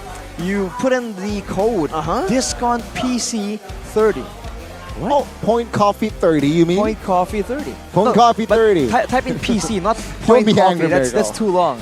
Don't be angry. Miracles. I want the right details, Rashi.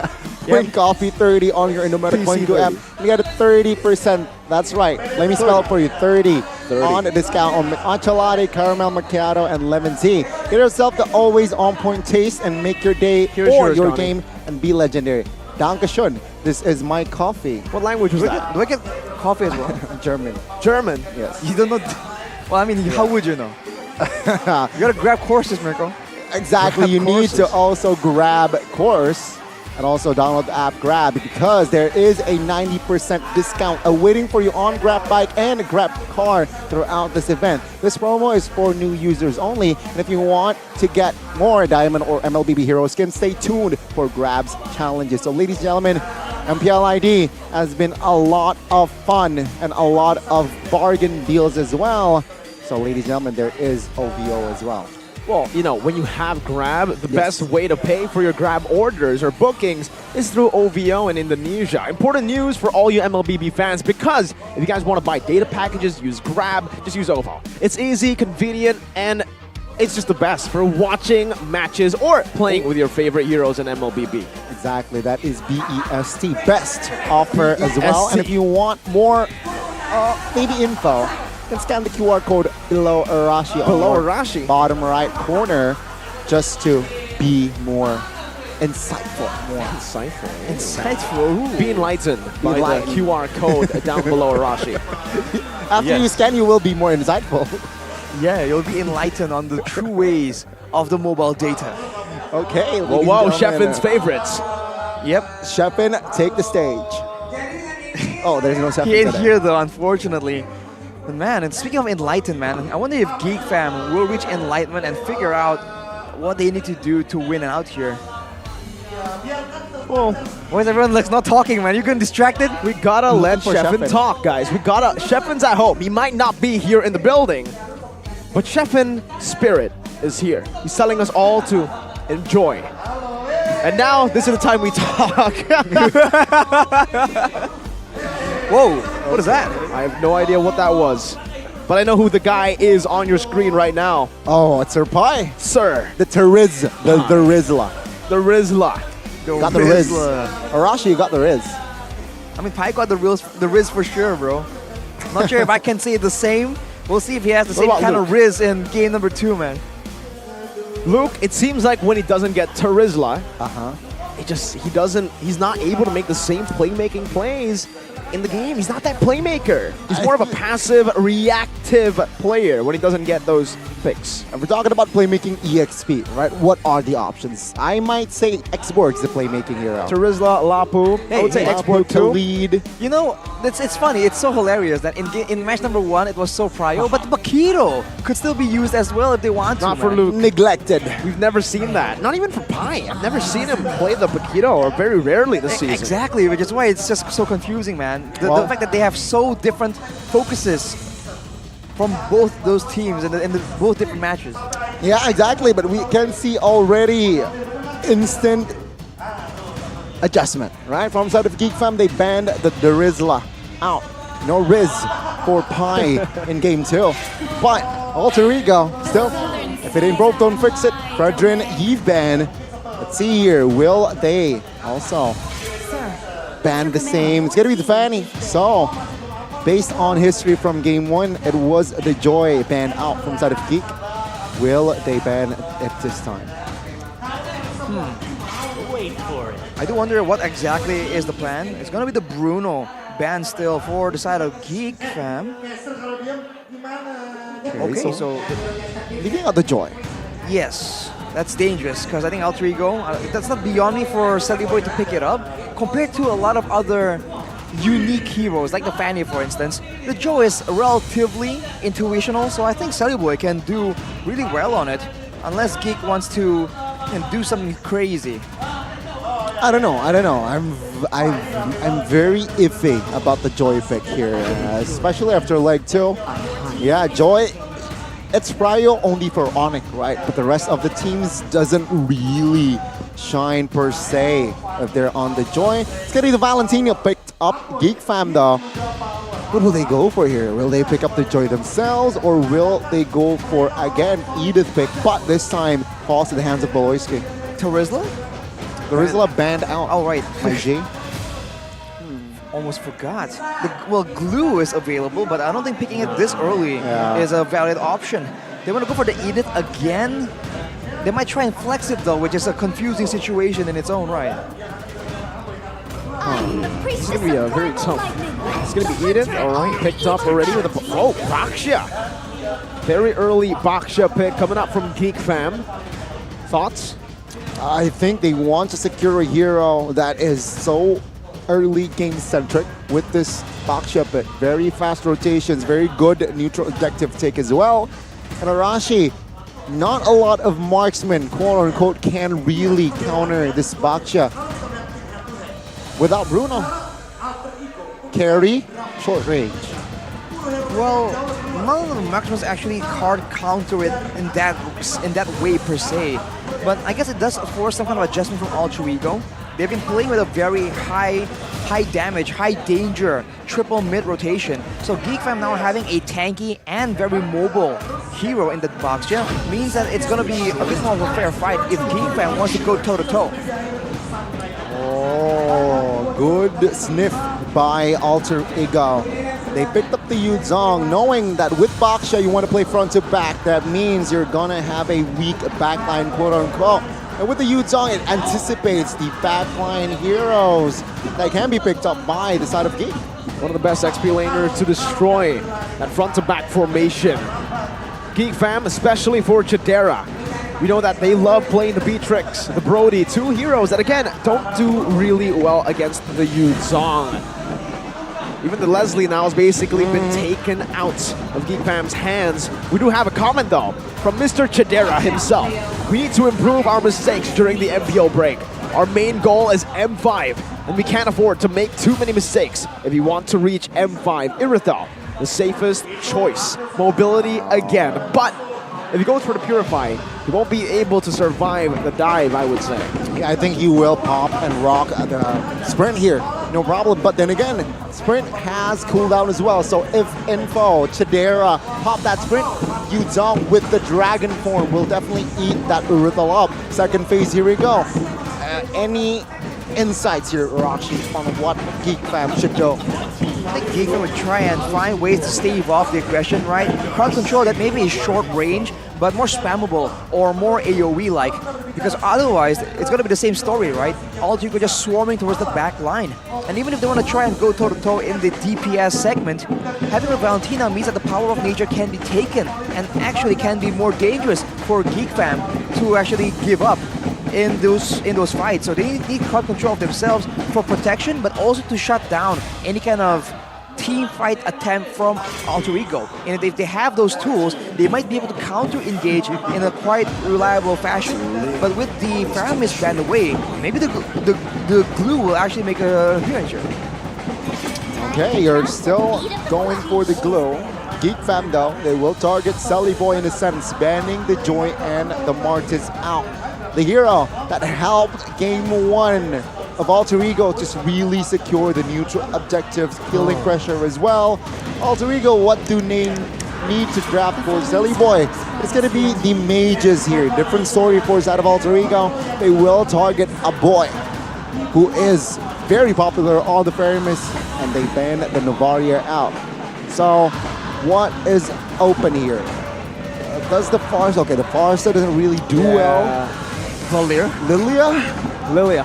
My thought exactly. Lilia will be probably the safest choice, right? Maybe not the best choice, but the safest choice here for Geek Fam. Aside from that, what did you say, Hiroshi? Valir. It's a bit of a long shot, man. I'll be real with you. The range doesn't really do Geek Fam's justice, but yeah, I mean, Lilia, they really want to secure it late. They can grab a hero, but no! What? Wow! Oh, it's gonna be the Gord! Yo, we were saying Farsa very vulnerable to the Yuzong. Yo, Gord, another very vulnerable. Remember, they picked it up against 2 heroes that can dive to the back really well. It's a Claude and a Yuzong. If Shepard was here, he would say, you know what, ballsy pick by Geek Fam. I mean, you can make an argument that even the Valentina can do so. We have a comment here from Rasi though.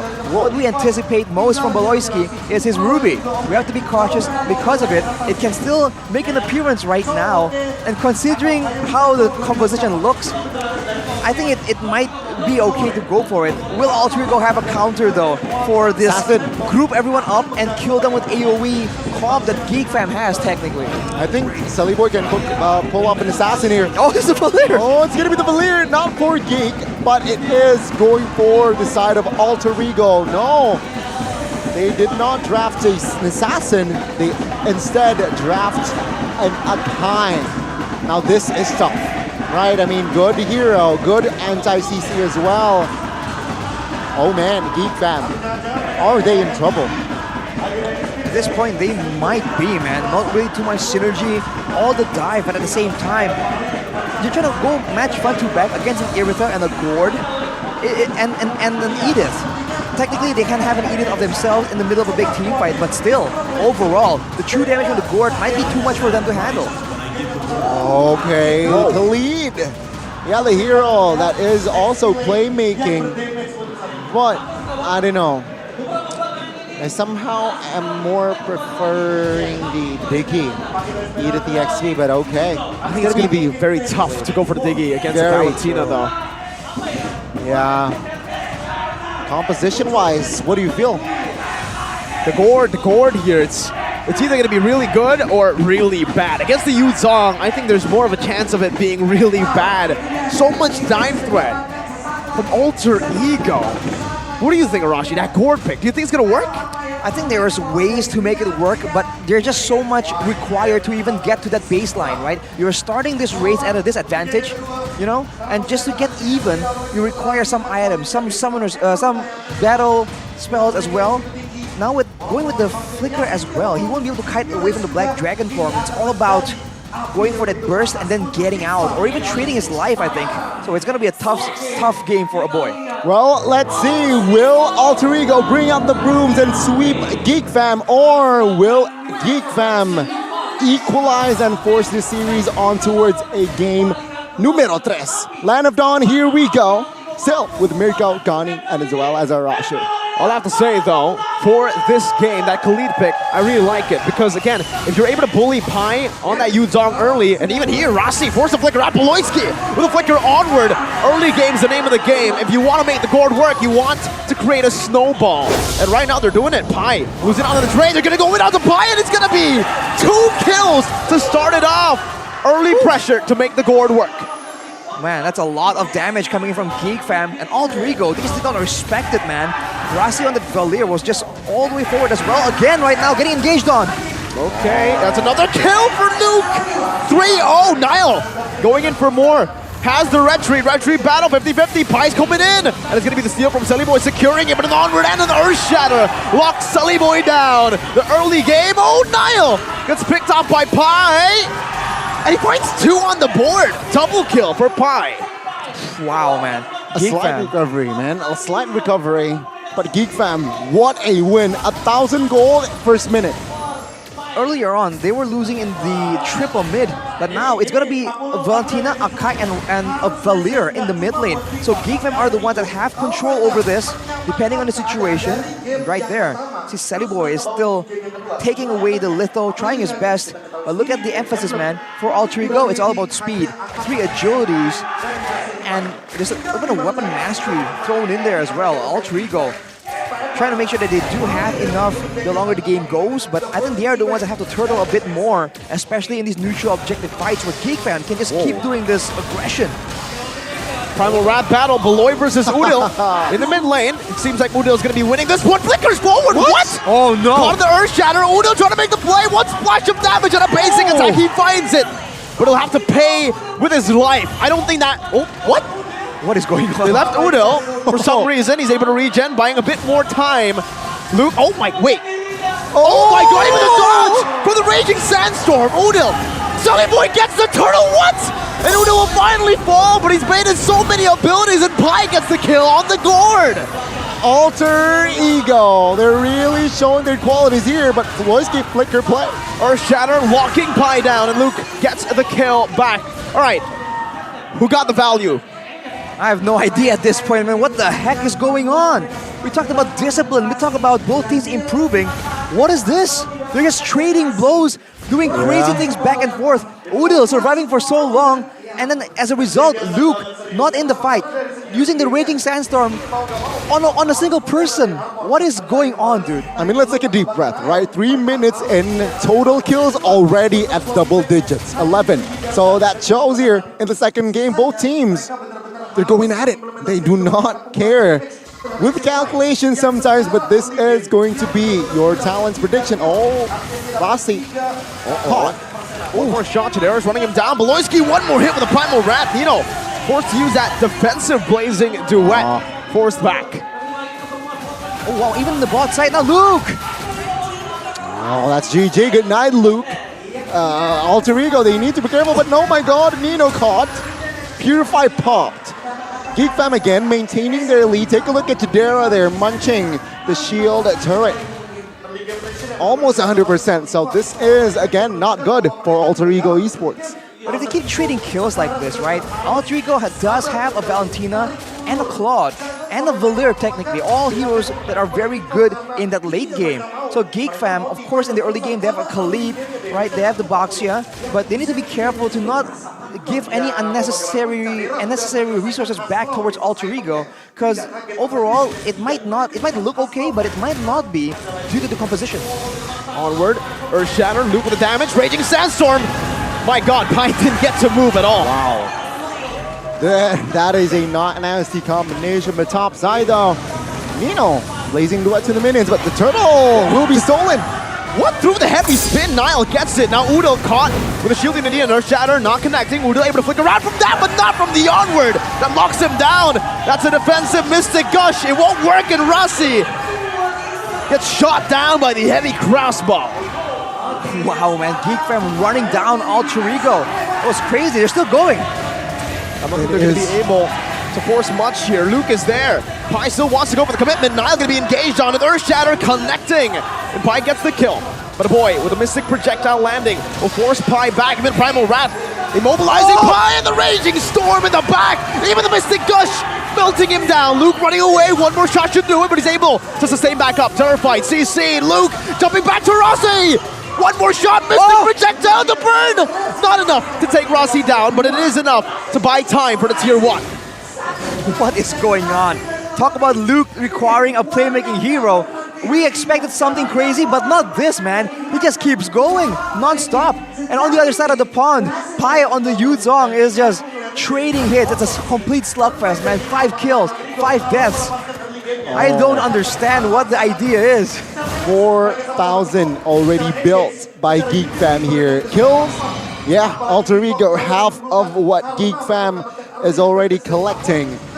And Tier 2 of Alter Ego, well, Tier 1 of Alter Ego in that mid lane has been taken down, so no more, well, less space for Alter Ego to play around with. That's not a good sign. Geek Fam, they are looking very heavy here in the second game. And if they maintain this, all they need to do is just play cleanly.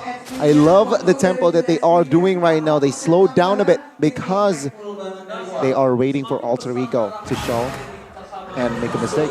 I think Geek Fam also recognizes that Alter Ego has a bad habit of just crowding together. Look at their ultimates technically, right? Their kit. I talked about how they require more crowd control, more AoE. That is what they have, but Luke now getting caught by the heavy spin, gets bursted down.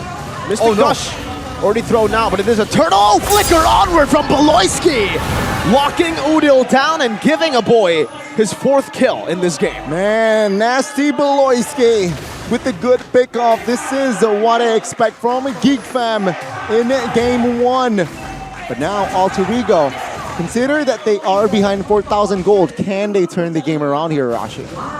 they sure can, but it's only if Geek Fam makes a mistake, because you saw what was required from Alter Ego to get that pickoff onto Luke. A heavy spin, multiple fireballs from Rossi, and Pi even like piling on the crowd control. They really don't have the same kind of spammable crowd control playmaking tools like they had in game number 1.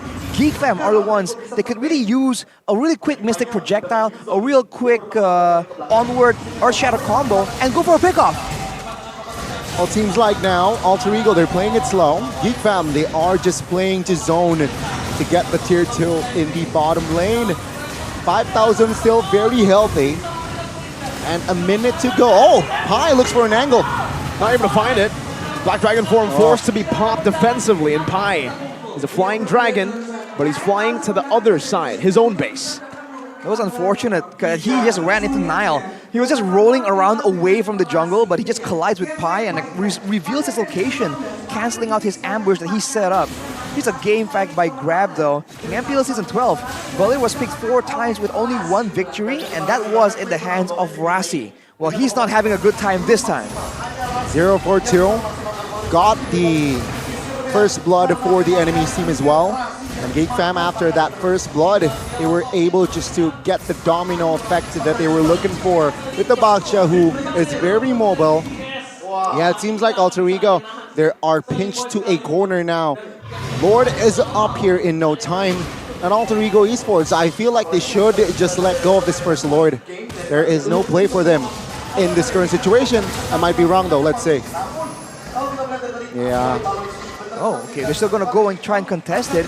I mean, they don't really have the best siege composition. They actually quite excel in a big team fight, and now Beloyski might be out of position. Force to flicker back. Udo used Primal Wrath already. Black Dragon Form going to be committed right now by Pi. Onto a boy he goes, but look at Geek Fam. Positioning, spacing, and also a good flicker by a boy. Now Pi is forced to run back. Luke with the Raging Sandstorm again, flickering forward. Now caught with a heavy spin. It's a trade. Nino finds Luke, but Pi will be gunned down by Chadera, and Geek Fam pick up a free Lord. Mr. Gush by a boy, taking Rossi low. Unity as well, Sully Boy cancels it. First cover. shatter with no flicker, Beloy tanking up the turret. Tier 2 for free. For That's a Geek 2 Fam. for 1, but then again, they got the tier 2 in the mid lane. Item-wise here, take a look at Khalid. He respects Pi. He built a halberd early. I think that halberd was second item, man. And you can't really argue with the results. It's insane to me that Luke is able to zone away the whole team of Alter Ego on a Khalid, as opposed to using something like a Yu Zhong. And now with the Lord that he has secured, they're gonna go for the base turrets. Can Alter Ego find something that really works out here? Mr. Gush used up by a boy. That's Chidera getting stunned up by Rossi. One thing Alter Ego have is pretty good wave clear, actually, with the Valier in their hands. But still a lot of value for Geek Fam. Base turret up top, half HP. Things are still looking bad. Oh, a catch! Nino with the early BMI. Again, they need to clear the super minions. But it seems like Geek Fam, they will be able to claim their first base turret here in minute 11. Alter Ego, late game Arashi. Who is better? Who do you prefer late game composition? In a complete late game composition, I feel like it's a bit equal, man. It all depends on the execution. If it's a big proper team fight that both teams can ideally fight how they want, I think Alter Ego can still do a lot of damage using the Valentina and the Claude. But Geek Fam, if they can do what they do best and manage distance and disengage from Alter Ego when they use their big resources, I think they'll come out on top. So I think it's equal, but with an almost a 9k gold difference. I don't think that's even in the conversation right now. Alter Ego needs to force something from Geek Fam. Or they can just hold on, right? I mean, they can try to weather the storm, collecting farm in this moment to, again, I feel like Nino is way behind if you compare it to Chidera. Chidera, 1, 2, 3, 4 items. Nino has only collected 3 items, so he is behind an item. And with that, of course, the damage output will be different. Ladies and gentlemen, you can scan to register here for MLBB Indonesia Community Cup. Registration opens now.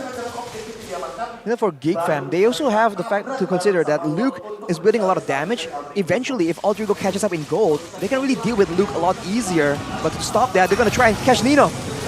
That's an engage like a Beloy with the flanks. Concealed. Cancelled out. Beloy onward. He finds Nino. Third shadow not connected right there. But the Mystic Gush and Luke! Onto the back he goes. Finds 2 and has 3. Triple by Luke. The base is wide open and Chidera will be able to utilize it to end the game. Dive comp into the gore, no problem. Don't use mask, use glasses, says Geek. And Geek, they have equalized in game 2. 1-1. Beloy, a boy, Chidera, looking for a kill in that third game. But what a clean, sharp second game. What a game, what a performance by the Geeks. What a performance by Luke, man. What was that? That was insane by Is it Luke. the first EXP to get a Maniac? Yeah. That was insane, man. They threw everything at him and he just went through and says, where you at? You're not getting away from the sandstorm. Man, what? Nino. What a dive from Luke. Yeah, he popped the Purify early because of Beloyski. Gives the green light to Luke with the flicker Raging Sandstorm to really lock the Claude in that bottom lane. And with that fight, with Claude being gone, it's just a battering ram No on way, the side man. of Alter Ego. 1-1 now. Yeah, and a very strong showing from Geek Fam, dude. Screw Edith, man. Khalid all the way. Don't put Edith in this man's hands. I'm telling you, He's don't put him in insane. XP. He's insane. Again, yeah, an adjustment, right? First game, Edith flexed. Second game wasn't really flexed. It was given to Beloyski, and it worked wonders. The coordination from side of Geek Fam was more visible in that second game as well. The game plan, the execution from the drafts was more well-rounded. Meanwhile, Alter Ego, they were the ones who looked lost with the Akai jungle. Doesn't really, the heavy spin wasn't really impactful. Even with that heavy spin in the neutral objective in that turtle pit, he lost a retry. Which is weird, right? Which is Usually, very, very weird. Heavy spin is basically a free retry for most of the times, but I think Baksha there, Niall was able to use a tough boost and also with the help of the CC. But honestly, I think it's just Luke's show. We need to spotlight Luke. This man, Luke. That final pick, the Khalid, was phenomenal. The Yuzong that was supposed to be a problem to the Gord, Arashi, if you take him down from the early game with a winning matchup, with an oppressive laner like a Khalid, we really saw the impact. We really did, and of course with that being said, it will be Luke who will have POTG by Samsung Galaxy S23 Series 5G with a 955, 771 GPM and 70. Take a look at the items he built. I mean, dude, why are we even announcing it, man? It's pretty obvious. That's how you know you really deserve it, man. Yeah. No one had a doubt that he was the one with the play of the game. And his atomization, Goni, like you mentioned in the middle of the game, going for the region denial to really pressure Pi in the 1v1, that's already great. I thought that maybe the laning phase can go his way, that's okay. But the longer the game goes, he was just able to completely zone out the whole team. In the middle of that, in the first turtle fight where he was forced to chase after Udil, I thought like, okay, I think Geek Fam is losing their grasp on the game, but turns out, man, that's not the case at all. He went full damage, by the way. You expect usually Khalid to go, all right, Hunter Strike with the snowball early on and then transition into a tankier build. No, this is what a Chad looks like. This is what peak male physique looks like. The Khalid and Luke. Luke. That's what the Geek Fam players call him. It's not Luke, it's Luke. It's Luke. What do you think, Raji? I mean, with the emblems as well, very aggressive, right? Lethal Ignition, Assassin Emblem, Master Assassin as well. He is looking for the isolation plays. Yeah, that lane dominance, man. Huh? That lane dominance. The lane, the LD, the lane dominance. Visuals. All the way since the beginning, man. The fact that Altrigo even engaged here was mind-boggling to me. I know they have strong heroes in their own right, but against an Edith, a Khalid, as well as a Gord, that was questionable. And Udil here, maybe a bit overzealous from the previous game, but he was going all in. And this is where initially things weren't looking so good, and it's constant back and forth. You don't really have a good grasp on who is exactly winning in the game, but afterwards it's all Geek Fam, man. They shut down Pi and his presence in team fights using the superior matchup in the EXP lane, and afterwards it's all Beloy, just finding these picks, these onwards again and again.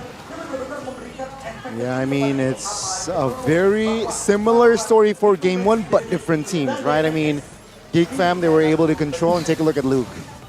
That was a, if Shepard was here, it was a ballsy move.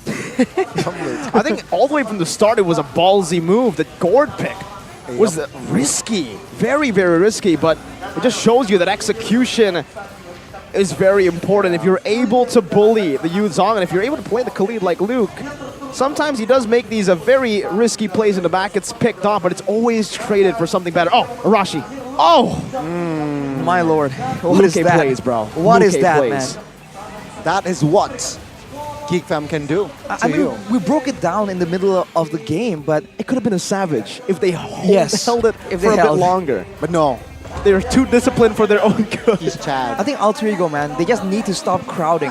You see that again and again, they just keep getting caught out. Either one guy gets picked off, or everyone gets comboed. There's no real in-between in the way they fight. So I think Geek Fam has the right idea with all this AoE, and more importantly, with all these heroes, they don't really require their ultimate to make plays. Both Altrigo and Geek Fam really like going for fights, really like going for skirmishes. In game number 1, Geek Fam were ultimate reliant, and Altrigo kept running through them. Game number 2, Geek Fam says, we can play that game as well. Let's go head-to-head, man. Yeah. Head-to-head. You want to dive? I'll dive you better. Match dive one? match. What was the difference in game time? 4 seconds? 1, 2, 3, 4? No, match one. Match 1. Match 4 one. seconds, same. Same as this. Game 1, game 2. It was 1, 2, 3, 4 in game 1 now. Just add 4 seconds. 1, 2, 3, 8 is what it takes for Geek Fam to secure game 2. So with this pattern, I expect 1, 2, 4, 2. for game 3. It's going to be So another exact- 4-second duration addition to... Why All not, right? I mean, that has been a pattern so far. Patterns don't lie, my guy. You know what lies? What? Strategies. Ooh. Dive should win against front to back. In that scenario, right? When there's a Yuzong, an unstoppable dive Arashi, what made Geek Fam's composition work? What made it work? I mean, it's how they execute it, right? How they're able to get more pickoffs because they have more spammable spells like the Mystic Projectile, like the Shield Unity from Nile on the Baksha, as well as the Onwards and Earth Shatter. All these things are not ultimates, right? Whereas for the side of Alter Ego, the Black Dragon form is so crucial to have. Without the heavy spin, the Black Dragon form, who exactly is Alter Ego supposed to try and pick off, right? On top of that, with Beloyski just reaping the benefits of so many assists, he was just tanky enough that Alter Ego get completely zoned when they see him in the front. And because of that, you saw that they're always trying to back away, and Beloyski very rarely used his flicker defensively. It's always forwards with the onwards, pun fully intended, and going for those pickoffs. Well, again, this is the post-game stat for our second game. It will be Chidera leading and grabbing the rich guy by UBS, the carry Luke. Forgotten on Nile on that utility jungler. Man, Luke has the highest kill participation as well. Like what? On a Khalid, on Master Assassin. That is comical, man. I can't believe it. Full damage Khalid on Master Assassin. This is why Luke give him the playmaking heroes. We talked about the playmaking EXP. We got the Lapu. We got the Terizla. We got the Kaja, well, the X-Borg and as well as Khalid. I meant to say Khalid. But, ladies and gentlemen, that is game 2. We're going to see game 3. And honestly, at this point, Geek Fam have proved, like, we'll fight fire with fire. You want to dive, we'll dive even better. But we'll also have some solid backliners to back us up with some damage. So game 3, are we going to see even more fire? Are we just going to see a big brawl? We might, right? I mean, Arashi, what do you think of game 3? I think there's going to be more emphasis in going for those spammable spells, right? But with how aggressive both teams are going to go, it's going to be either a very close game or a complete game, even faster than the first 2 games. I think so. Well, ladies and gentlemen, with that in mind, we have to take a short break. So stay tuned for game 3.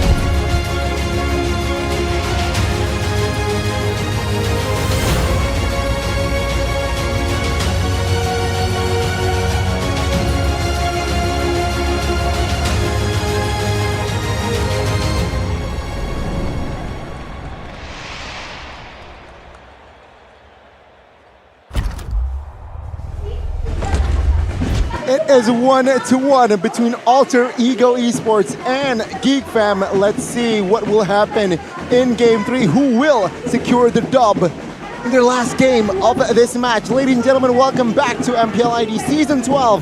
Back with Gani, Mirko, and as well as Arashi here, accompanying you guys throughout the day. Game 1, it was Alter Ego winning with the snowball composition from the early. Game 2, same, similar, but different team. Geek Fam, they were the ones who got that early game pumping, and Alter Ego fell short. They fell more than short. They fell tiny. Ouch. Like this sign. By the way, I gotta highlight. This is massive though. Nice. I gotta highlight something though. We went to the toilet earlier in the break, and I've actually never seen a whole team go to the toilet together. Right. Geek Fam went to the toilet.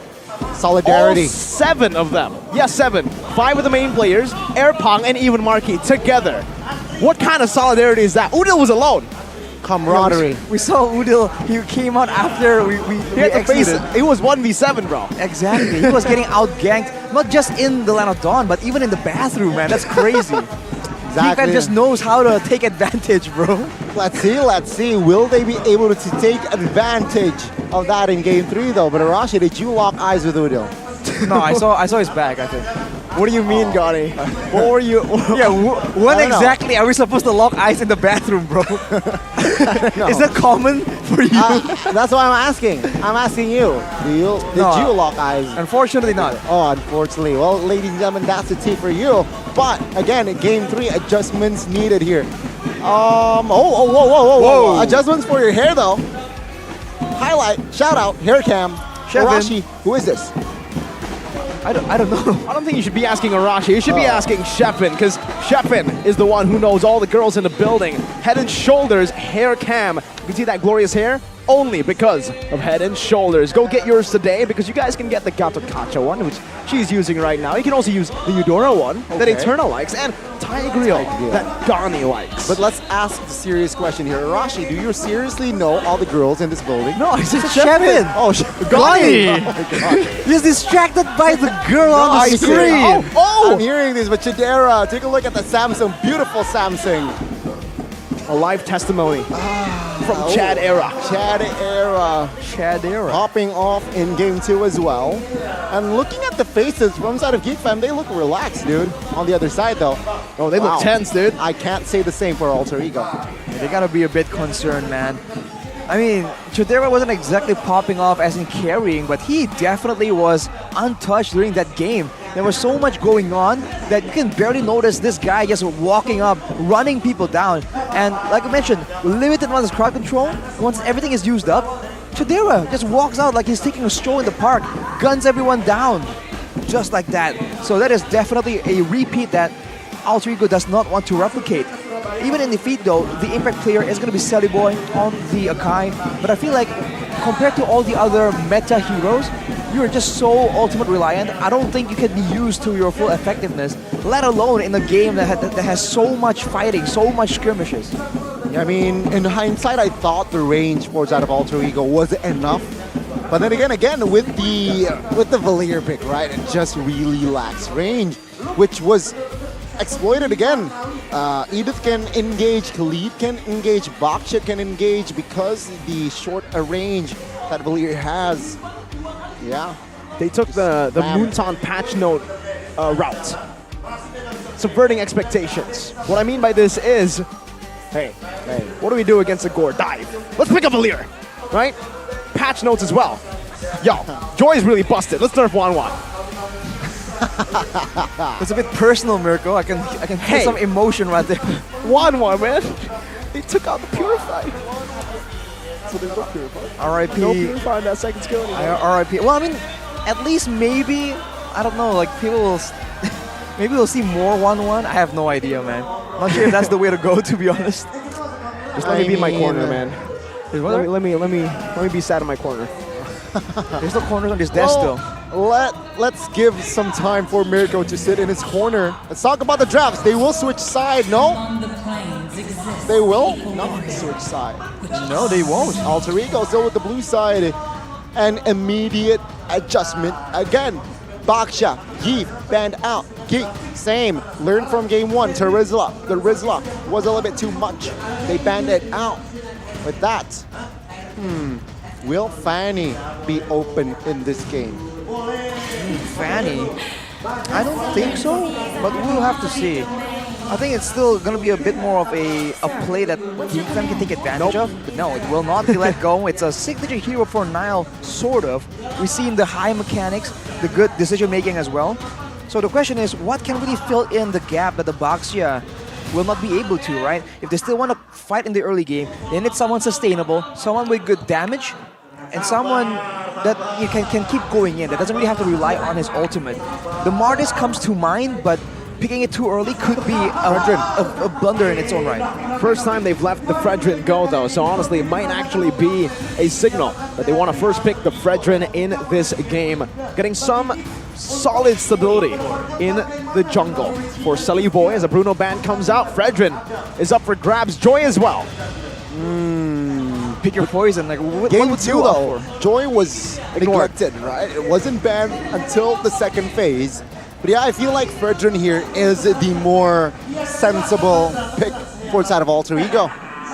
They let it go. Again, in the hands of Nile, it's just a monster Fredrin as well. Psycho's Fredrin. So yeah, just Alter Ego securing Fredrin here for Sully Boy. I think considering how less flexible Sully Boy is, that should be the way to go. Then the question becomes, what will Geek go for after, right? Against a Fredrin, do you want to go for this Joy? You know that the rest of the laners, the people in the jungle, they're going to try and help out as well, but yo, it's going to be the Valentina. Geek can take both. Okay, I am starting to dislike this first pick here from side of Alter Ego. Now it just leaves the Edith and Fredrin to be picked up inside of Geek. Without Baksha, okay, they have the Martis, but again, Doyak has a comment here that he's saying that Geek with this roster is stronger than last season. So basically, what he's saying is Nile's better than Jana QT. Ouch. I mean, that's the only thing that has changed. Yeah. I mean, technically with Airpong as well. So, okay, maybe not just Nile, but with Airpong joining in the fray. Airpong has definitely had a huge say in how well this team has improved.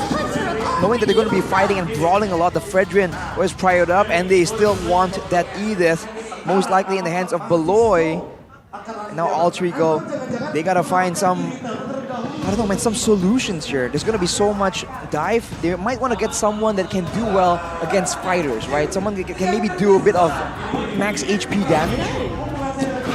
I don't know, Minotaur comes to mind, but no, it's gonna be the Irithel now with the Grok, right? Grok, it's a flex, but in Alter Ego, it's most likely to fall to the hands of Rasi. Geek Fam though, considering that Irithel is just go for Kufra here. Go all in. Edith EXP? Okay, not for Luke. But if Edith wrong, then just go for Marksman first. Secure a Marksman here, I think, is the way to go. Yeah, I think if they go for the Lapu here, a bit too hard to pull it off against an Irithel with so much mobility, and even a Grok, to be honest. Well, in one of the games before, we saw that the Lapu can be quite a big problem for the Irithel, considering the situation. So that's what it comes to mind. But having a gold laner, like you guys were talking about, is the way to go for sure. Now, Geek Fam has more rage to play around right here, but they have a better combo as well. But I don't know, does Alter Ego have more burst damage to try and really find more pickups? They might go, okay, Geek Fam. Okay, they are going to commit to a Pi ban here in the second phase, I feel like. With the X-Borg, possibility can come also Terizla then, right? I mean, Terizla is still on, oh, never mind, it's already banned. So, Terizla, X-Borg, and as well as, yeah, Yu Zhong ban. Yeah, we're really not used to the Terizla being banned out as prior, right? I missed it in the second game as well, but Geek Fam really do not want to let Pi have that hero. So the Yu Zhong we saw earlier can sort of work, but it seems like they're trying to ban away more durable heroes, right? They ban away the X-Borg, heroes that can't really get bursted down. Alright, with the Fireman's ban though, right? It just signature Outboy targeted Geek Fam, they're taking their time here for their last ban, so they weren't really sure with the scenario that they had, it seems like. But no, they are sure now. They will ban I almost said Luke. They ban the glue instead. So, no glue for Luke. No glue for Pi. I think they're trying to make sure that Pi can be punished. They might have some kind of special signature pick, or maybe they feel like they can just really flex this Edith if it really is required. Not just the Edith, the Fredrin too. The Fredrin too, actually, yes. So they can have options to push into that role if they really want to. So they're waiting to see what Pi will do, and they're banning away all these EXP laners to make sure that he does not have a lot of survivability in the middle of these fights. They want to really not nail, avoid down, I would say. With the fairness ban already, they want to go for respect to Khalid. All right, they're taking away a whole lot of XP laners. Alter Ego smells something fishy. So for Geek Fam, it's probably the mid laner right here. Against this composition, you have to wonder, is it going to be DPS? Is it going to be utility, wave clear? Are they going to go for the Gourd again? Not that bad of an idea, honestly. They might though. They have to consider that the Rock. Seems like they are hovering around Novaria right now. I think it makes sense, right? It adds more range. It adds more visibility as well. And it might work and poke the gold laners. Yeah, they will commit to Novaria. And it adds even more flex. Now who do you think? Novaria can roam, Edith can roam, Novaria can mid, Edith can XP, Fredrin can XP, and jungle. Wow. The only thing that's not a flex is a Beatrix, right? Well, back then it was. It could be a Beatrix mid. I mean, yeah. It was way season back. 8. Way back. Ahmad was one of the guys who was able to Alter Ego. Alter Ego as well. Exactly. But now what do Alter Ego wrap their drafts up with? They can't really go for, okay, it's going to be the Yu Zhang trying to nullify the Beatrix on the back.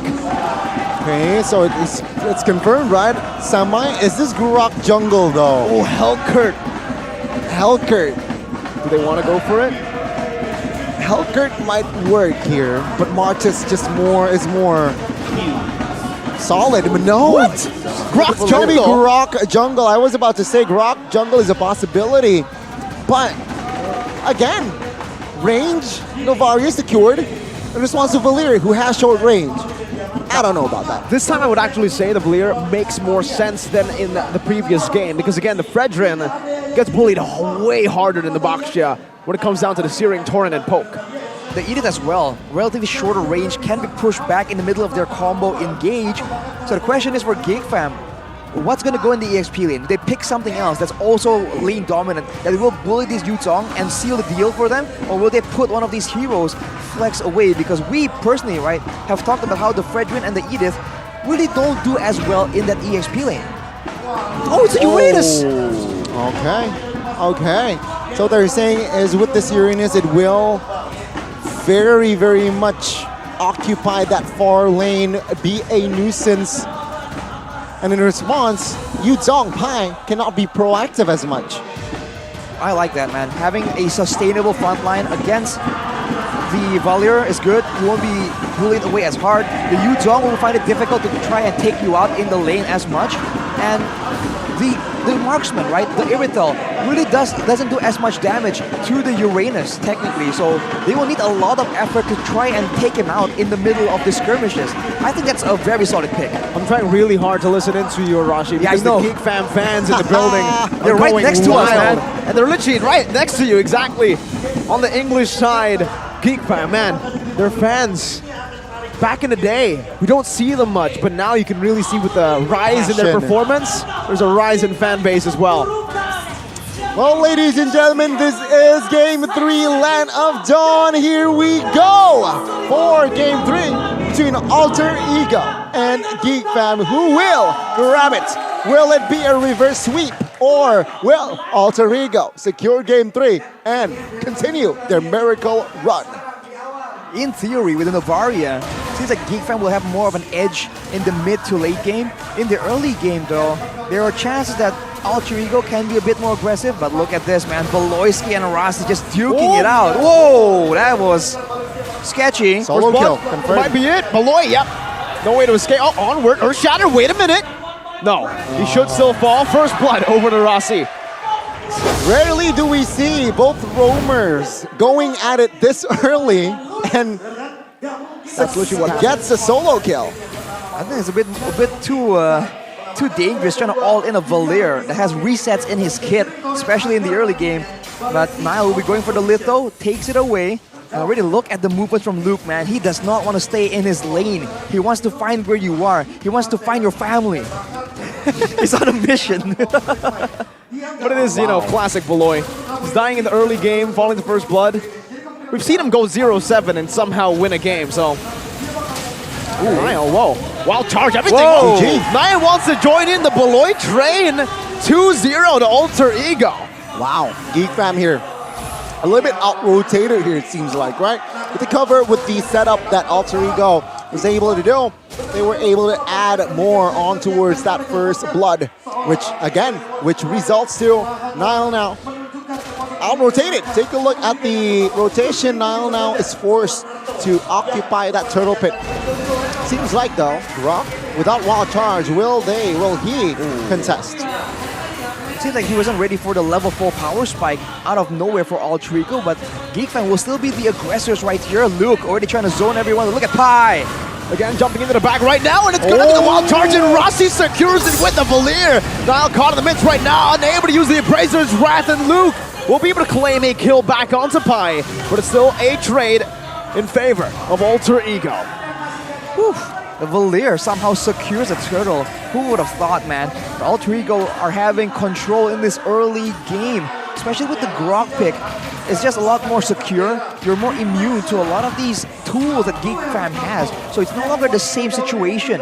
Now Beloyski on the Edith has very limited targets, but so far it's still very balanced, man. 1k gold isn't really telling on how the game is actually going. Oh, Nino still gets it.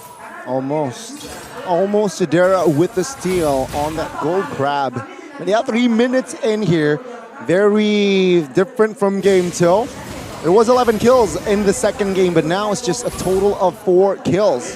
Again, both mid laners just smoking, but rotation-wise here, Alter Ego Esports, Arashi, they were able to find more success. 1,000 gold in economy already.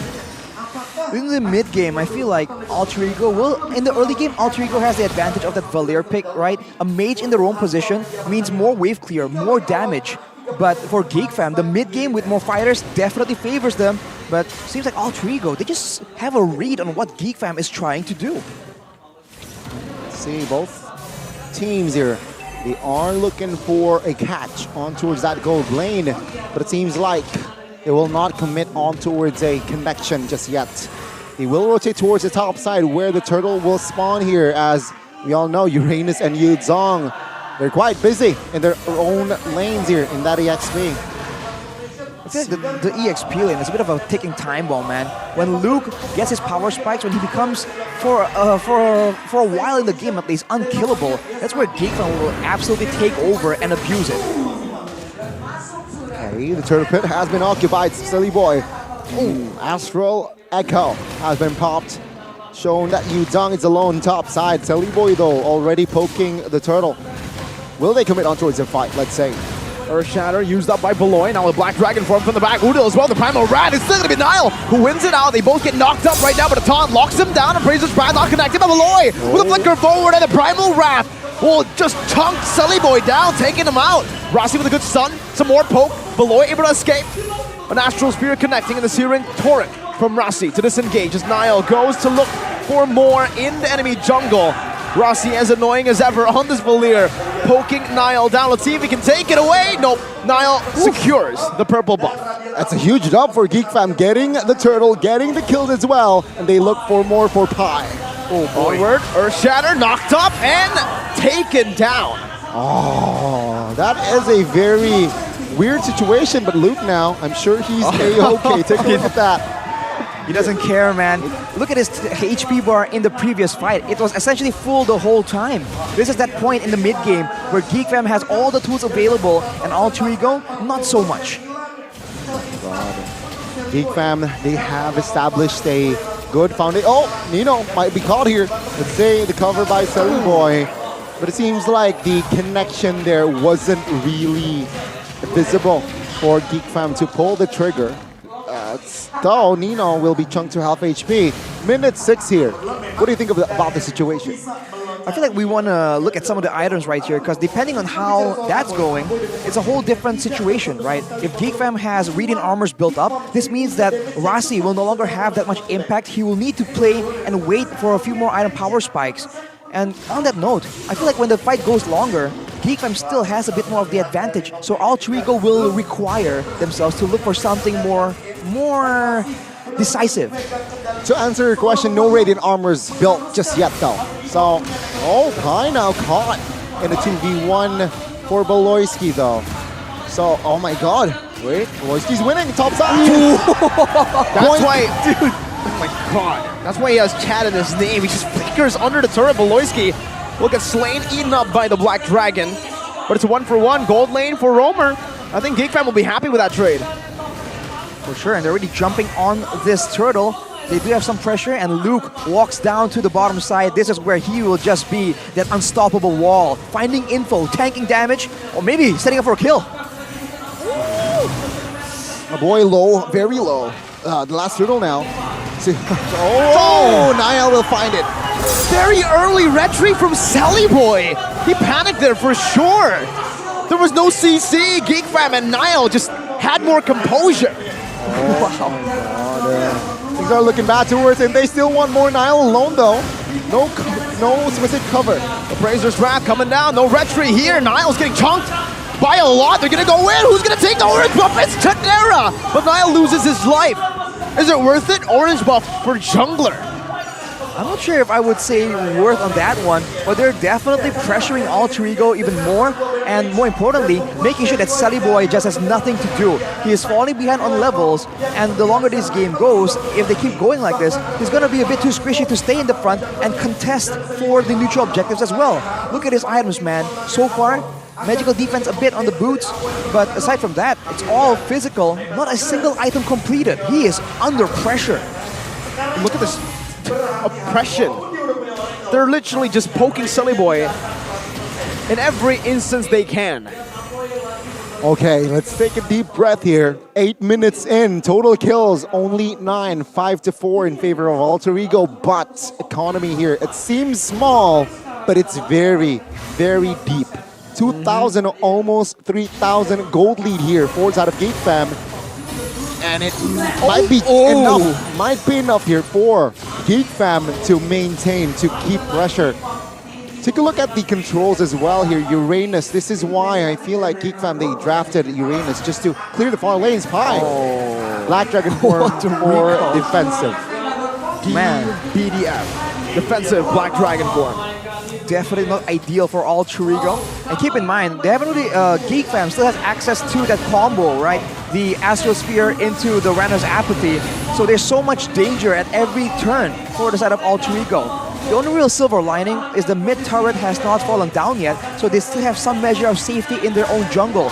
That might change very, very soon, because the Lord is being taken and Luke is just dragging everyone away. This is making Alter Ego Luke.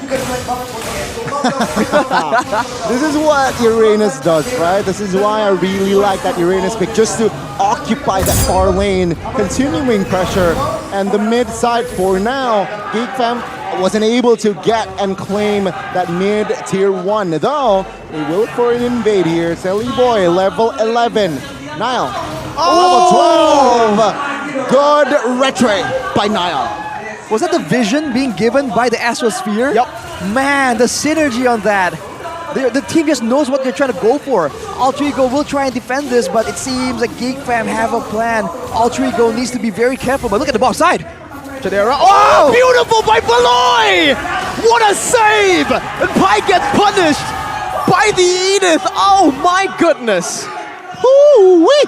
GeekFam showing synergy in game 3. 10 minutes in. Whoa, whoa, whoa. Oh, Dill. Okay, good disengage. Good body block as well by Sully Boy. Pops in that power of nature. Okay, mid tier 2 in. Yeah, will be taken down now. 5 side of GeekFam, they will grab more space. Things are looking bad to worse for the side of Alter Ego. Look at Luke. Luke is just smiling, chilling. Chilling is an understatement. He's having a vacation in the enemy base. Fun fact. All right. 3 anti-regions already built by the side of Alter Ego. And Dominance doesn't- Eye, Wow. Rossi and OD, Necklace of Duras, Odil and OD, and it doesn't affect the Uranus. Because they have anti-regen, but they don't have the damage to chunk him down in the first place. So even though he's not regenning as much, he's not taking as much damage to begin with. Look at that! Yeah. Full combos by any member, not even taking down, like, what, 100 HP? This is the Arashi, right? This Uranus is a problem. Who's gonna penetrate the Uranus? There's just no one. No, I mean, look at him. He is baiting everyone in. He's using this Uranus to perfection. That's why we were talking about that. The Irithel pick from the side of Alter Ego is not very high damage at all.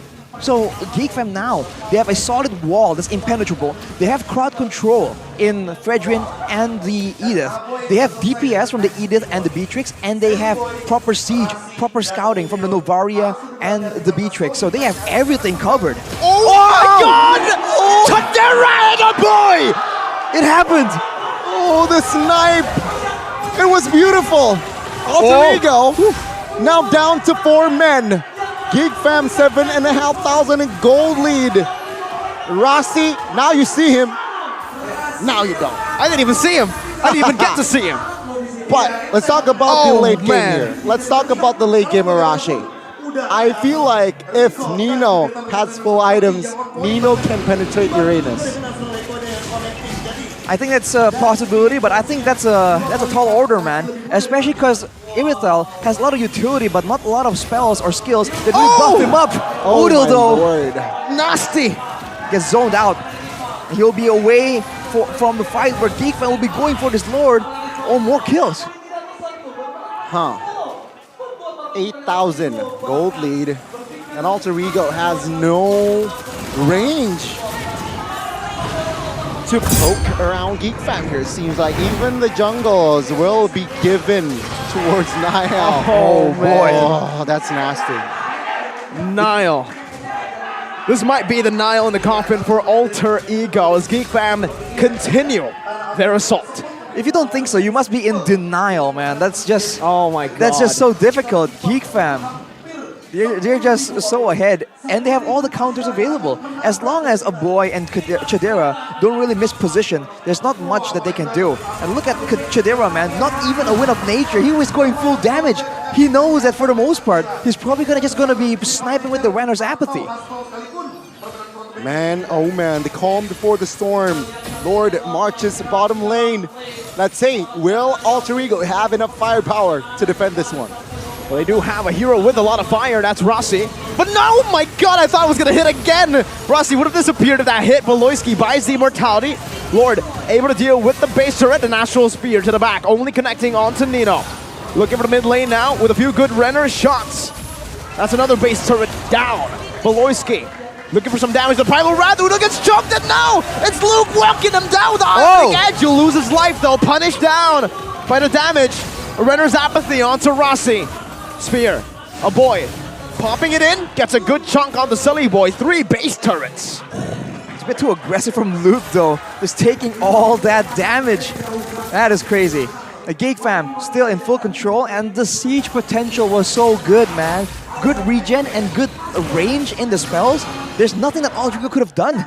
Even if they tried to bank on a huge engage using the Black Dragon form or a wild charge from Sully Boy, there's no way. They just can't get to them. Yeah, I mean, what they can do is just rely on mistakes, right? Just like what Luke did. He slightly overcommitted. Oh, not like this. Woo. Not like this. Psycho Fred.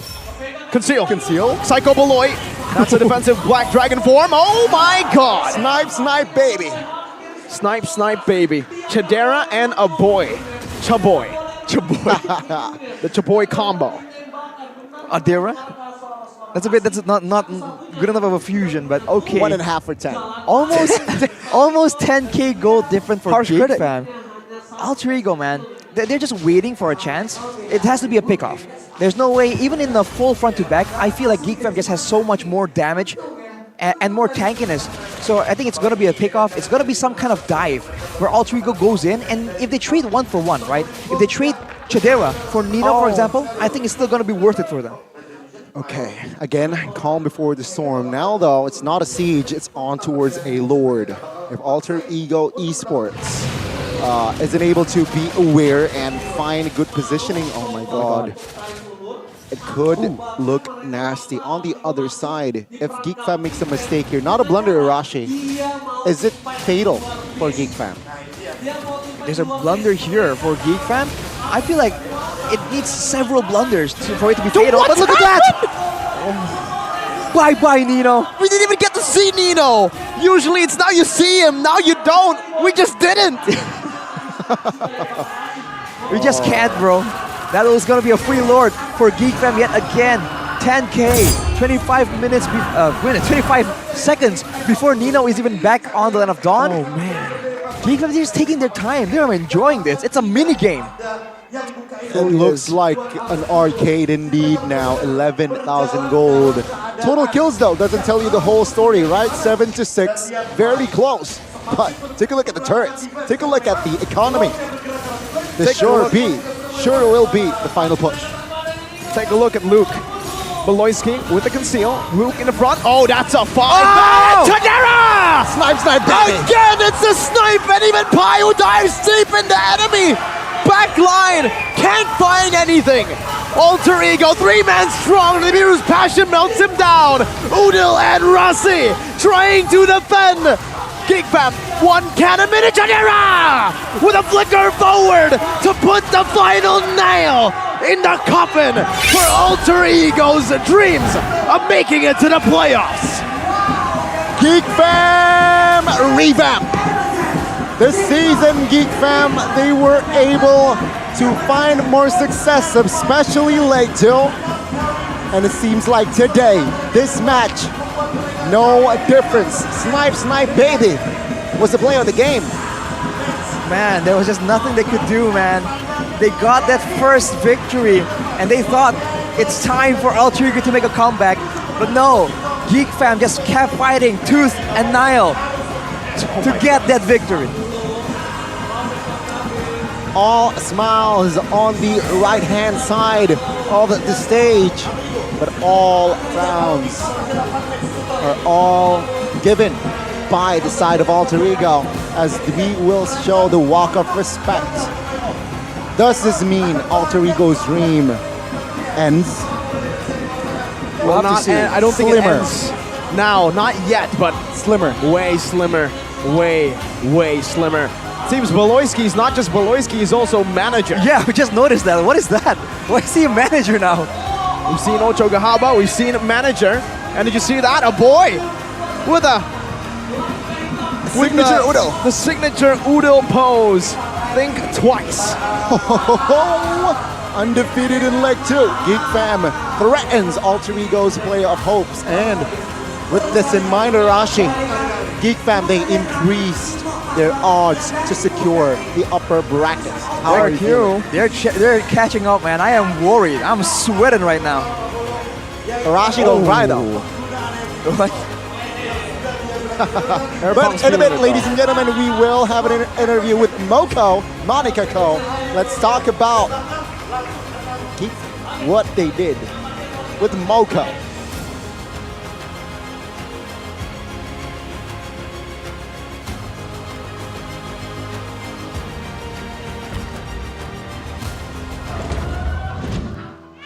Tepuk tangannya untuk Geek Fam!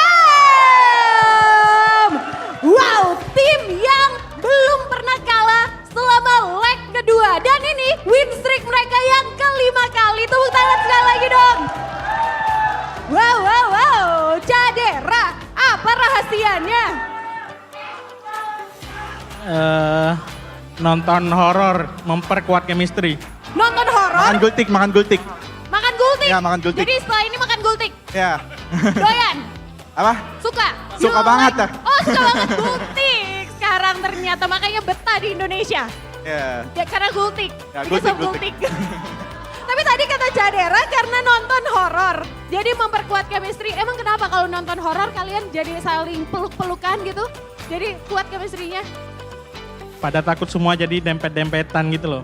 Oh, jadi makin kuat ya kayak sekarang nih, pada dempet-dempetan nih. Tapi Walaupun kita lihat game kedua, game ketiga bagus banget. Tapi di game pertama ada apa? Baloy, what happened on the first game? Kadera masih ngantuk sih, karena dia makan banyak makan. Banyak makan? Makanya apa? Masih ngantuk Gultik? game 1 ya.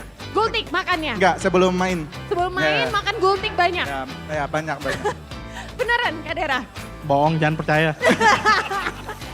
Tapi sekarang udah kenyang?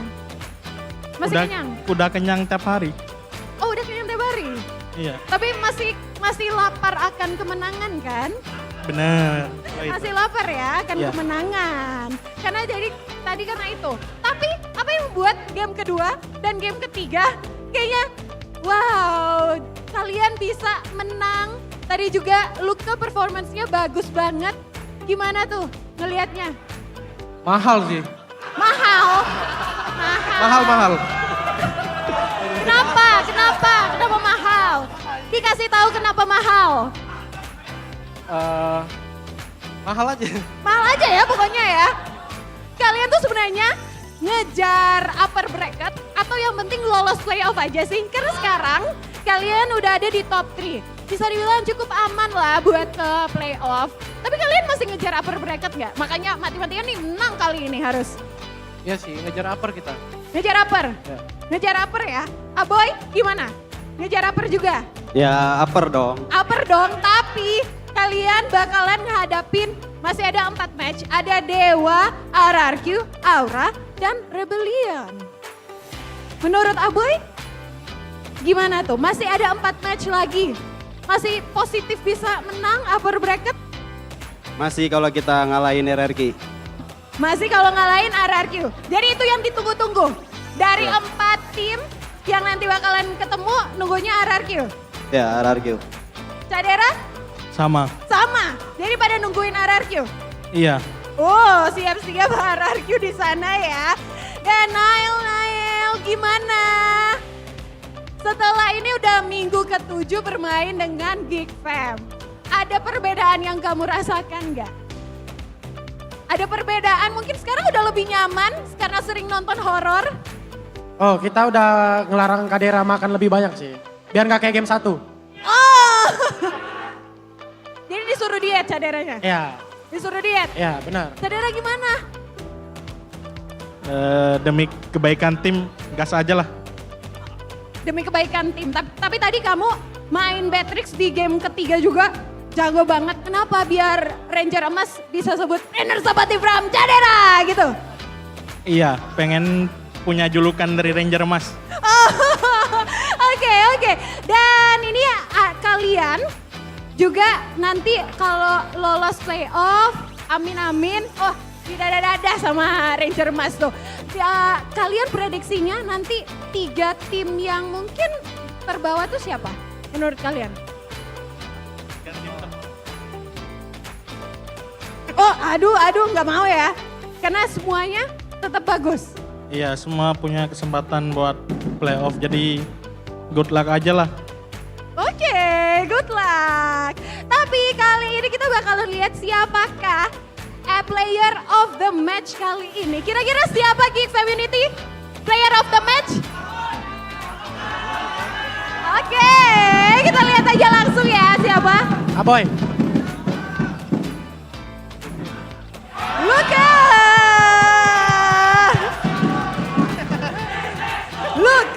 Luka, wow. Tadi di game yang kedua kamu juga MVP, kali ini kamu juga player of the match. Emang mahal banget kamu ya? Mahal. Mahal ya? Mahal kita. Mahal kita, artinya? Gak tahu. Mahal kita artinya apa sih? Apa? Mahal kita artinya? Aku cinta kamu. Aku cinta kamu. Jadi maksudnya mahal kita, aku cinta kamu atau mahal gitu? Mahal sih. Jadi mahal ya? Mahal aja. Mahal punya. Ya. Anyway, kamu ngejar jadi MVP of regular season gak sih?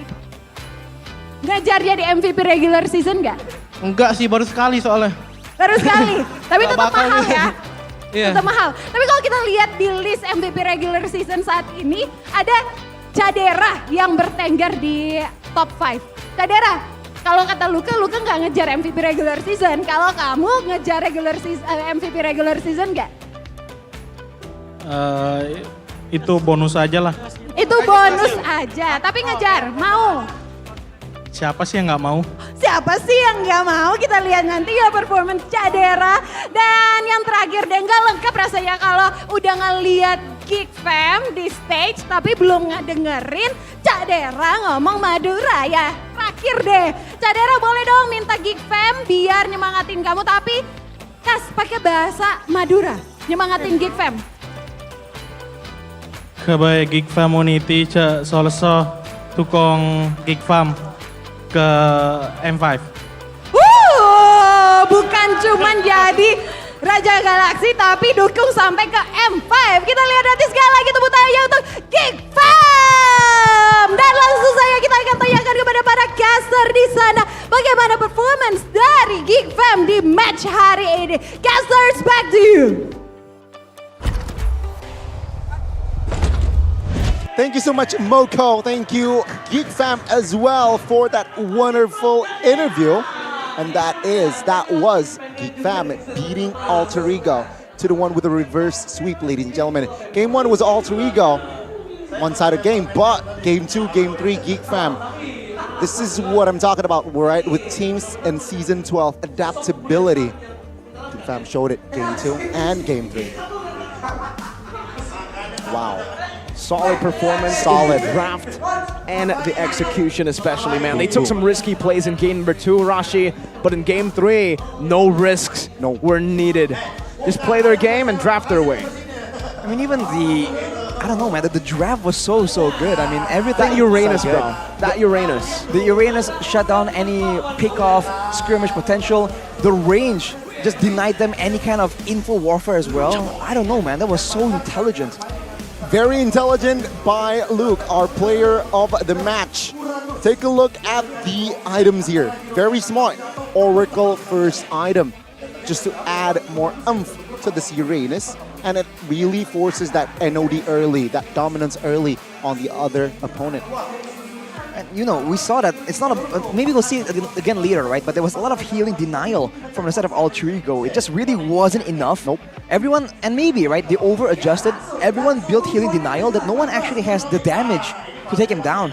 And I feel like, honestly, Uranus is probably a hard counter to the Irithel, man. I've never seen an Irithel able to just burst through a Uranus. Not just the Irithel, they're on man. the same, like... No one can really melt this guy down. Yep. Remember, Valentina, Valir, Yuzong, all right, we'll just take Yuzong out of there. And then Irithel, none of them can melt this guy down properly. Yeah, nobody can penetrate Uranus in this third game, and seems like it was more than enough for Luke to create this huge impact with Uranus. Well, let's take a look at the highlights right here, man. Early on, it's chaos as expected. A 1v1 duel among the roamers here to prove once and for all who is on top. But afterwards, the mutual objective play. Initially, it was a stolen turtle, and afterwards, just a messy fight from both these teams. And you're still wondering, like, maybe it's gonna be a 50-50 again. But then it's the mid-game where the power spikes were just so strong from the side of Geek Fam, particularly in the EXP lane. And abusing that, Geek Fam were just able to have their way with Alter Ego. Even here, Nail just keeps going into these risky areas of the map, and he just can't get punished. Nope. Nope. Take a look at this. Snipe, baby. Yep. Boom.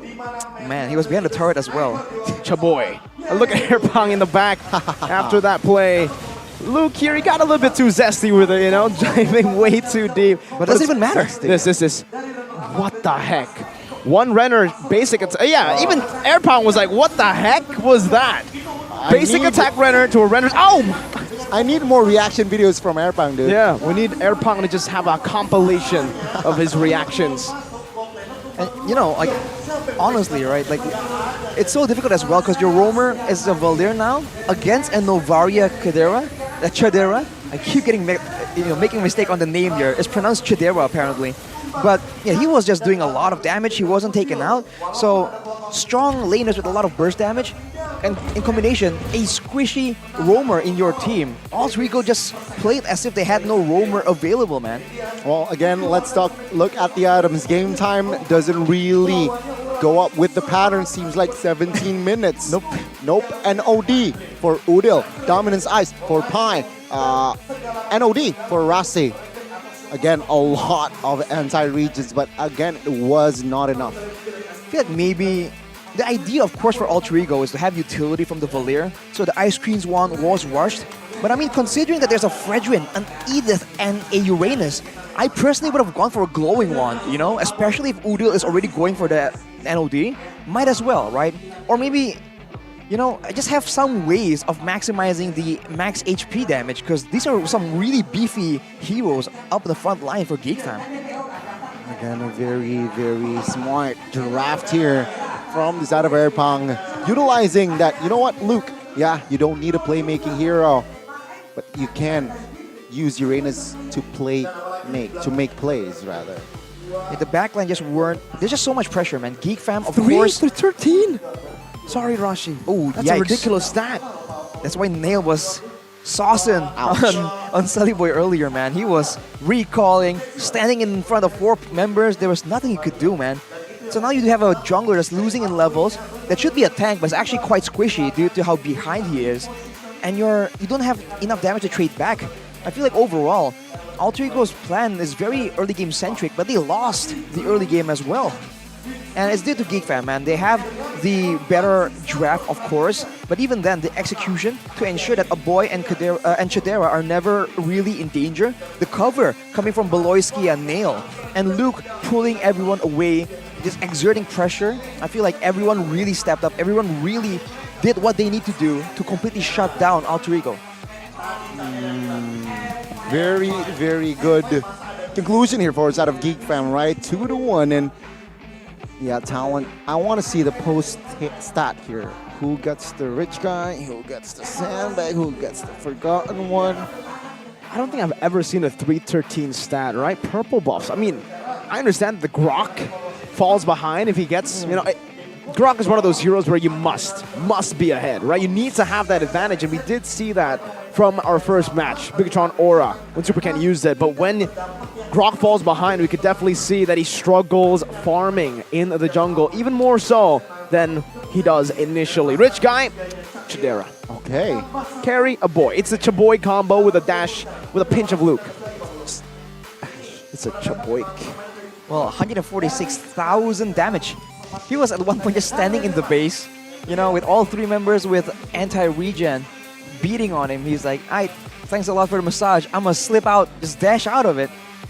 And that's just a painful situation to be in, man. And look at how behind they were. The one turtle that Alter Ego has was, you can say luck, you can say skill, but it was stolen by Rasi, and it's the only one given to Alter Ego. Everything else was completely stolen, including Sully Boy's buffs, like you mentioned, Mirko. So it was it was a very difficult time. You know what? It seems like Geek Fam, they weren't really awake in game 1.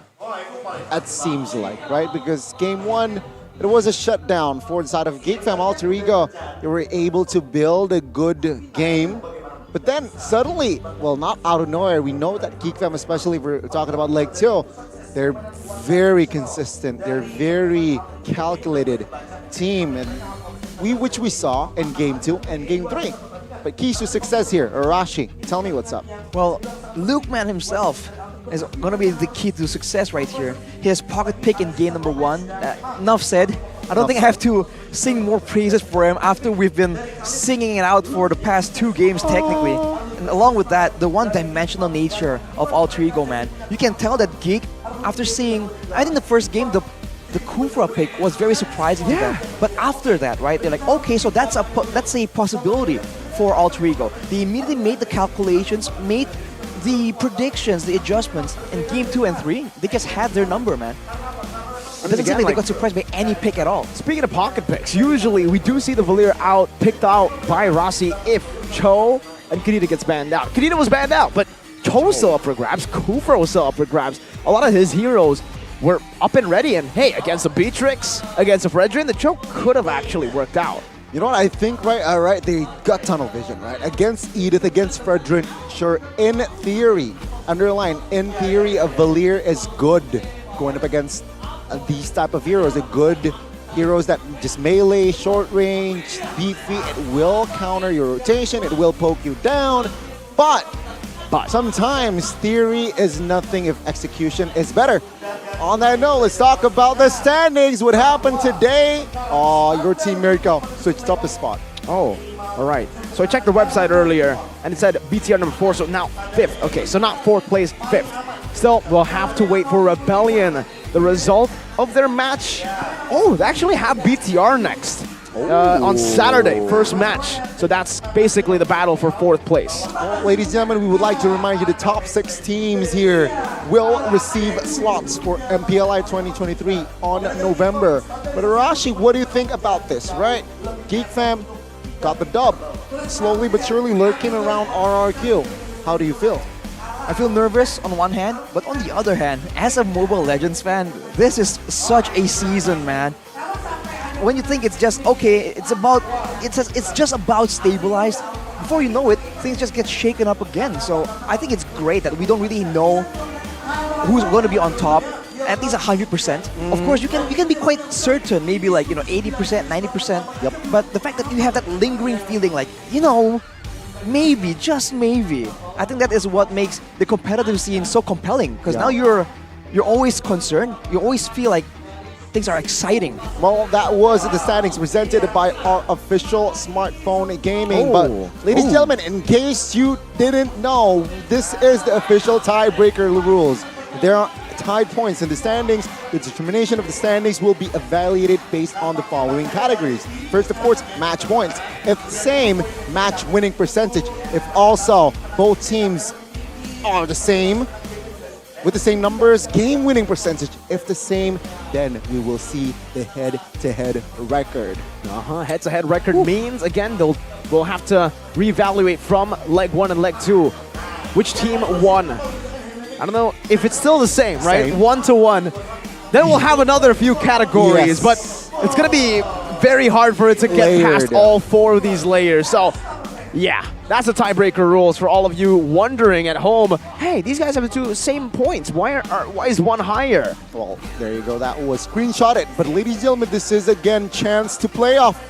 Biggertron, high percentage alongside Dewa, but take a look at 7. Wait a minute. Wait, what? 9. Biggertron are 5th, but their chance of playoffs is lower than Dewa. That is a very interesting. That's a stat. Indeed, that is a stat. I think both are 67%, but yeah, it wasn't rounded up. Exactly. Or, let's see though. 7, 8, 9, 30, 43, and 32. Still with the highest chance in the red zone is currently the White Tigers, the Evolve Legends. But let's take a look at the chance of upper brackets. Geek Fam, 44%. 44. I think it's gonna go higher, man. Definitely. But I think, of course, Onyx and RRQ are up there. They're great. They're exciting. But Rebellion Zion, man, who really would have predicted? Out of nowhere. It's been a few seasons when we all were saying like, oh, they're improving so much. They're gonna go big, and then they improve, but not like marginally. They get a better placements, and then that's about it. This season, man, they are on fire. I think no one can really argue with how well they've been playing, their accomplishments as well. Of course, it's a bit less consistent compared to the teams above them, but they've been able to take out RRQ. They've taken one game from Onyx. I think they are a real contender right now. Yeah, they change things significantly this season, right? And if they can stay consistent, especially if we're talking about playoffs later on, they could surprise us, perhaps getting a ticket to M5 if they can stay consistent. So this is what I'm expecting, right? Teams rising to the occasion, but it seems like for now, this moment, it is still the Royal Besties in the first and second spot. For now. Anything can change. For Arashi's sake, he doesn't want it to change. But for Shefin's sake, yes please, he says. Back at home, 7-5. I'm just really interested to see the battle for playoffs more, because again, RQ are fighting for upper brackets, and Evos are playing for playoffs. Both of them will meet in Saturday, but we'll take a look at tomorrow's schedule first. We got fiery matches for tomorrow. 2 matches. We got Geek and as well as Dewa. Dewa Unit fighting to stay in the safe zone. Meanwhile, Geek Fam trying to increase their odds to that upper. But on the second match, we got Onyx and Aura, the first and the last. The Alpha and the Omega will be going head to head. Second match. That is so tough, man. Heaven and hell. Onyx are in heaven. They're, number one. Quite literally, And yeah. Aura, Vikings. they're literally all the way in the bottom. So, Dragon. there's still a chance, though, for the Dragons. And they did beat Onyx with Aran in the first leg. They also did beat Bigatron. So, have things changed that drastically? What happened to the Aran effect? Then teams got over and the rotation of Aran. Finally got the read. You just can't stay stagnant, man. You keep doing the same thing, people are gonna catch on. These are top tier teams, man. They're gonna let you do the same thing over and over again. Eventually, they will find a solution. I think that's the lesson that Aura is learning the hard way, the very hard way. Well, here's a solution for you if you want more quota, alright? Check out Dunia Games. Dunia Games. Lebih hemat dan langsung dapat quota. 3 gigabytes. What does that mean? That means if you want to go and be more, thrifty? Yes. And as well as you want to get quota instantly, 3 gigabytes. Check out Dunia Games Telkomsel. If you want to watch your favorite team play, if you want to play and look cool, be cool with your cool skins on your Mobile Legends, check out Dunia Games Telkomsel. Don't forget to check your data quota before playing so you don't run out in the middle of the game. If you're in luck, because Dunia Games has a promo for you, every purchase of MLB vouchers or items using Telkomsel will give you extra savings and additional 3 gigabytes of quota. Check out and buy duniagames.co.id or through the Dunia Games app. Basically, what Gani said is if you want to be cool and not drool in your games, then go get Dunia Games, you fool. Yeah. Ladies and gentlemen, and to add on to that, if you want to buy skins, you should also check out this e-commerce, right? Blee. The skin should be on just like your skill, so you can play with more confidence. Use Blee to purchase game vouchers and top up more efficiently with a 10% cashback. Arashi, have you used Blee? Yeah, why do you think we have so many skins, boy? Is it easy? Yeah, easy is an understatement, man. It's much easier than easy. Scan the QR code right now if you want more. Again, there's an early bird ticket. MPL ID Season 12. Buy it now, starting from less 59 than 16K. Less than, that's 59K, 1K away from 60. And you guys can go and get your playoff tickets now because it's selling like hotcakes. It's all... Last time they did this in Season 11, it sold out in like what, 3-4 days? 3 blinks. 3 blinks. 3 blinks, wow. Well, one day that'll happen. Exactly, ladies and gentlemen, and that is Week 7, Day 1 with Gani Mirkon as well as Arashi. And boy, 2-0 in our first opening match. Opening day in 2-1. We still have more matches tomorrow. The Tomorrow. Battle of Heaven and Hell. We also have the Classic Derby. on Evos versus RQ. Also, number 2 against number 2 from the bottom. Top and bottom. So, wow. What are the odds, man? It's so intense. You already know some people are saying like, hey, this is scripted. What? How is it possible? I don't even think if it was scripted, it could be as good as it is right exactly. now. Well, ladies and gentlemen, on that note, we have to close out for today. Gani Mirko and as well as Arashi, we sign out. See you tomorrow. We own this. We own We this. own this.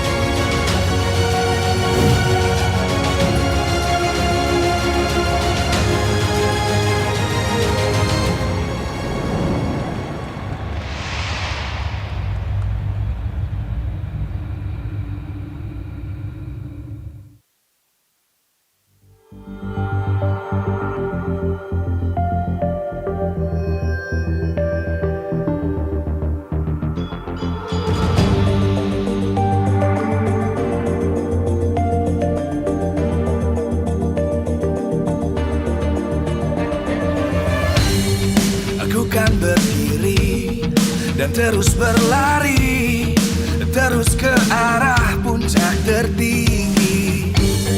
Ku takkan berhenti, hanya sampai di sini. Kemenangan abadi menanti. You know we won't miss if we unite our focus. And if you haven't noticed, we all live. Nyalakan apimu, hadapi semua tantangan, hadang semua